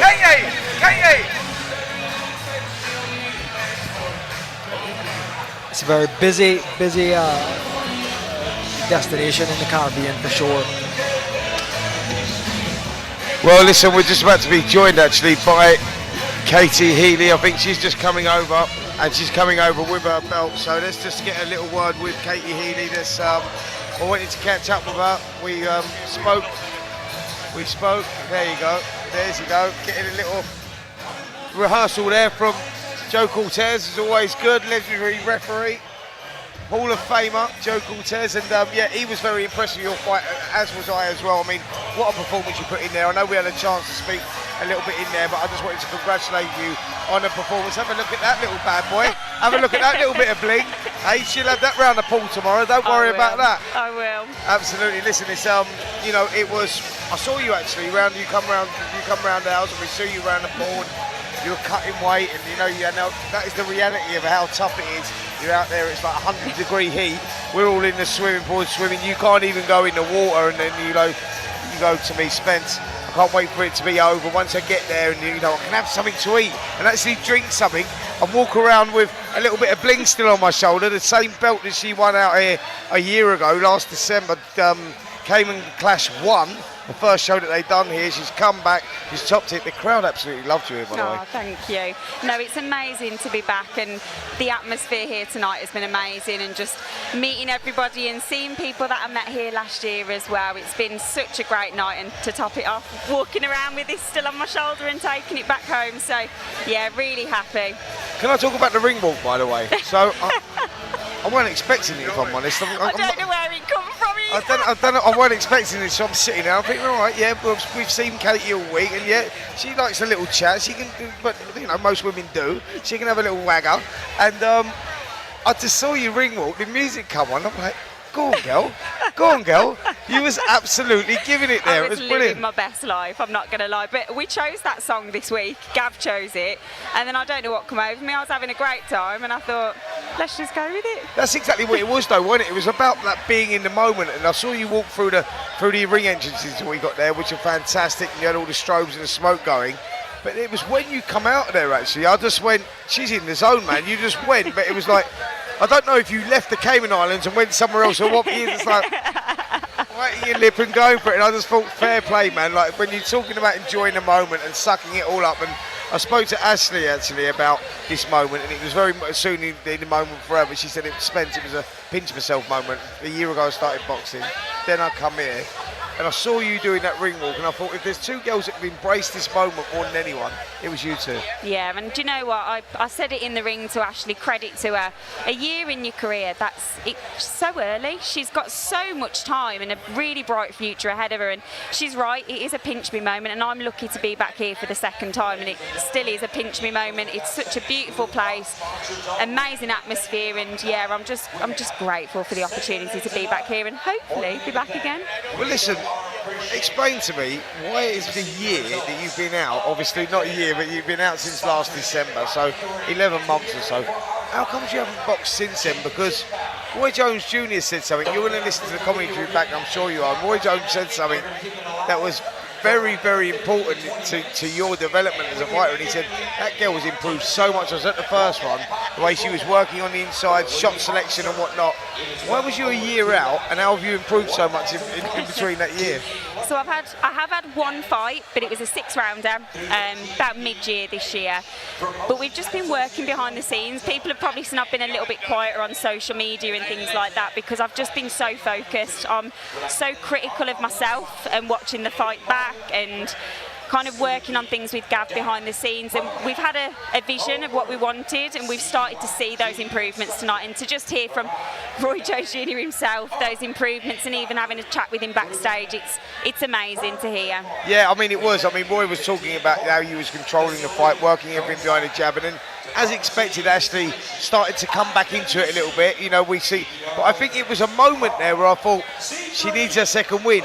Like, you seem to just lose a little bit of snap and a little bit of rhythm and maybe a little bit of focus in that middle part, but then you pulled it back together in that last quarter. You pulled it back together, and you just shot selection, and Roy's like, she's back, and you put yourself back in the game again. But credit to Ashley for taking you there, but credit to you for showing that adaptability. Yeah, 100%, and it happens. We said it back in the warm-up room before coming out to the fight, that if it does happen where I start getting a bit flustered from Ashley coming on to me so much. Just take a step back and go back to your basics, and that's exactly what I did. Yeah, fair enough, a round or two, might have lost a little bit of focus, but like you say, it's just adapting, and that's all part of the game, and it's difficult to do. It's really difficult to jump back, and you'll know yourself when you're in the ring, time goes very quickly. It does, and if it's really, really hard and you're starting to run out of steam, time goes very, very slowly, trust me. I remember the first time, my first European title defence, and I went into a 12-rounder, I went 12 rounds for the first time, and I remember looking up, and you see, like, sometimes the worst thing you do is look at that ring girl, and you look up and you see round 6, and you think, really? Yeah. I'm only halfway there. And they sort of like, and you look up again, you go, round 9, oh, I'm getting there now, and you see round 11, you think, right, there you go. It's mad how the brain works, isn't it? Like, that first 12-rounder, or for you, in your ladies' cases, then 10 rounds, that first 10 rounder, you go, it feels like you're in there forever. Like, the emotions and everything you go through, people just won't understand. It's an insane thing, isn't it? No, it's right. And I've done quite a few 10-rounders now, and there's part of me that loves them because we only have 2 minutes to show what we can do, and those 2 minutes go so quickly. But then equally, you're right, when it's a tough fight and you're only halfway there, you're like, come on now, come on. I mean, that extra minute, by the way, like, people always ask me about that. Should women be doing 2 minutes? Should they be doing 3 minutes? I know a lot of you women want to do those 3 minutes, but that extra minute is like, oh mate, it's like an extra 10 rounds in every round, especially when you're feeling it. It's like, do the 2 and you think, yeah, you're right then, but that extra kicking on like that. I was going to ask you, is that something that you would like to see change? People ask about that. I say, if it ain't broke, don't fix it, because I think the tempo that you girls do is brilliant, and I think that I've sort of been quite vocal about it. I said, listen, they may not hit as hard as men, but their bone density is different as well. The skull structure is different as well. Sorry, mate. You're going to end up getting in a fight out here, but in a minute. Carry on, mate. Skull, you know what I mean? Skulls been a long night as well. Skull structure is different, like bone density is not as thick and all that. So I just think, why break something? Why do you always want more if we're getting what we want? Yeah, no, and I get that. And I think I've kind of got a mixed opinion about it, because I think the 2 minutes that we do have, you see explosive fights. Like I said before, we have a really short period to show what we can do, and you see that. You see really quick pace. But then again, in 3 rounds, would we see more stoppages? Potentially. I think it would slow the game down. And it's a difficult decision. And I think part of me is like, yeah. And then the other part of me is like, do I really want to do a 3-minute round? We'd have to wait and see. But yeah, it's one of those. There's a lot that goes into it. And you're right, there's a lot of science. Women are built differently too, but yeah, we'll see what happens. Brilliant, brilliant. Well, listen, I've kept you you don't mind a chat though, do you? I don't mind a chat. You're all right, aren't you? I'm okay. 1 minute, 1 minute. Yeah, I think we're nearly ready to go now anyway, so I think, yeah, shall we let you go? Do you want to go? Yeah, do you want to stay? You want to go? I'll go. Yeah, go on then. She's earned the right to go. I'm not going to argue with her anyway. Listen, you go and enjoy that. This week, absolutely, absolutely. Listen, congratulations. You enjoy yourself, and we'll speak to you soon, yeah? Thank you. Round figures 2,400. A lucky winner is going to be taking home $1,200. $1,200. If you get to have a ticket, all it takes is 1 ticket to win. 1 ticket. I've got the ladies coming out shortly. They're going to be right here on the top level stage, stationary. They're going to have their 50-50 caps on. You need to buy your 50-50 ticket at 10:15. We close the gate. We close the ability to buy any more. Well, there we go.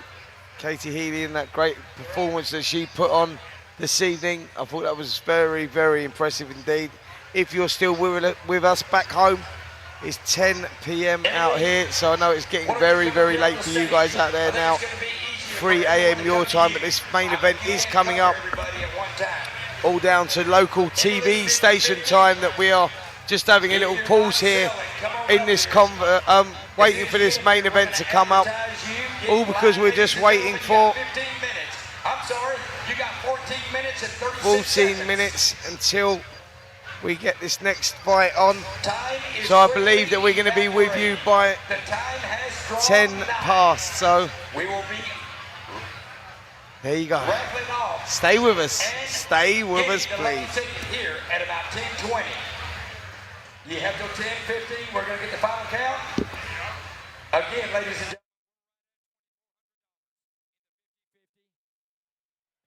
You've done a great job. You helped support the nonprofit.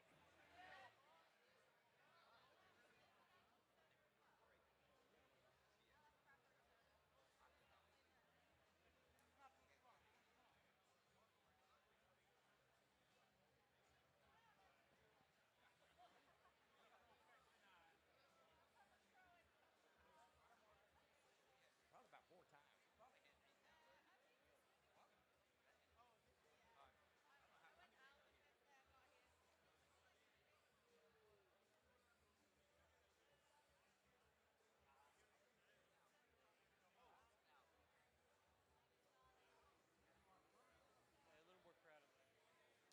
Okay, ladies and gentlemen, the time is drawing nigh. If you want to buy any tickets, come up here on the stage. I'll have the ladies here shortly. Going to give everybody a fair opportunity to buy those last-minute tickets. Make this a fabulous event within our event, and that is the 50-50 draw.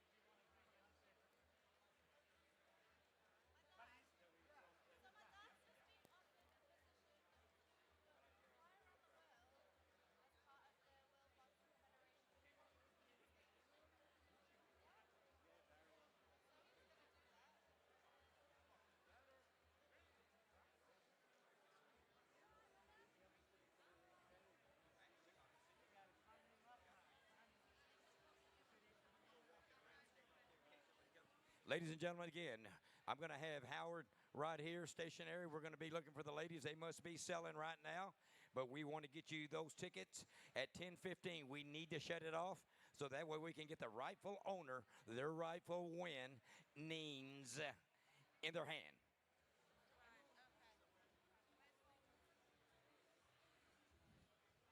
Okay, here they come. Okay, ladies and gentlemen, they have made their way up here. We're going to put them stationary on the top. There you go. Give them something.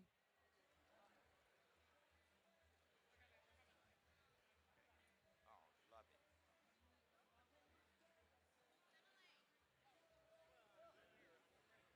Ladies and gentlemen, we have our 50-50 raffle tickets right here for sale.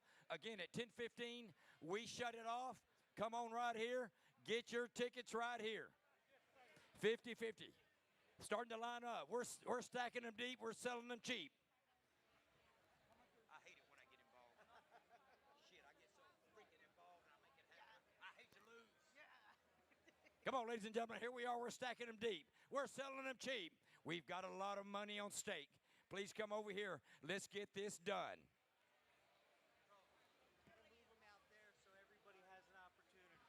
Okay, we're going to move them back over here, ladies and gentlemen, right here by the silent booth. Y'all come over here. We've got some great opportunity here. Like I said, at the minimum, it's going to be $1,200 to the lucky winner. Please come by. We're about to get the main event started. We're going to get this raffle done here shortly. Oh, we got people coming through now. They're going to be right outside in front of the silent auction booth. Please come and see them right here.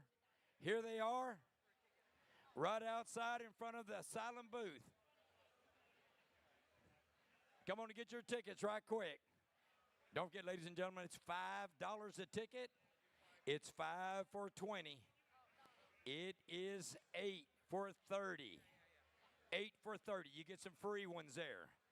Just to do the math, you're going to get 2 free tickets when you buy $30 worth. I think it's 2. I think it is. Get 8 for 30.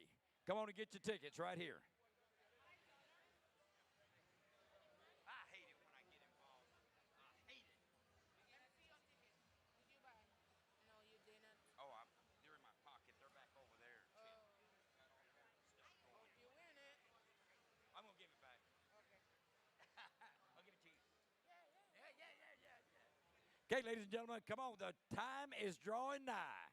I've got all this USA boxing officials here. I love them. I love them. I love them. Okay, ma'am, are you ready? Are you ready to see this winner come out of the hat? Yeah. Okay. Yeah, I love it. I love it. Come on, ladies and gentlemen. We got a line over here. Come over here. Right here in front of the silent auction booth. Come over here. Let me see, what time is it? We're about to make the final count.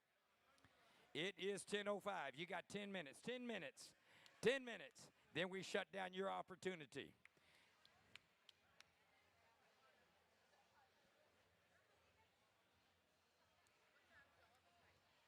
I'm sorry, man. What time is the other fight? I think right after we draw. We're going to draw at 10:15. And then the other fight? And then the other fight's going to come in after. Emily, you've got a small break from selling.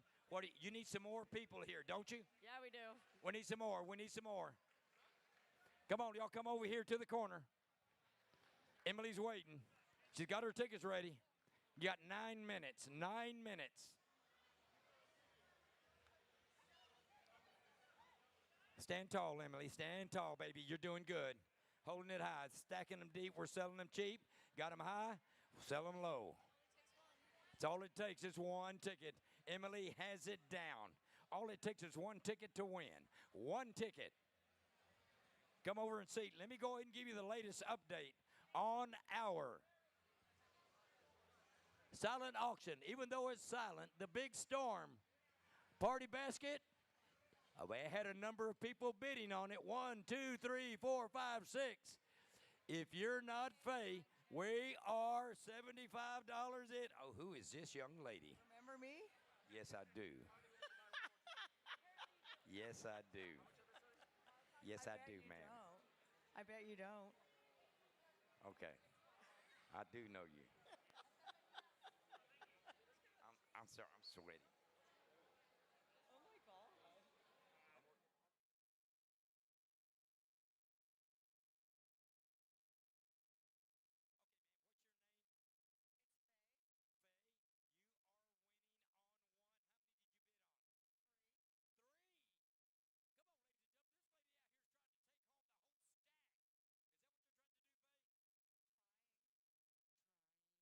lady out here is trying to take home the whole stack. Is that what you're trying to do, Faye? Trying.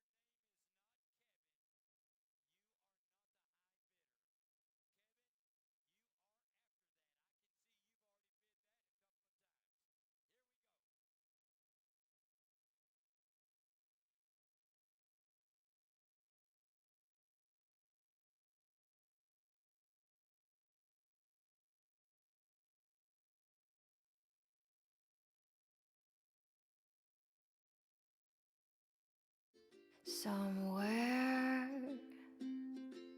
beyond the sea, somewhere waiting for me, my lover stands on golden sands and watches the ships that go sailing.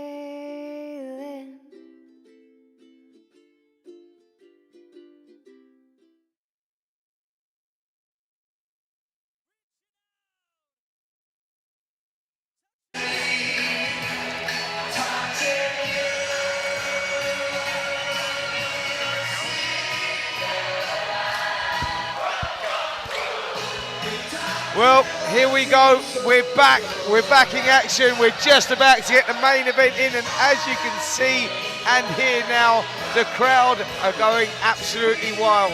Why? Because it's Sweet Caroline time, and we know what that means. The main event is just about to come. I've been dancing. Seafood's been dancing. Joe Cortez has been dancing. Up and down. Up and down. This is what it is. You know that when we hear that, we've got the big thing coming. We got the big fight coming up. And just before we do that, I've just seen this young lady, Ashley Johnson, and I wanted to bring her over and get her involved here and speak to these guys. Joe Cortez, obviously legendary referee.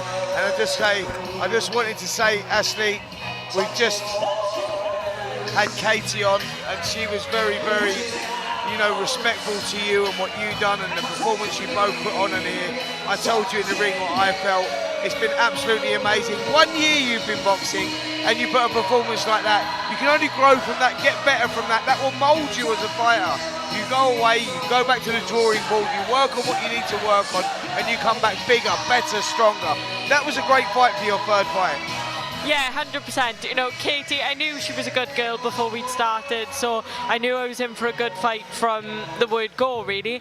But yeah, great fight, and just on to the next now. Absolutely. So you go away, you're going to have a nice... Are you out tomorrow?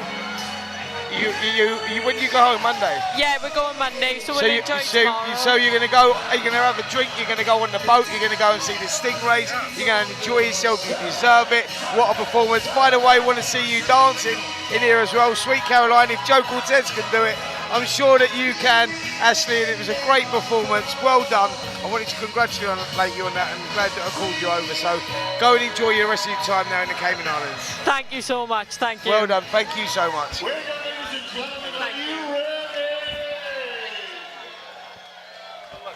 Please welcome to the ring, from Wales, Conor McIntosh. Well, here we go, Conor McIntosh. What an event, what an evening we've had so far. And now we're down to the final contest. 12 3-minute rounds, WBF Super Featherweight title on the line. Mandeep Jenga event, Conor McIntosh. This one promises to be good. Conor McIntosh gets his opportunity. Looked like his career was over. His life spiraled out of control. He's pulled himself back together, pulled himself up there, said that he hit the lowest point in his life. He went through all sorts of trouble outside the ring, got himself back together. Shouldn't even really be here today, but he is here and now fighting for the WBF Super Featherweight title. And he said to me, Spence, I am not letting this go lightly. He wants this. This is all about opportunity, and he's certainly got that opportunity here. He's brought a good crowd with him, and as you can see, Enzo Macronelli in the corner, former cruiserweight world champion, WBO cruiserweight world champion, is in the corner, and guess who's in the other corner? One Mr. Roy Jones Jr. with Mandeep Jenga. This one, Joe, promises to be a great fight. It should be a great fight. I mean, they're both in great condition. They were both focused. They've been talking much about it, and I get the ring announcer ready to go on. Yep, and here we go. Here's the announcement for Mandeep Jenga. Please welcome from India, Jandeep Mangra.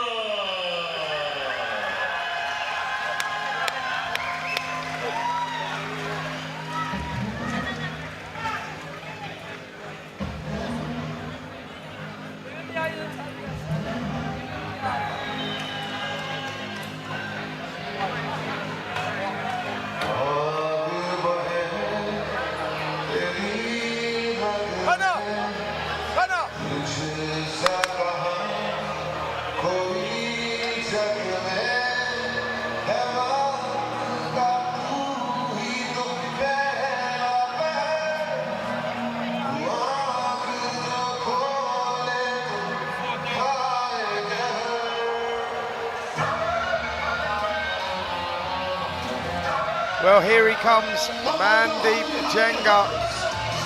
10 fights, 1 defeat, 7 of those wins inside the distance. Great boxing IQ, incredible story. Moved into Roy Jones's home in Pensacola. Lived there for 8 months. That shows you what Roy Jones does with his fighters. He took him in, he teached him, he built him, he developed him as a fighter. Jenga lost his last fight, unexpected loss in his last fight, split decision. He now gets that opportunity again to right the wrongs of that decision. Been around him this week, he's oozing confidence, incredible story, moved into Roy Jones's place, like I say, now lives in Tampa, works at a 7-Eleven store, says that he wants to get out of that, change his life. Well, he's changed his life already, moving from India, now finds himself in a WBF heavy, super featherweight title. Please stand for the Cayman National Anthem.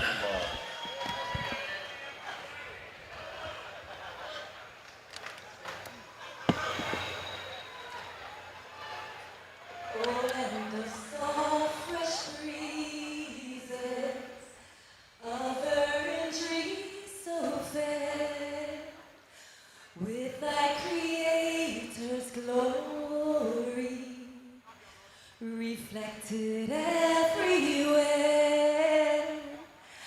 O sea of palest emerald, merging to darkest blue, when in my thoughts fly Godward,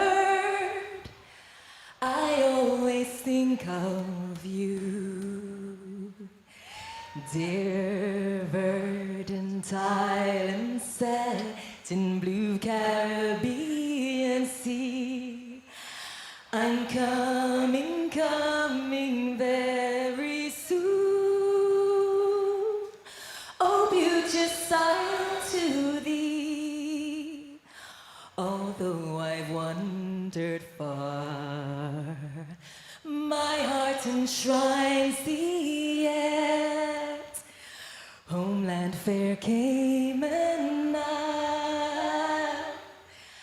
I cannot be forget. Thank you.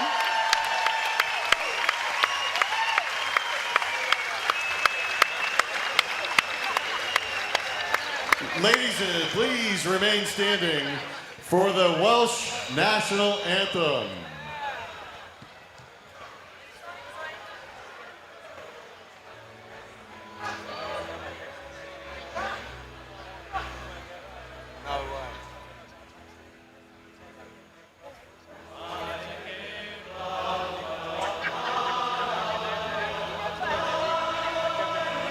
Oh, fantastic. What a story.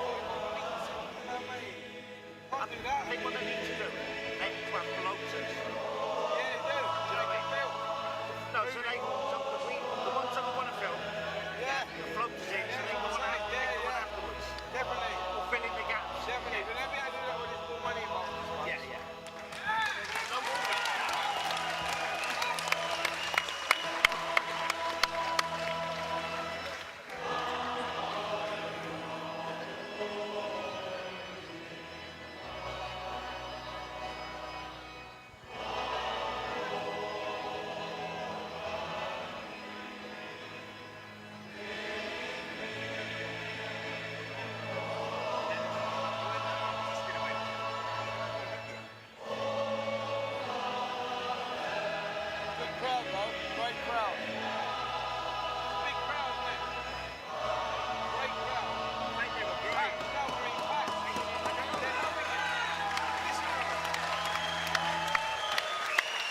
Ladies and gentlemen, please remain standing for the Indian National Anthem.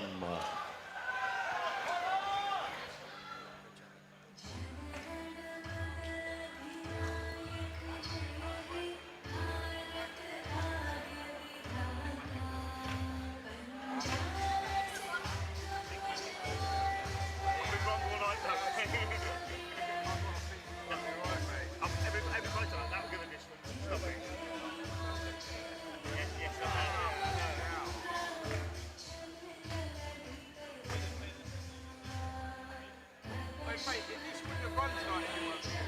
Huh? I'm going to tell Dennis, no, this wouldn't have run tonight if you weren't here. You done about 3 minutes jobs tonight.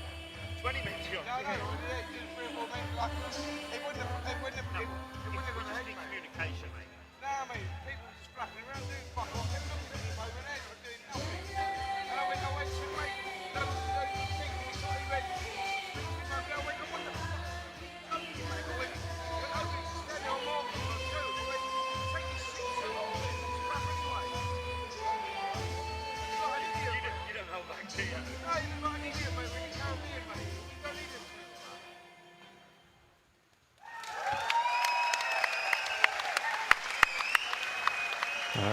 Live from Cayman. Exclusive on Fightzone, GBH Promotions in association with Dennis Hobson presents 12 rounds for the WBF Super Featherweight Championship of the World. Sponsored by Elite Marble and Granite. Here from the WBF World Boxing Foundation, America's Vice President Jason Vincent.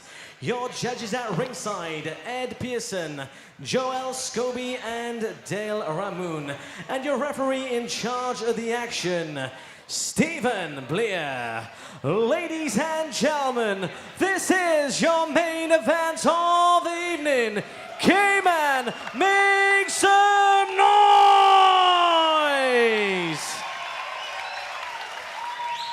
Introducing first in the blue corner, wearing the black shorts. Standing with his head trainer Enzo Macronelli. Weighing in at 129 pounds, his record 8 wins and 1 defeat. From Port Talbot, Wales, Connor Conzo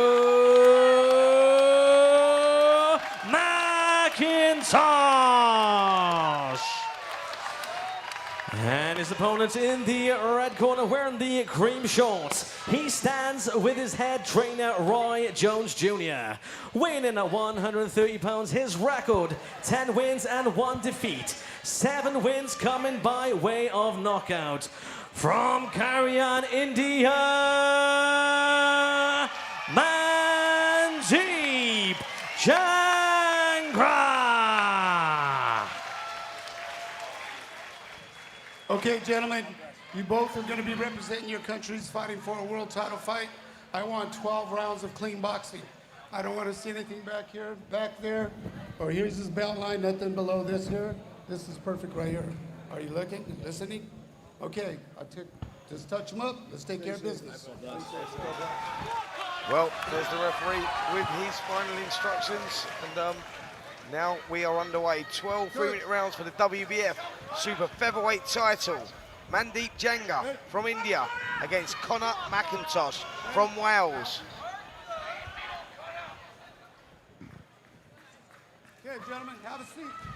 Have a seat. Ready? Let's go. Here we go, beginning of the first round. McIntosh boxing out the southpaw style in those black shorts against Mandeep Janga. Guy that used to live with Roy Jones, spent 8 months at Roy Jones's house before moving down to Tampa, where he now works in 7-Eleven. Says that this is a big opportunity for him. Nice kid. Did speak to him this week.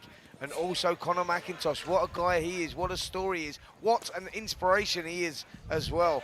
Expecting a good one here, guys. I tell you that McIntosh is a southpaw, and going to give Jenga a little difficulties. because it's always tough to fight a southpaw. And I hope that in training, I'm sure that Roy Jones had him sparring with a left-handed fighter to make it, he could accommodate much better. But it's that easy. He's telling the referees warning him about stepping on each other's foot. And that happens when you have a right-handed fighter fighting a left-handed, they step on each other's foot, and the referee just warned him on that. Yep, certainly does.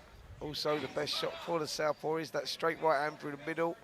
But been doing that. There you go. That's the shot that I was talking about. McIntosh got to be careful of that shot. Good confident start here from McIntosh, taking the centre of the ring, just looking to work behind that southpaw jab. But Jangra does look like he carries a bit of power. 7 of his 10 wins coming inside the distance. Good movement there, Joe, as well. Yeah, you got good style, got good movement.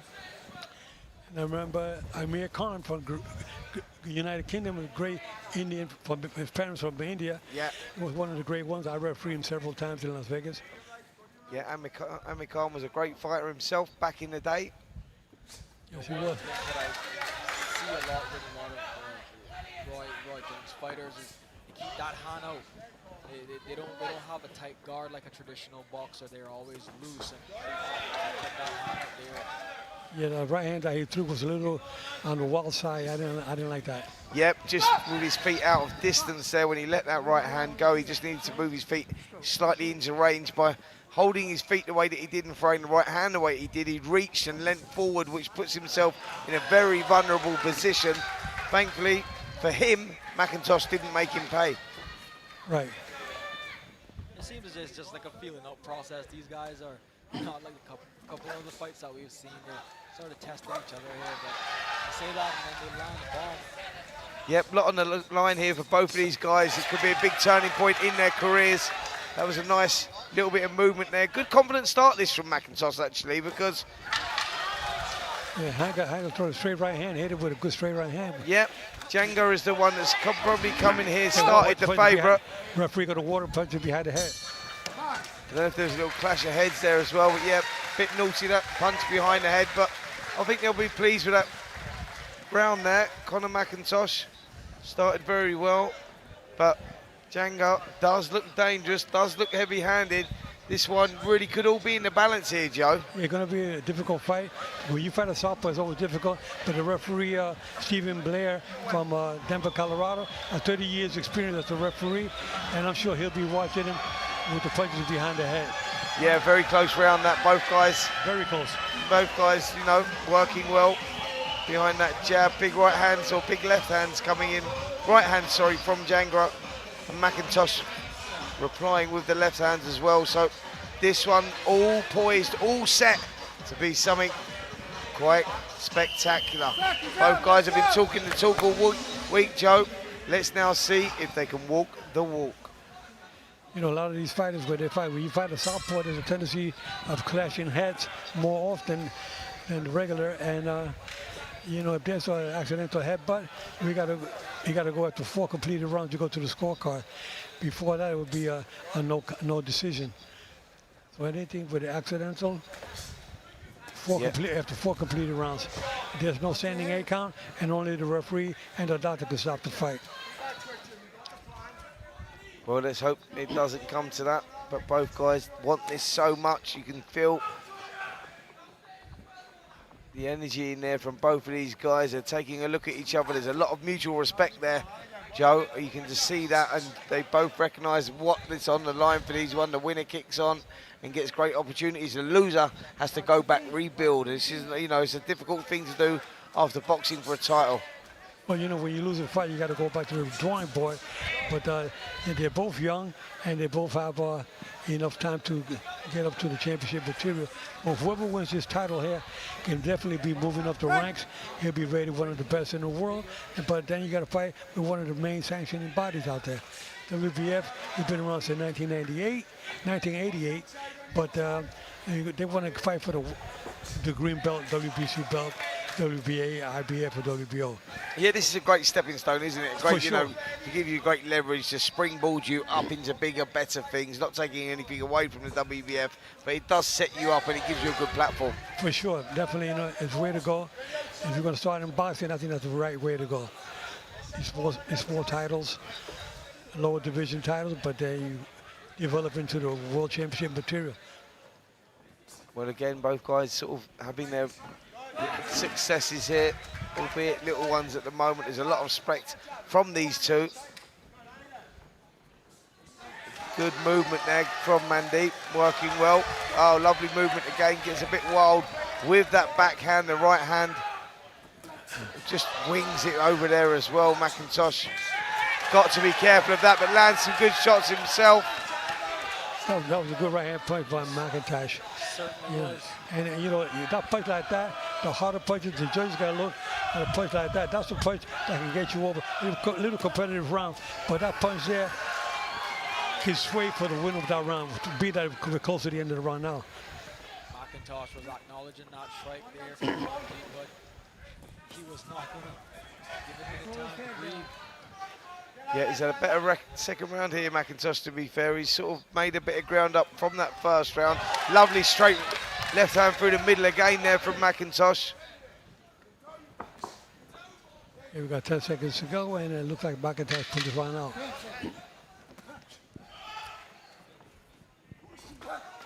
Well, body shot just went in there. He's got to be careful, McIntosh. He doesn't get caught as he's coming in, doesn't get reckless, needs to stay focused. I'm with you, Joe. That could be 1 round apiece there. I think that Jenga may have edged that first round, but McIntosh definitely winning that second round on my scorecard. Punch selection was good, patience was good. Roy Jones just talking to Jangra in the corner there, keeps him standing up as well. Jangra seems pleased with himself. He just whispered into Roy's ears. I wonder what he was saying there. Maybe that he's happy with that. I'm just looking at the corner there of McIntosh, who's picked up a cut over that left eye, actually. Let's hope that that's not too much of a problem, because that seems to be on the eyelid there, Joe. Yeah. And, you know, is that a problem with the blood running into the eye, etc.? Well, it's a problem because, you know, that's with the muscle of the eyelid is that. And sometimes the doctor will look at that, and if it gets really bad, they may consider stopping the fight. And when it's on the end of the eyebrow, or on the right side or the left side, it's not too bad, but in the eyelid is more dangerous. I want to ask you, Spencer, you think with an eye injury like that, you feel like Mandeep should go on the attack to the doctor's? Oh, well, listen, that will always inject a bit of energy and a bit of adrenaline into you when you see that you've cut your opponent like that, and you're going to target it. Of course you're going to do, but the secret is not to get reckless, not to get complacent, because boxing, 1 second, 1 punch, and the fight is turned around. At this level, you stay switched on 3 minutes of each round. You make that fundamental mistake, you pay the price. So for Mandeep, yeah, of course he's going to spur him on his shoot that cut, and he'll head for it, but he won't get reckless in his approach. And it's also very important who's the cut man in the corner. The cut man is a key person to keep that blood from flowing, and you don't get blinded. I remember when I refereed Julio Cesar Chavez against Oscar De La Hoya, I had to stop it at I believe it was at the end of the 4th round, because Chavez was cut, and the blood was so much blood coming on the eye, and he was blinded by his own blood. He couldn't see well, and I eventually had to end up stopping the fight. Yeah, remember that fight. Remember it very, very well. The referee did a good job getting in there. Didn't let him get hit behind the head. Good job by the referee, Blair. Yep, broke it up very, very well there, because like you say, Joe, that punch, the rabbit punch to the back of the head is a dangerous shot. Skull not as thick there. It can, you know, can leave damage, so we don't want to see any of that. Big right hand there from Django. He's been looking from the opening bell, but no problem. McIntosh takes it well. Django looks like he has a little gash over his eye as well. Well, his corner must have told him, Roy Jones must have told him, use the right hand, straight right hand, that's a punch for the southpaw. Good movement again. He's got good lateral movement, isn't he, Mangra? McIntosh is no stranger to a bloody fight. He even has a professional bare knuckle fight on his record. Yep, he certainly does. He's sort of been there, seen it, done it, McIntosh. Big character, lovely guy. Funny story, actually, we was in London, Heathrow, London, when I was coming over, and a guy asked me for a photo. And I said, yeah, no problem at all. He took the photo and he said, oh, we're going to a boxing match. My brother's boxing out in Cayman Islands. I said, no way, I'm commentating on it. How weird is that? We just met at the airport, so and they turned out to be lovely people as well. And they were there and they were telling me about Conor's journey, what he's been on, what he's gone through, and I respect the guy a lot. And to see him performing like this right now is brilliant. He certainly had to overcome a lot, you know. And one of the rules in boxing is overcoming the mental battle first. And he's obviously overcome a lot of mental battles in the ring and outside the ring. And this, he's just enjoying this. Another close round, but a round that maybe Jangra has won here, Joe, because he's getting success with that right hand. And he slipped lovely side to side there as well. McIntosh maybe getting a little frustrated at the end of that round, but maybe Jangra doing enough in that round to win it with the cleaner shots. Yeah, I believe so. He hit McIntosh with a couple of good shots. And this is 1-1 as far as I'm concerned right now. Well, the corner just working on McIntosh's eye there, and you're right in what you said. I think the Roy Jones Jr. corner, they're working on a cut there as well. So this is McIntosh's chain. I got McIntosh winning 2 rounds. yeah, I've got Jenga winning 2-1 at the moment after 3. First round was close. Jenga winning that 3rd round for sure. I think he was landing the cleanest shots of the 2. So, look, this is a subjective scoring. That could have been a very close fight. No one really stamped their authority in this one just yet. Not maybe caught light, but for me, 2-1 for Mandeep Jangra going into this 4th.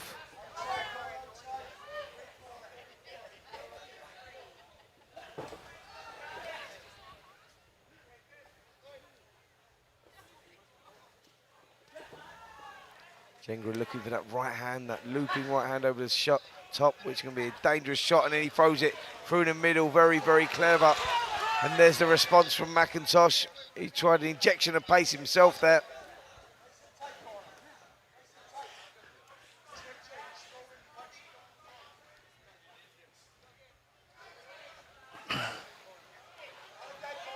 Jangler's throwing the straight right hand, trying to connect, but he missed it. He missed the last 2 right hands that he threw. Yeah, he had a success with one before that, and so he got a little bit right hand happy, but if you're going to throw that straight shot, you need to step in with it first. You can't throw the shot and hold your feet, because you lean over, leave yourself open for the counter punch, the left hook or the right uppercut. He's very slick with his movement, though. I got to give him credit. He's slipping a lot of McIntosh punches. He is, and you know what? When you're doing that, that catches the judge's eye as well. When the round is very, very close, but you're oozing confidence and showing people that you're there and you're controlling the space, owning the space, that can be enough to win you the round sometimes. But he has to be incredibly careful, because even though he's avoiding a lot of McIntosh's punches, when he's moving away from him, his hands are very low, and if he, makes one mistake, this can be lights out.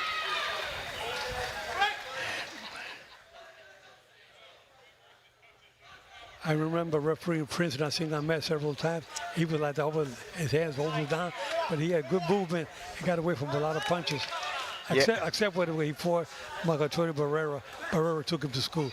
Yeah, he certainly did. I grew up with Nassim Hamed. We used to box together for England, spar together a lot in the younger days, earlier days. We roomed together. He'd become a very good friend of mine, Naz, and we're still good friends to today. But you're right. I think when he boxed Antonio Barrera, the fight had left him then. He was still only a young man, but he'd been there, seen it, done it, earned a hell of a lot of money. And I think the desire, that burning passion had left him, and you could see that. I agree with you 100%. I refereed him 3 times. Yeah, great young fighter, and we've got 2 good young fighters in here as well. Mandeep Jenga from India taking on Conor McIntosh from Wales for the WBF super featherweight title that is vacant at the moment. So both guys want to get their hands on this. Joe Cortez saying, great springboard to move you on to bigger and better stuff. And you can see, Joe, that both guys want this. Real seesaw of a fight, this one. Difficult because neither guy really stamping their authority. Right. And Jangra gets to the straight right hand. That was a big shot, and he felt that one. McIntosh. He hit him twice. The referee put him away. Rightfully so. He wanted the fighter to keep fighters up at the belt. He really felt that shot. That was a huge right hand that went around the side. Yeah. A huge shot that went in there, and he's standing up, and they're working on that eye now of McIntosh in the corner. And it seemed like after Jangra landed that punch, he wanted to go in and on the attack and The bell rings. They haven't called in the doctor yet to check the cut. It's not that bad. They're doing a good job in stopping the blood there. But it's not that serious yet, but they got to watch it close. At this point, would you have initiated somebody to get the doctor? I will call in the doctor just to be sure, you know. Yeah. To be precautionary measures, you got to take safety first.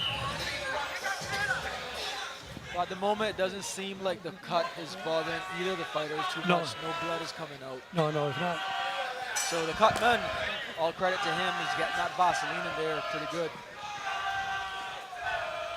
Well, you know, they put the coagulant, the adrenaline 1,000 to stop the bleeding, but they got to be careful they don't get inside the eye because it can burn the eye too. And that can blind you if you come out with a burning of your eye. So you got to be careful how you apply the medication on there.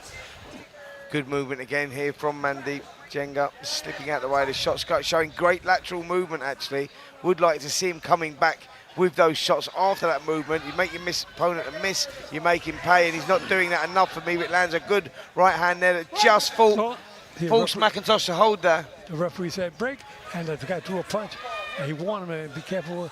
You can hit a fight on a break, and he goes down, and you can't continue, you can't be disqualified. You can just tell that Jangra is oozing confidence here. And he's in a flow, he's in a steady flow. But I tell you what, McIntosh is not going to be intimidated at all by him. No, but Seaford, you're right there. It's about the old confidence, and at the moment, he seems to be using that at the moment, like you say. Mandeep, very, very tough guy. And he's stalking forward, and he's starting to really sit down on those shots, Joe, now. He's planting his feet and really throwing everything into every shot. Yeah, he's trying everything he can to throw the punches, but McIntosh is moving well, but that was a slip right there. He twisted his ankle a little bit, and the referee's watching it real close. Yeah, good work again there from Mandeep, landing that straight right hand through the middle and then slipping and sliding. Jab goes in as well. McIntosh needs to start changing it up here, showing us something, showing us that you can adapt from it a little bit here, because what McIntosh is doing wrong is he's now holding his feet because he's getting caught with some big shots. Yeah. He's not committing himself enough, and when you don't commit yourself, you leave yourself vulnerable and open to, you know, counter punches. But he landed a stiff one there and on Jangra.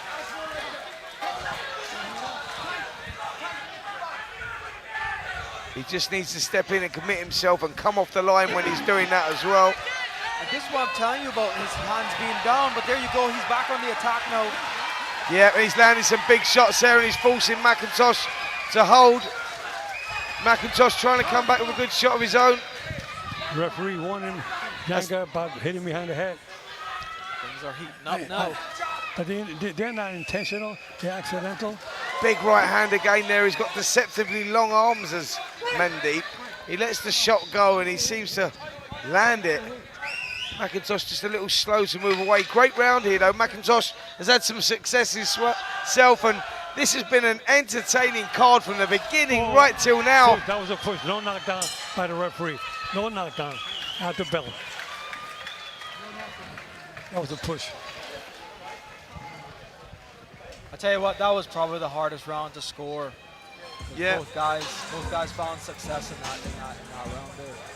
I felt like Jangra has been winning the fight thus far, but McIntosh certainly turned it up there, caught him with a nice counter late in the round. Yep, I'm totally with you on that, Seaford. I think that, you know, it was a good round for McIntosh, and a round that he needed actually, because I had him losing the last couple. Jangra just seems to be getting in a rhythm, getting in a flow, showing some confidence, hands low, driving a right hand through the middle, but McIntosh sort of turned it around a little bit there, and he needed to, didn't he, Joe? Like, he went there and he needed that good couple of right hands landed there to grow in confidence himself. If he needed, for sure. It's a very competitive fight. I mean, both fighters are throwing good punches. They both had good moments in that last round, but this next couple of rounds will tell the difference. Now we're into the... yeah, we're coming into the sixth round now.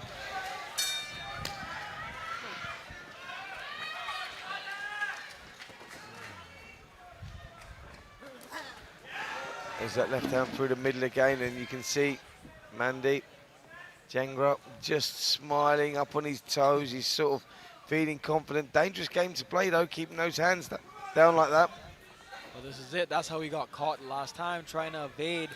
And oh, that was a push. No knockdown. Yeah, no, not a knockdown. Yep, just off balance, just a little bit there. Referee Blair doing a good job, keeping control, making the right calls. Well, body shot goes in there, really whipped that one in. Good body shots again there from Jangra, switching his attacks. Strong guy, isn't he? Very strong guy. He's very aggressive. He's putting the pressure on. He's putting the pressure. And his poker face, Jangra's poker face, you could never tell if you're hurting him or if he's his face. There he goes. He lands a stiff right hand there on McIntosh, but. Yep, it's the left hand he's throwing through the middle. That's the effective shot. That was good from McIntosh. Both guys now rolling the dice, starting to trade. They're both banging away. Yeah, they certainly are. This is rough, tough, and now this is sort of turning into a little bit of a dogfight, isn't it? It's going to, Joe, come down to now that psychological battle. Who wants it? Who, you know, because when it gets tough like this, it becomes a mind game as well. Exactly, for sure. You don't want to lose that confidence in there, and they're both really trying to keep it. Yep, not just a physical battle, but a mental one as well. And you just feel that these guys are going to have to visit that place for sure. You know, when a fight is this tough and this is turning into a real seesaw, one guy having a bit of success, then the next guy. This is all in the balance right now. Yeah. Very, very tough fight to score. Just as you think McIntosh is getting on top, Django comes back, vice versa. There's a lot of battles going on in this fight. In fact, fun fact, the two coaches, they got a bit of a bragging rights going on here as well. Can you speak a little bit about that? Absolutely. Absolutely. The referee wanted him to hit him behind the head. Not intentional, but the referee did the right thing by giving the warning. It's a right hand again. He's definitely heavy-handed, isn't he, Mandeep? Jangra, and you mentioned Seaford earlier about, you know, Conor McIntosh and having the bare knuckle fights and whatnot. So he's obviously very, very tough, but you just feel that he's going to need it in this one because these guys, you know, when they come from where they've come from, their DNA is tough. You know, they're still, you know, they're fighting to better their lives, get out of a place that they're coming from, and like you can see that in the performance here. It means so much to the pair of these, and another tough round to score there. It was a very tough round to score. I tell you, you got to try to stay away from even rounds. You don't want to see 10-10 rounds. Okay, but back in the old days, some judges will score 5 rounds even, you know, just because they don't know which way to go. But you have to try to narrow it down to who had the better defense, who had the best ring generalship, the cleaner blows, the harder blows. You got the 4 criteria: defense, effective aggressiveness, the harder blows, and ring generalship. Well, first half of the contest gone. Very difficult to separate these two here. Fight could be very much won and lost in this last 6 rounds for sure. Joe Cortez already pointed out it's subjective scoring, what you like, what you go for. Both guys have definitely had their successes. Jangra landed some big left hands through the middle, and McIntosh showed a lot of grit and determination and come back with some good shots of his own. So this could now be down to a 6-round fight. Started as a 12-round fight, but these guys sort of could be starting from here, really. Yeah, exactly. I mean, very competitive. Both, you gotta give them credit. They're both very hungry. They want to get that vacant title. That's a stepping stone for their career. Yep, exactly that, and it does give them a good stepping point. The crowd have stayed for this final contest. It's been a packed house here tonight down in Georgetown, out in the Cayman Islands, for their 2nd ever show that they've put on here. It's a special event, a packed capacity, like I say, and the fights have not let us down.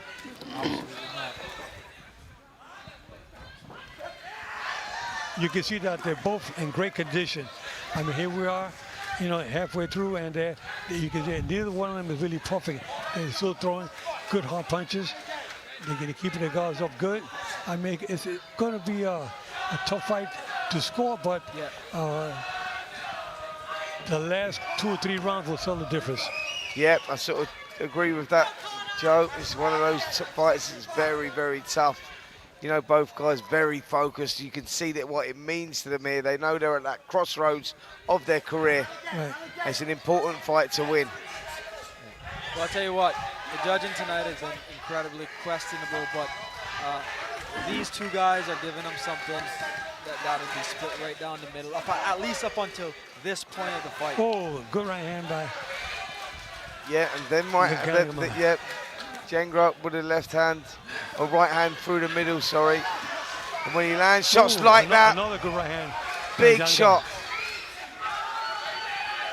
And McIntosh bringing his left hand up because he knows he's getting hit with the right hand. Yeah, he's got to be careful, McIntosh, because Jengra Good switching uppercut. the attacks there, and he'll loop that right hand over the top. You can see it. He's bringing the hands down there. He's trying to take the focus down to the body, so he lets the shots go over the top. They call it setting a trap, Right. and that's what Jengra's doing right now.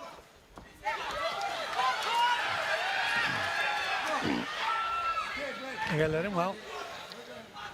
Jangra says no, that doesn't bother him.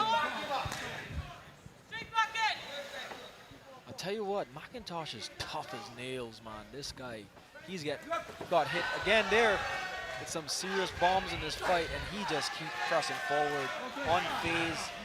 And you got to think that Jangra is wondering what in the heck does he have to do to get this guy out of He's there. got him there with a body shot, big body shot went in, and he felt that one. McIntosh is feeling these body shots for sure. He's felt it, and Jenga sensed this. This is big trouble here for McIntosh. Bell goes and couldn't have gone at the right time there. That was big, big problems there for McIntosh. All started with a big right hand to the body. Jenga sensed it, looked over to Roy Jones, waved at him, smiled at him, and he was in trouble there with McIntosh. He's going to need this minute, Joe. Yeah, he needs a minute for rest. He definitely was in serious trouble. And the referee now got to play close attention. If I was the referee, I'd be going in that corner to check him out, see his condition. The referee got to walk over there. Check him out. There you go, he's walking over now. Yeah.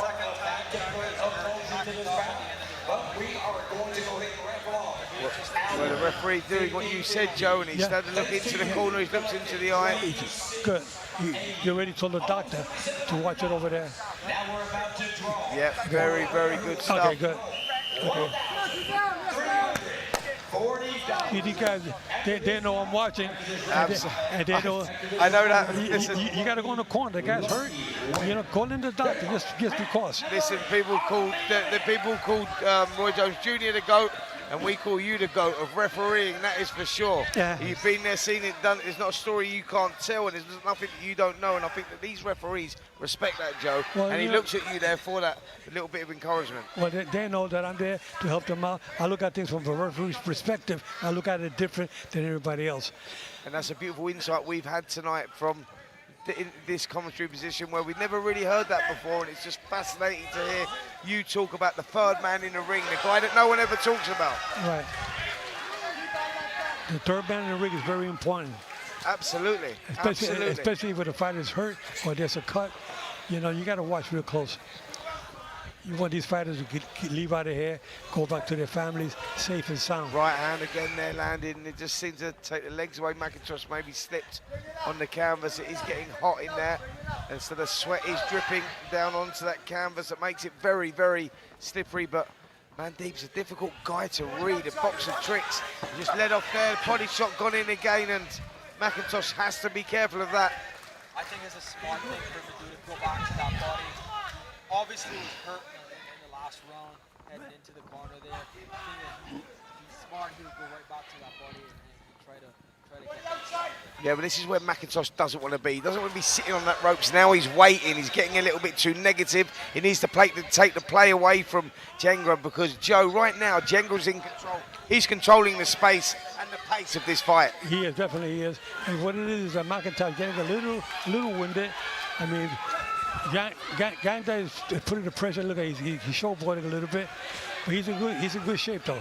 Yeah, he certainly is. He's, you know, got lots of energy, and you can see he's just sort of growing in confidence. Body shot again there, and McIntosh felt that one. He wanted to hold. One thing's for sure, win, lose or draw here, Joe, McIntosh is going to be sore tomorrow around that rib area. Somebody gonna be peeing blood tomorrow. Absolutely. There you go. Body shot again, and he's felt that one. Yeah. Whoa, big right hand as well there, and McIntosh got to be careful of that whilst defending the body. He's going to leave his chin exposed, and that could be problems, because Jengra's doing a great job of going up and down, punching up and down. Yeah, the referee's watching real close. He's watching real close. He knows, you can see that McIntosh is in a little bit of trouble. Yeah, he's in big trouble here. You can see the fight is now starting to get knocked out of him. He's feeling the pace just a little bit now. He's showing incredible resilience and grit and determination.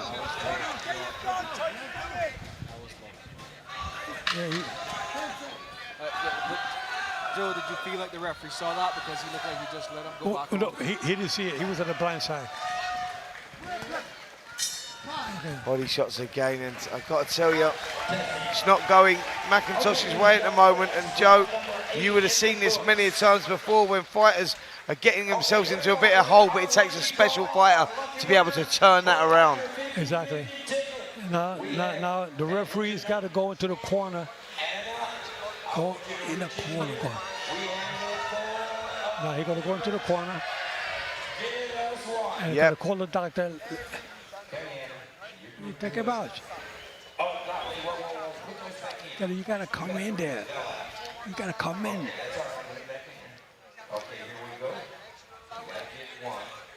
The legendary Joe Cortez pulling double duty. Okay, the doctor, he's coming in? Okay, call the doctor's coming in. Good, that's what I want to see. Yeah, just having a look at him in that corner there. Referee, call time, ref. Get the guy to the neutral corner. Let the doctor check him out. He already checked him out? Yeah, he checked him out. Referee checked him out. Great work there.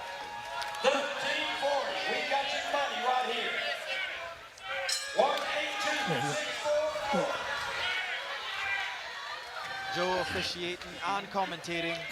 Absolutely, listen, best in the business, and he knows when he spots something. I'm watching for the safety of the fighter, okay? You know, I'm not here to criticize the referee, but the doctor got to come in there. When a fighter is hurt like that, the referee got to make sure the doctor comes in and checks him out. Yeah, sure. And the face is starting to look a little marked up now, and the rib cage area will be quite sore at the moment. Of Conor McIntosh is showing a lot of grit and resilience to be hanging in there at the moment, but Jengra just starting to pull away in his last couple of rounds, and that's what McIntosh needed. He's landed some good shots there, and that is a good response from McIntosh. Well, you know, he saw the doctor came in to check him out, and it kind of woke him up. He said, you know, I better get back into it. Yep, that's exactly what he needed to do, Joe, was roll that dice, and I think that he'd done that there, and he's been very effective with that. Very impressive. Jenga just hit it with a good right hand.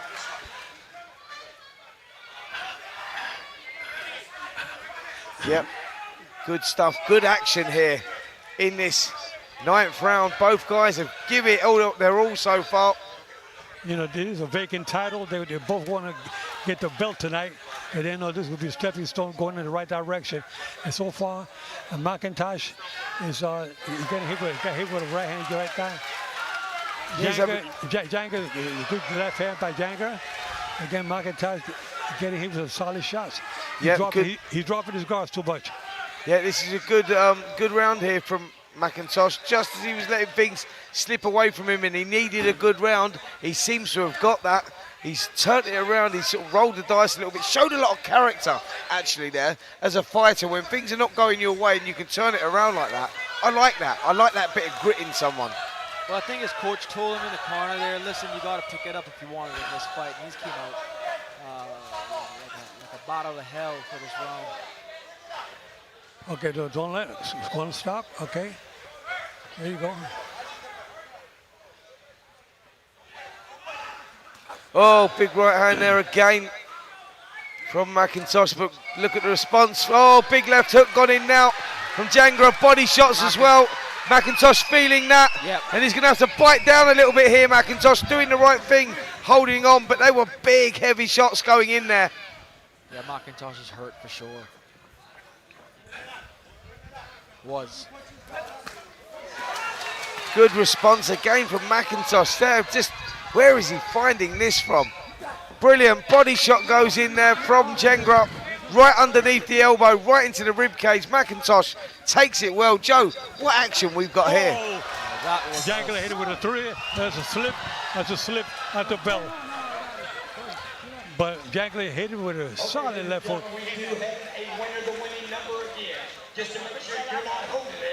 That was a flush left hand that landed at the end of the round there for Jangler. The last and final round. This will determine everything. I'm sorry, take it back.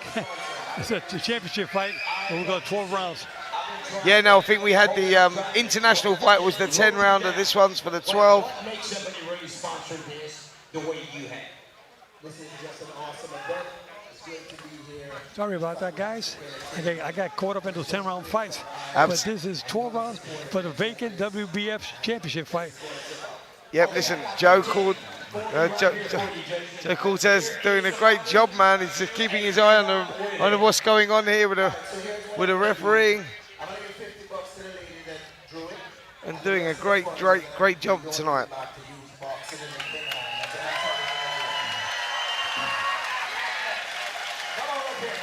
Well, we're coming into the 10th round. I'll tell you what, it's been an incredible event thus far. All credit to... Yeah, it really has. Both guys have put it all on the line, left it all in the ring here as well. Still 3 rounds to go.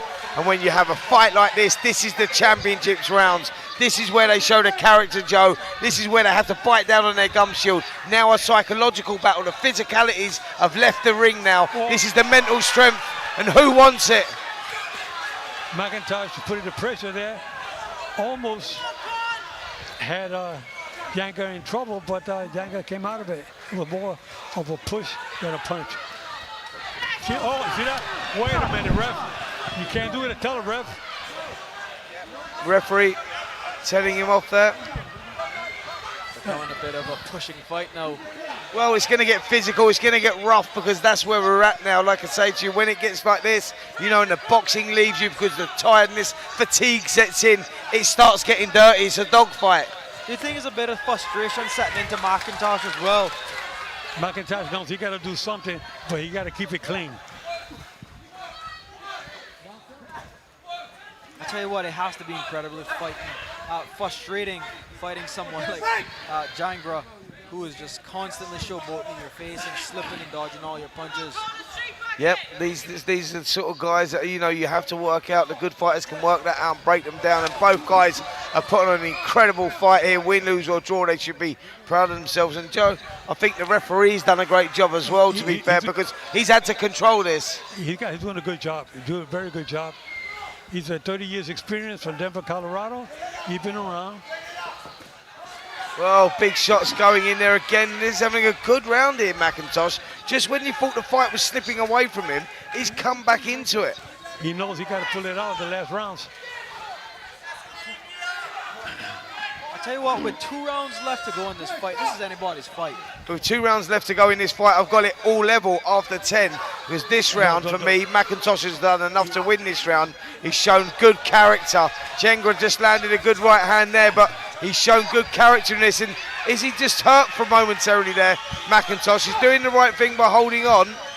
Jangler probably senses that there because there was a sort of sense of urgency around his work. Exactly. He knows, you know, they're both in great condition. I mean, to go to these last rounds like that, and they still look like they're fighting in the first round. And this is not this is like El Torero, the bull. Yeah, real tough. Oh, both guys there again rolling the dice and letting the shots go. McIntosh taking some big shots. Has Jangler just found a little second win there when he's needed it? Wow. What an incredible fight thus far. These boys certainly living up to the expectations. They said it was going to be fireworks all fight week. We got and it certainly has been. Yep, we called it and we backed it, and it's exactly what we've got right from the opening fight, Joe. I think we've had entertainment, and this one has lived up to all expectations. I've got this 10 rounds down, all level going into the last 2 rounds. This could be a 2-round fight. The fight could be won and lost here. I think both guys, both corners know this is close. Well, you know, we've got to see we don't know what the judges, what they're seeing compared to what we're seeing over here. We were surprised tonight, one of the earlier fights. Yeah, exactly. You know, one of the things I always said, though, I think the judges should be a little bit higher. I think if they're a little bit higher, they got a better vision. Yeah, that's a great shout, and that could be something that needs to be changed, where you say, like you say, the judges are high, but then does that block the vision of certain paying customers? That's the big problem, I suppose. I did a study years ago. I call it 2020. Whoa, whoa, good shots there from McIntosh, and again, he's trying hard. He's trying so hard. He's going for it here. He's going for it, but he got to be careful. He doesn't use any rough tactics doing this. I'll tell you what, McIntosh is a gritty fighter, but Jangra has a chin on him because he hit him hard twice in a row just now. Listen, both guys have got great chins, great resilience, great determination. This fight is as good as any other fight you want to see out there. Oh, absolutely. This is boxing, high quality boxing we're seeing right here. Right here, WBF vacant title here in Cayman Islands. Yep, absolutely. What a show it's been tonight, right from the opening bell. We've had entertainment, we've had thrills, we've had spills, we've had knockdowns, we've had stoppages, and now we are getting guys going to war, standing toe to toe and leaving it all in the ring. That's it. We got the 11th round. I remember I refereed George Foreman with Michael Mora. If George Foreman was losing every round, the first 9 rounds he was losing them, and in the 10th round he called Michael Mora, and I counted out Michael Mora. So anything can happen in boxing. Yep, they call these the championship rounds, and this fight, the fight's never over till it's over. That final bell rings in that 12th round. These are the tough ones. These are the ones where now you're not thinking about anything. This is the mental battle now. Yeah, exactly. And I tell you what, this is a close round to score again. It's what do you go for here? You know, McIntyre looked like he's hungry at these last 2 rounds. He's really showing something. Yeah, he's maybe just for the first time in the contest here. If he wins this round on my scorecard, it'll be the first time in the contest I've had him up on my scorecards. I tell you, McIntyre's got a big heart. Oh, he has a heart of a lion. He definitely does. Great young fighter, that is for sure. You know, you've got to know this kid's journey to get to where he's got here tonight, and a lot of people have written him off in life, not in boxing, in life, and he turned it around. Respect where respect's due.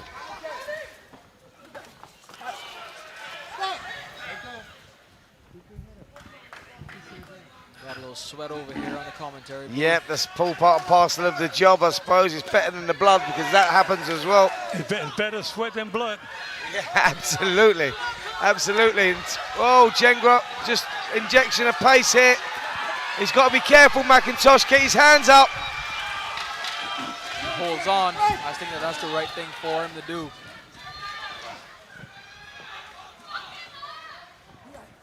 Tough fight to call this one. Tough fight to call. It seems like Jangra is always picking it up right at the end of the rounds. Well, that's smart. That's where you've got Roy Jones Jr. in your corner, and he says, listen, whatever happens, last 30 seconds, if this round's close, catch the judge's eye, because that's the one that nicks the round, and that comes from experience. You can only get that from someone like Roy Jones, and he'll know that. Yes, Enzo Macronelli's in the opposite corner. He's a great coach, great fighter as well. But you just sense that Jangra has worked in that, like, you know, like impregnated that into his style.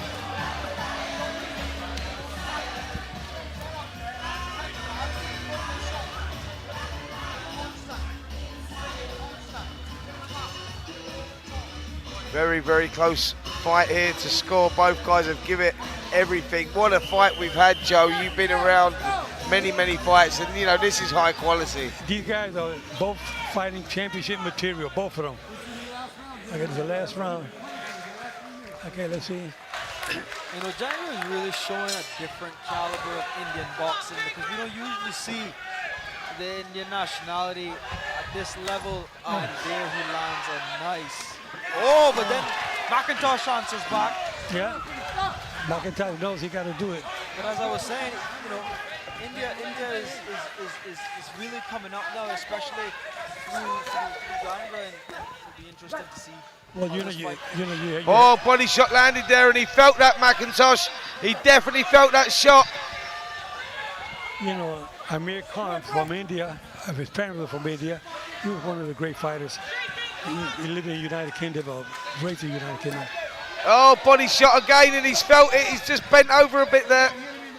He's got to keep himself together. Arms have gone behind the head. He's feeling these body shots, and Jangra has sensed this, guys. I think he's sensed it. He's looking for that opening. Jangra has certainly picked up a second win here. And McIntosh, on the other hand, he looks very labored at this point. Yeah, he's starting to feel the pace now. There's been a lot gone into it. Both guys have put a lot into it. Big uppercut missed. McIntosh makes him pay for that and comes back. Good right hand as well. Oh, good finish to the round. No, big right hand back. These boys are serious warriors. What a fight. What a fight. These fans are getting their money's worth tonight. Wow, they really, really are. What a fight this is, as you say. Like, both guys here have given it everything. Oh, big shot there. Again from Jangra, and he lands the right as well. How about it? Good job, referee. Good job. Yep, referee doing a great job there. Left, right hand going in. McIntosh comes back with a left of his own. Nothing left with these two now. This is all the mental battle. They are both standing toe to toe in the, giving it everything. What a fight. Oh. McIntosh got hit with some shot. Yep, he's been hit with a big shot, a body shot again.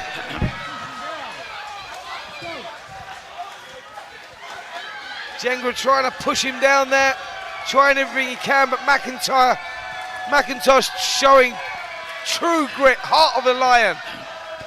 I tell you, he got a heart, and he got a heart. I mean, the guy's unbelievable. McIntosh is taking some good punches. Anybody else would have gone down. Yeah. And he's standing there with him to the end. He is tough. He's not a quitter. No, he isn't a quitter. And again, like Spencer alluded to earlier, he's been through so much battles in his life. Oh, hey, McIntosh in trouble. Oh, big hand going in again there. Where are they finding this to stand up? Both guys getting hit. Seesaw of a fight. What a fight they've got here.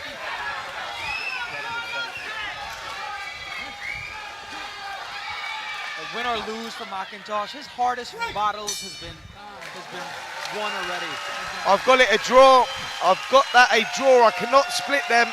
I think that Jangra started very well. McIntosh come back in the middle rounds. Then Jangra had a round. Then McIntosh come back. I've got it all a draw there. Very, very close. What do you go for? Jangra had his moments. He had the eye-catching stuff, but the grit, the determination and resilience of McIntosh, you can't be denied. Anybody else would have went down. He stood up all the way to the end. He thought he can do it. It was a very competitive fight. You know, we're going to see now who takes that belt home tonight. WBF super featherweight title. Well, whoever takes it home has earned that fight, earned that belt tonight. That is for sure. This fight is razor close. You know, I felt I had it a draw in the end. I've got it.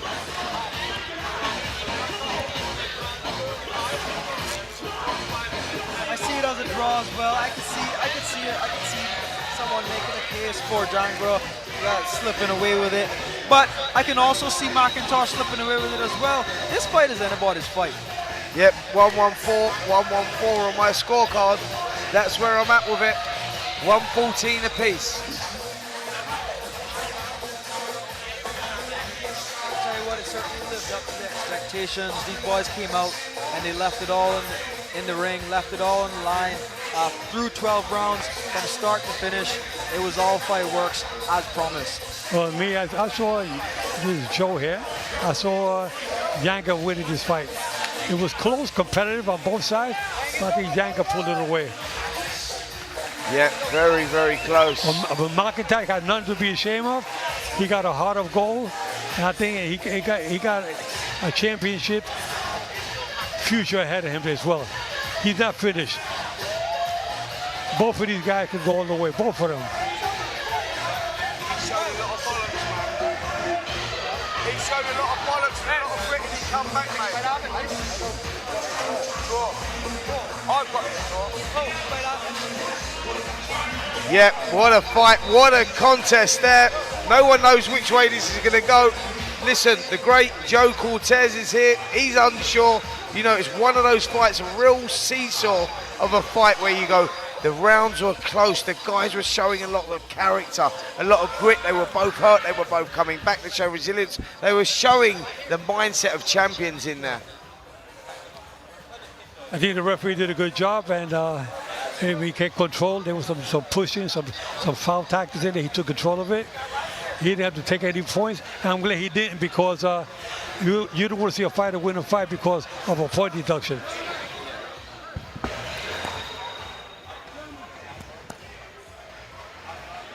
Yeah, very, very close fight that. It's going to be interesting to see the way this has gone.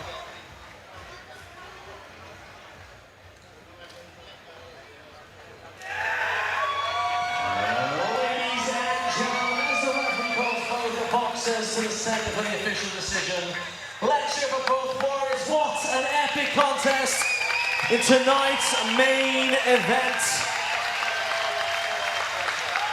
And at the 12 rounds of boxing, we go to the judges' scorecards. Ed Pearson, 117 to 111. Joe Scobie, 118 to 110. And Dale Ramoon, 118 to 110. That's way too All wide. three in favor of your winner by unanimous decision.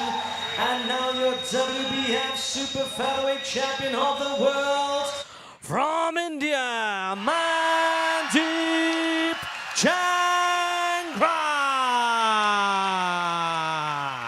Well, Jangra gets it far too wide on the scorecards for me. You can't argue with the And decision. for your He may have nicked it with a cleaner work, the heavier punches, but you can't deny what a good performance that was from young Conor McIntosh. He can come back from that, guys. I think that, you know, you can look at that, come back from it, but what a fight, what a performance from both guys.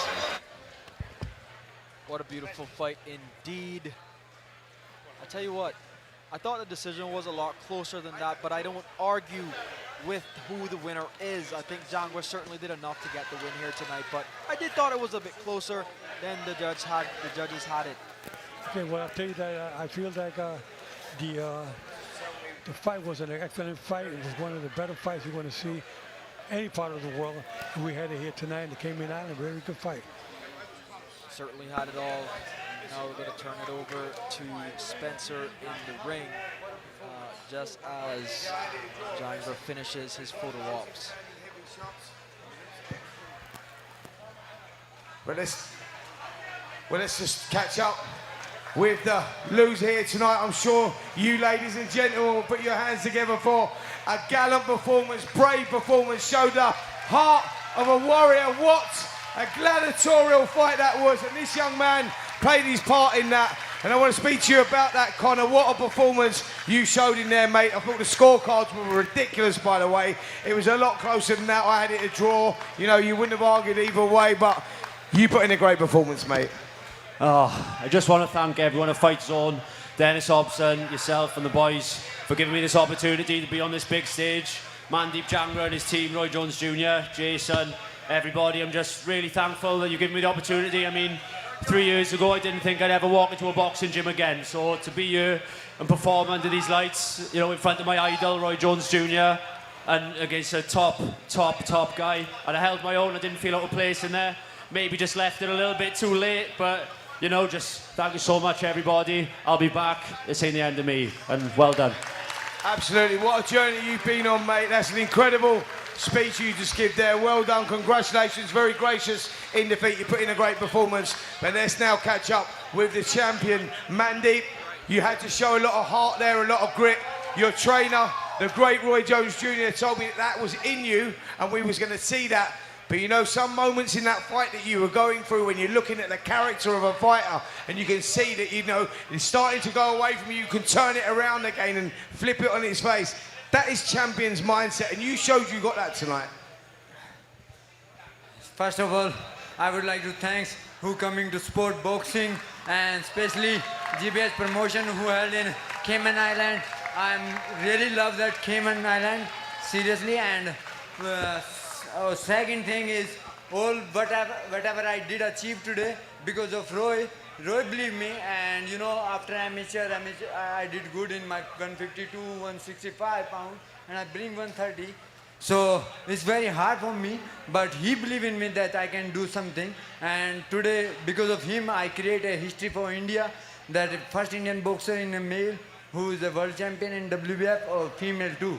So yeah, and thank you so much, Fightzone, who showed me in my country free for live telecast.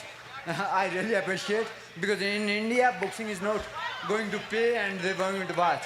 If you, thanks to obviously, yeah, thanks to my opponent, McNally Corner. He did a really good fight, and he showed willpower. His after whatever we did, whatever we did in training, we show over here, and which one is the best, who gonna win.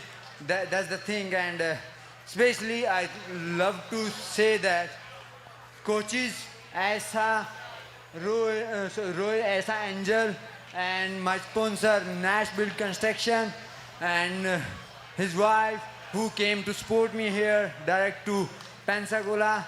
So that is really, I love it. And thank you so much once again, Cayman Island. We will be back soon. Thank you so much. And I want to say to coach that please say something about my part. I thought Mandeep did a great job. For me, it's very inspirational because now, as far as I know on record, that where I've checked, he's the first Indian world champion. And that's a hell of an accomplishment. So I love that. I thank Fightzone for coming out, helping us make that happen. Dennis Hobson, everybody involved. And we're on to the next, Oliver. We're on to the next.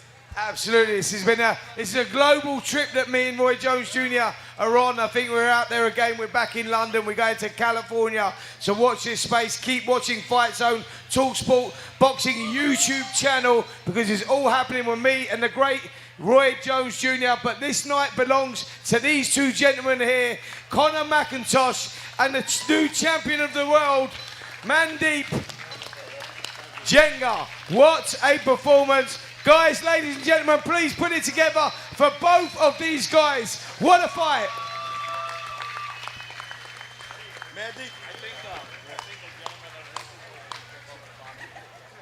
Well, what a fantastic show we've had here today. Fantastic week out in the Cayman Islands. Fightzone Promotions, Dennis Hobson Promotions put on a great event out here. talkSPORT Boxing YouTube channel. And look, before we wrap it up, I knew he was going to do it. I knew he was going to steal the show. I was trying to give it there. I thought that was the only good-looking man in the house. Clearly not. Dennis Hobson, what a week, what a fight, what a night. What a night. This is the second time we've done it, but we've raised the bar again. And thank you to Barry and all his team at Spencer. I'm so pleased you're here to share this with us, because there's an old Frank Sinatra saying, and it goes a little bit like this. The best is yet to come, won't it be fine? Listen, what we're going to do with talkSPORT and Fightzone is groundbreaking.